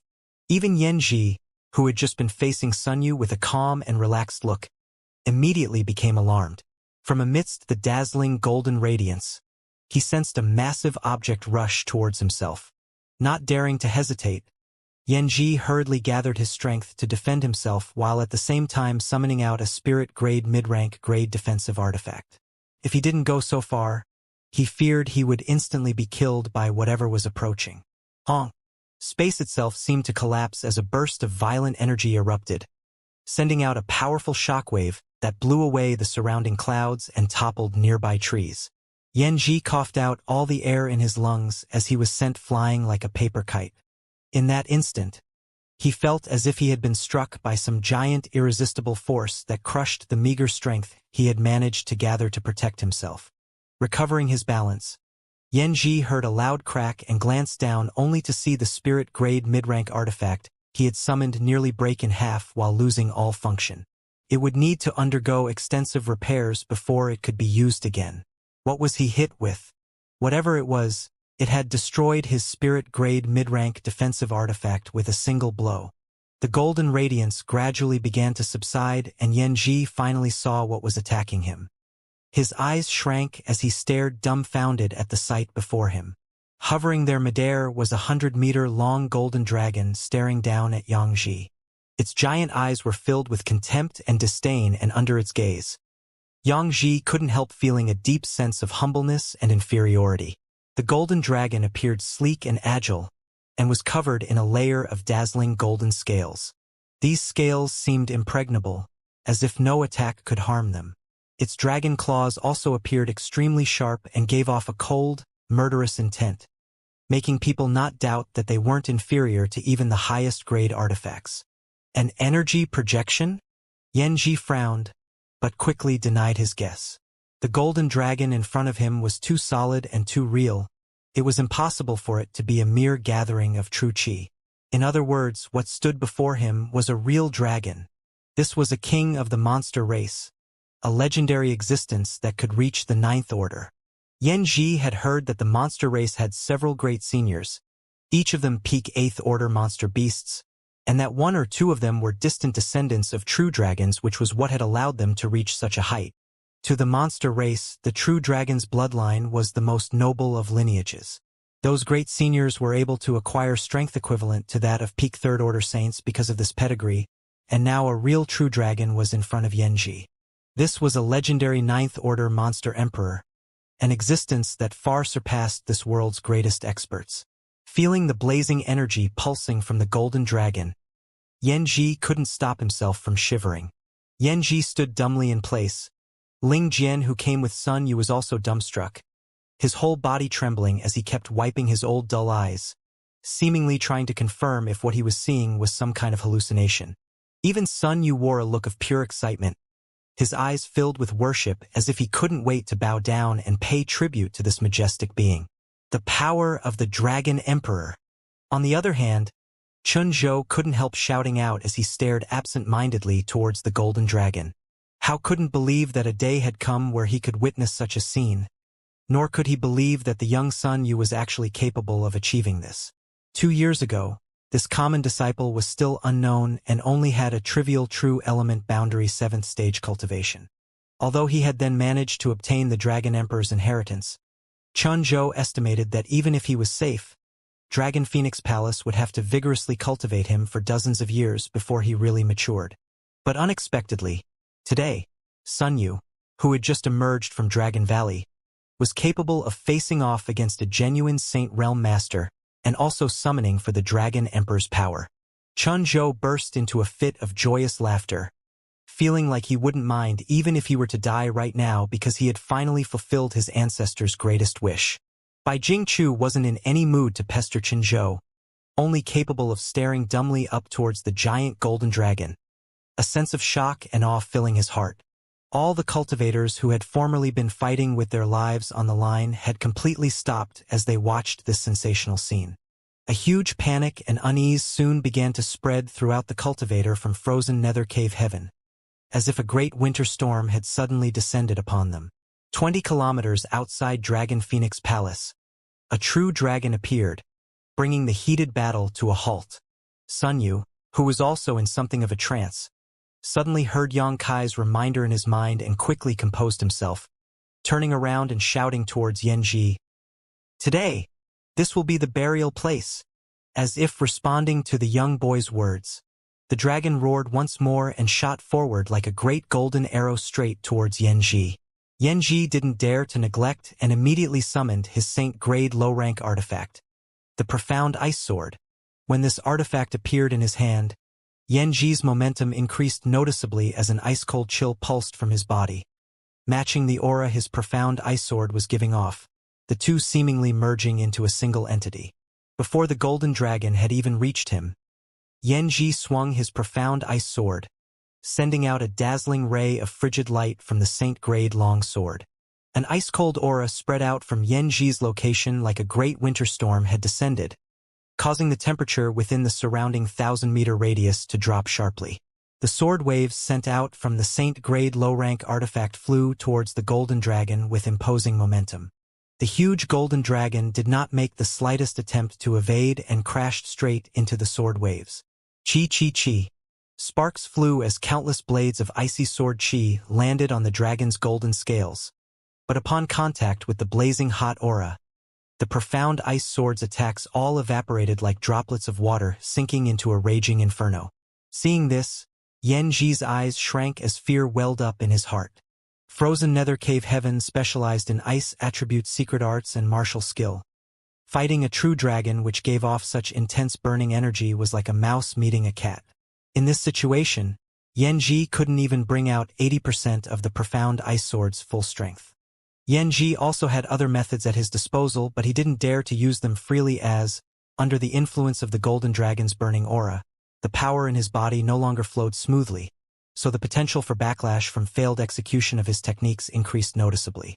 The true dragon flew in front of him and opened its massive maw, causing Yanji to shout and swing his long sword, sending out a giant blade of light towards the golden dragon. His move just now had only been made in an attempt to buy himself enough time to escape. Facing a ninth-order monster emperor, Yanji freely admitted he was not worthy to be its opponent. The majesty of the other party was simply inviolable. If he continued to entangle himself with it, he would definitely die. In front of this monster, Yanji felt like he was walking a fine line between life and death. But how could he have imagined that his sword wave wouldn't actually manage to block the charge of the golden dragon, or even freeze it in place for a moment? Yanji's brow furrowed, feeling that something wasn't quite right. If this golden dragon really was a ninth-order monster beast, it would have been impossible for him to block it. After examining it more closely, Yanji discovered that although this golden dragon's aura and imposing manner were indeed overwhelming, the pure strength within its body didn't seem to match it.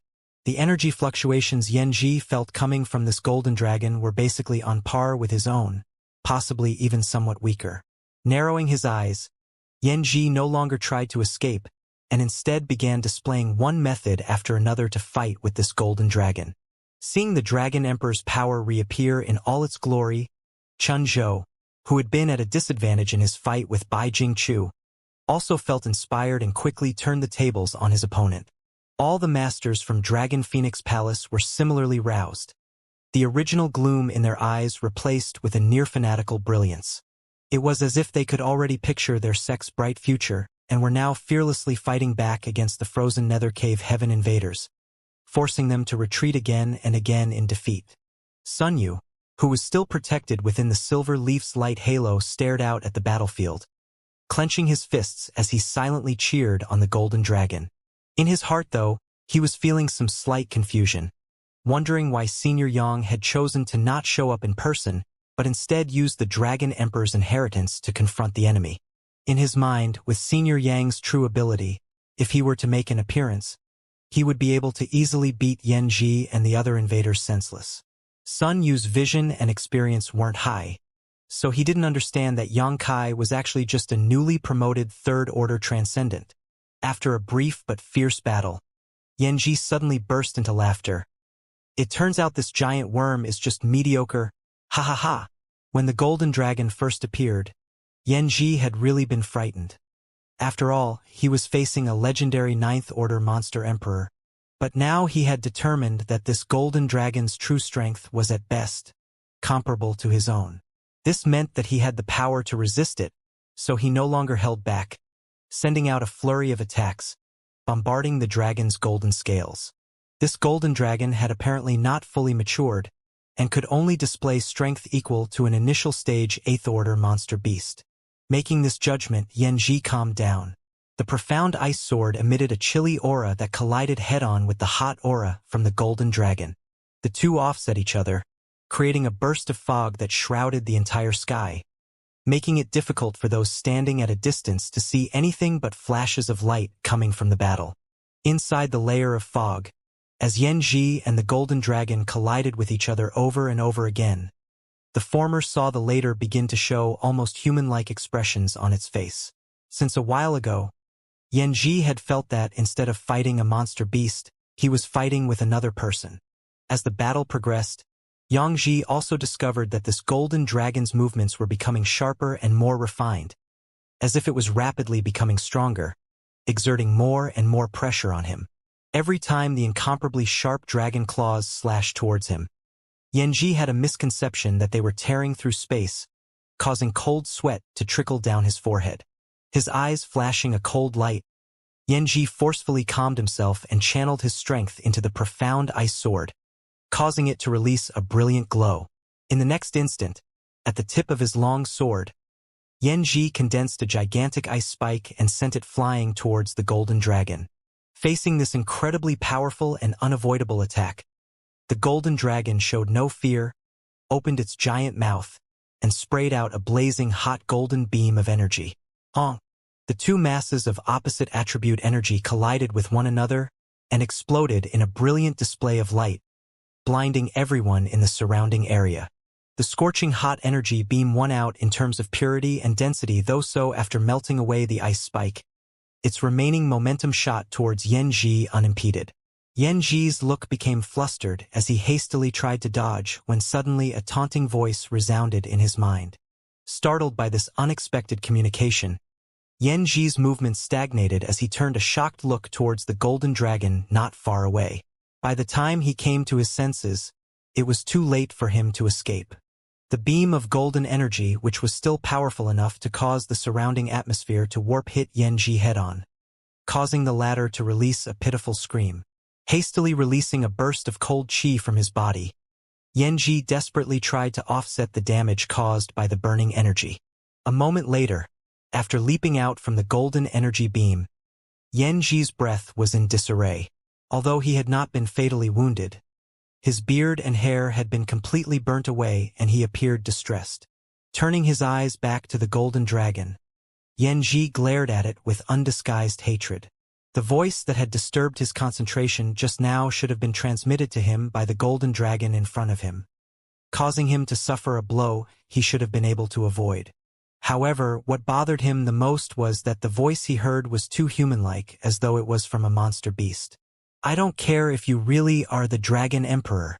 Since you dare injure me, today you must die," Yanji shouted angrily as he tossed his profound ice sword up into the air.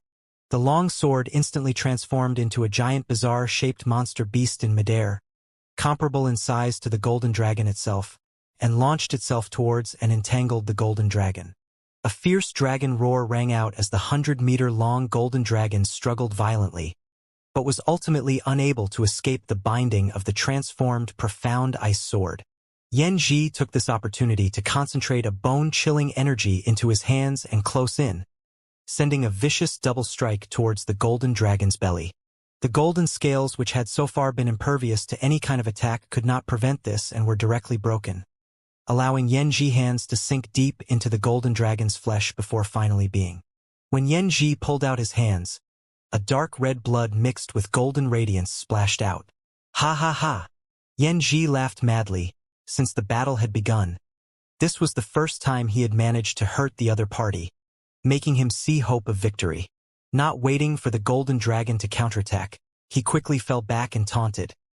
"You think just because you have this massive build you're invincible? Naive." Hearing these words, the golden dragon seemed to become completely irritated, and its huge body actually began to twist and distort before rapidly shrinking down. Upon doing so, it immediately escaped from the profound ice sword's entanglement. Yanji was stunned once more. He had never heard of a monster beast being able to freely adjust the size of its body. He knew about monster beasts that had achieved human form, but the scene in front of him exceeded his knowledge by far. Not waiting for him to come to his senses, the now much smaller golden dragon shot towards Yanji, swiping its razor-sharp claws towards him, causing his hair to stand on end. Yanji quickly discovered that although his opponent's body size had shrunk, its imposing aura and momentum had not changed at all. What was worse, though, was after it had reduced its size, it had become faster and more agile. Suddenly, A number of golden energy chains appeared beside the golden dragon before sealing the space around Yanji, trapping him in place. Simultaneously, a great golden spear appeared out of thin air, carrying with it a heaven-destroy power. Xiao xiao xiao. In a blink of an eye, this spear seemed to leap across space and pierce towards Yanji. Impossible! Yanji screamed. His vision was still quite good, so he could naturally tell at a glance that whether it was the chains binding him or the imposing spear trying to impale him, both were extremely profound martial skills. How could a monster beast display such exquisite martial skills? With a great shout, Yanji somehow managed to throw his body aside, narrowly avoiding the golden spear, but failing to escape from the chains surrounding him.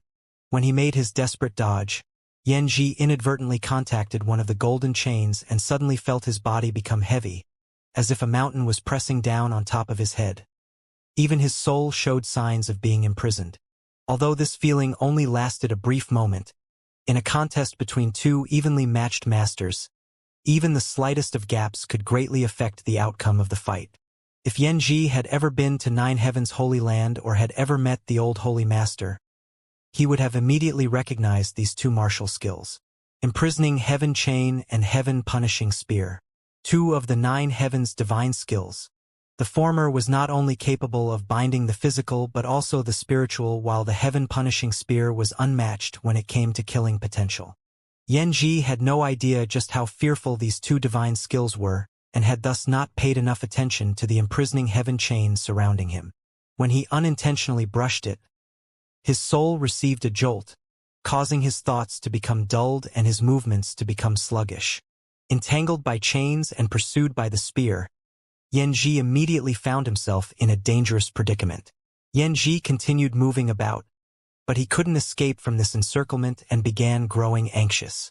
Just as Yanji was feeling pressured, the now shrunken golden dragon once again took action, sending out another beam of burning hot golden energy. Yanji cried out as he quickly pushed his true chi to resist. In an instant, Yanji's hastily constructed true chi defenses were broken through and burst open.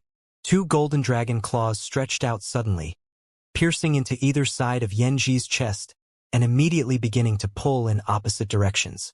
Yanji's eyes went bloodshot as he felt the aura of death approach. Understanding that he would not be able to escape from this calamity and screaming, "Don't think it'll be that easy," madly pushing his true Q, Yanji abandoned all defense and sent out a flurry of attacks towards the golden dragon. Seemingly having expended all of his energy in this last desperate attack, Yanji snickered before his aura suddenly deflated and his body lost all strength. Dark red blood mixed with golden radiance sprayed everywhere as a deafening dragon's roar echoed throughout the sky. Wah! Yanji's body ripped in two and his blood and organs splattered out. A terrifying scene to behold. The cultivators who heard the thunderous dragon roar looked up just in time to see this bloody picture. Sect Master died? The masters from frozen nether cave heaven stared dumbly towards the scattered flesh and blood falling down from above, all of them instantly becoming absent-minded, as if they were unable to accept such a result. Less than an hour ago, Yanji had fearlessly led them to invade Dragon Phoenix Palace, declaring that they would seize the brat who had obtained the Dragon Emperor's inheritance and bring him back to frozen nether cave heaven to use for their own benefit. But now, Yanji had been literally torn in half by the golden dragon which had suddenly appeared. A master who has reached the Saint Realm had actually died so miserably. Throughout all of Tongshen Realm, there were not many masters who had reached such a height, and each of them had cultivated diligently for at least 100 or 200 years to have such achievements. Each of these masters possessed shocking methods and exceedingly high ability, not to mention various life-saving cards, so over the years, there were very few saints that actually died in combat. At the very least, none of the cultivators from Dragon Phoenix Palace or Frozen Nether Cave Heaven had ever seen it in front of their eyes. But now, such a scene that was hard to fathom was playing out in front of them. There were only 2 Saint Realm Masters in Frozen Nether Cave Heaven. One of them had just died, and the other was currently being suppressed by Dragon Phoenix Palace's Palace Master. Seeing this, the masters from Frozen Nether Cave Heaven all lost their fighting spirit, causing their momentum to plummet. The dozen-meter-long golden dragon let out another great roar towards the heavens, seemingly venting the pain from its wounds, while also putting on a demonstration of its might. Bai Jingchu's face went deathly pale and no longer dared to continue battling Chunzhou. Although he and Yanji were both first-order saints, he was still somewhat weaker than Yanji. Witnessing Yanji be killed by the golden dragon, Bai Jingchu understood he had no chance of victory here. Retreat! Bai Jingchu shouted, hastily withdrawing from his fight before turning around and fleeing. You think my Dragon Phoenix Palace is some place you can come and go as you please? Chunzhou sneered, chasing after Bai Jingchu and sending out a powerful slash. Blood splashed out and Bai Jingchu disappeared into the distance, leaving behind one of his arms that soon burst into a blood fog. Chunzhou came to a halt, abandoning his pursuit as he panted for breath. He had suffered some minor injuries before, but because of the appearance of the Dragon Emperor's power, he had pushed through the pain and fought on. Now he was an arrow at the end of its flight. The remaining frozen nether cave heaven masters saw Bai Jingchu flee and no longer dared to remain, all of them panicking as they scurried away like a pack of stray dogs. It wasn't until now that Chunzhou had time to take a good look at the golden dragon that symbolized the Dragon Emperor, his gaze filling with a deep and solemn respect as he gazed upon it. However, Chunzhou noticed something strange. After the golden dragon tore Yanji in half, it became motionless, and its pair of giant eyes showed a thoughtful look, as if it was reflecting on the battle it had just fought, digesting the insights it had obtained. Shaking his head, Chunzhou convinced himself he was simply thinking too much. A moment later, the golden dragon moved again, transforming into a stream of golden light as it shot towards Sun Yu, then mysteriously disappeared. At the same time, the light halo protecting Sun Yu and Ling Jian also withdrew. Chunzhou adjusted his expression and quickly dragged his tired body over to Sun Yu. But before he could say anything, Sun Yu respectfully cupped his fists and bowed. "Greetings, Palace Master." Ling Jian also hastily saluted. Chunzhou laughed heartily. "There's no need for you to act so humble. You are now the Dragon Emperor of my Dragon Phoenix Palace, and it is I who should be saluting you. You acting so polite will only make things difficult for me." Sun Yu wore an awkward expression as he scratched his head, not knowing what he should say, causing his face to blush slightly. Only he truly understood everything that had just transpired. A moment ago, he had only put in an appearance and said a few words. The one who actually killed Yanji was Senior Yang, and it had nothing to do with him. On top of that, Senior Yang had left his own artifact to protect him and his master during the fight. Chunzhou smiled brightly as he observed Sun Yu, liking him more with each passing moment. He was under the mistaken impression that this young Dragon Emperor was simply being humble. "I must also thank Lord Dragon Emperor for rescuing this humble one's life. If not for your prompt actions, I fear Ting Yi would have already..." Chunzhou's face showed a look of lingering fear. If not for the silver leaf protecting her at the last moment, Yu Ting Yi would definitely have been killed by Yanji. To Chunzhou, Yu Ting Yi was his other half, the woman he shared life and death with. Each of them regarded the other as more important than their own existence. Sun Yu saving Yu Ting Yi had earned Chunzhou's heartfelt gratitude. "It was only what I should have done." Sun Yu kept waving his hand, the awkwardness and helplessness he felt only growing stronger. Seeing the young boy's shy appearance, Chunzhou smiled and nodded. "Lord Dragon Emperor has just experienced a difficult battle and must be very tired. Elder Ling, escort Lord Dragon Emperor back to the sect so he may rest. I will remain here to finish processing the battle's aftermath." "Yes." Ling Jian quickly and respectfully responded before leading Sun Yu back towards Dragon Phoenix Palace. As he flew forward, Sun Yu kept glancing around, his expression cramping up slightly. "Heh heh heh heh heh." Ling Jian suddenly burst into a fit of laughter. "Master, what are you laughing about?" Sun Yu asked in a puzzled tone. "Smelly brat, you've got good prospects. You actually managed to kill that Saint Realm Master. I thought we were dead for sure this time." Ling Jian didn't treat Sun Yu nearly as respectfully as Chunzhou had. After all, the two of them had a master-disciple relationship. Ling Jian had essentially watched Sun Yu grow from infancy to today. "Master, let's not discuss this matter anymore." Sun Yu blushed. Good. Ling Jian nodded quickly before solemnly muttering. But the Dragon Emperor's inheritance is really shocking. You can kill a First-Order Saint realm already. If you were to fully mature and become a saint yourself, wouldn't that mean you'd be unmatched in this world? By that time, my Dragon Phoenix Palace would be the most powerful force in Tongxian realm. When that day comes, as your master, I can definitely benefit from your fame.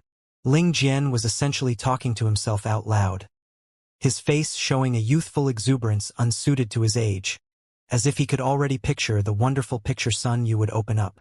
Sun Yu, on the other hand, just lowered his head and remained silent as he flew back towards the sect with his shameless master.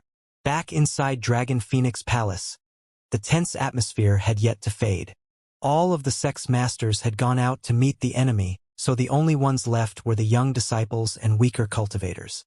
After seeing Sun Yu and Ling Jian return, these people quickly swarmed them and began asking what was happening.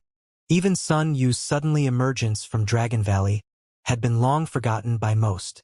Ling Jian immediately took advantage of his seniority and told the various disciples to disperse, only informing them that the sect had achieved a great victory, and that of the two frozen Nether Cave Heaven Saint Realm Masters, one was killed while the other had lost an arm before fleeing. The disciples of Dragon Phoenix Palace grinned wryly at this story, none of them taking Ling Jian's words seriously. Although they weren't very strong, they understood the gap between their own sect and frozen Nether Cave Heaven.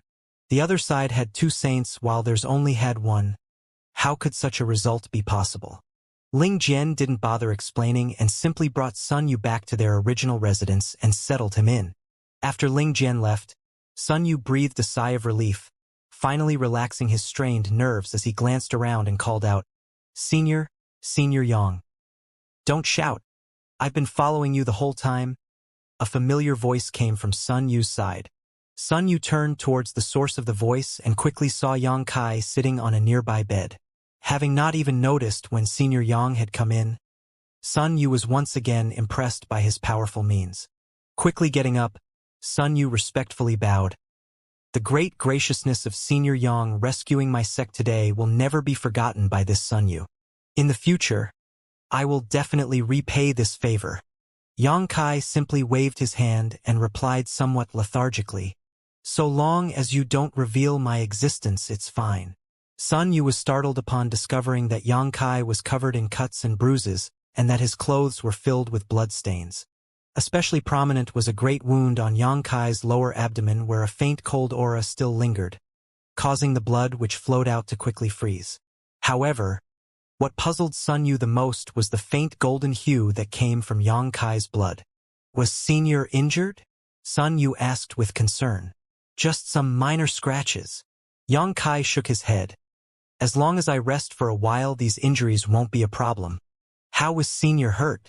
Sun Yu was greatly confused. From beginning to end, he had not seen Yang Kai take action. All the young boy saw was the giant golden dragon fighting with Yanji. Although the golden dragon suffered numerous wounds in the battle with Yanji, what relationship did that have with Senior Yang? Also, the big injury on Senior Yang's lower abdomen corresponded to the injury the golden dragon had suffered. Sun Yu had clearly seen when Yanji condensed all of his ice chi into his arms and inserted them into that position on the golden dragon's body.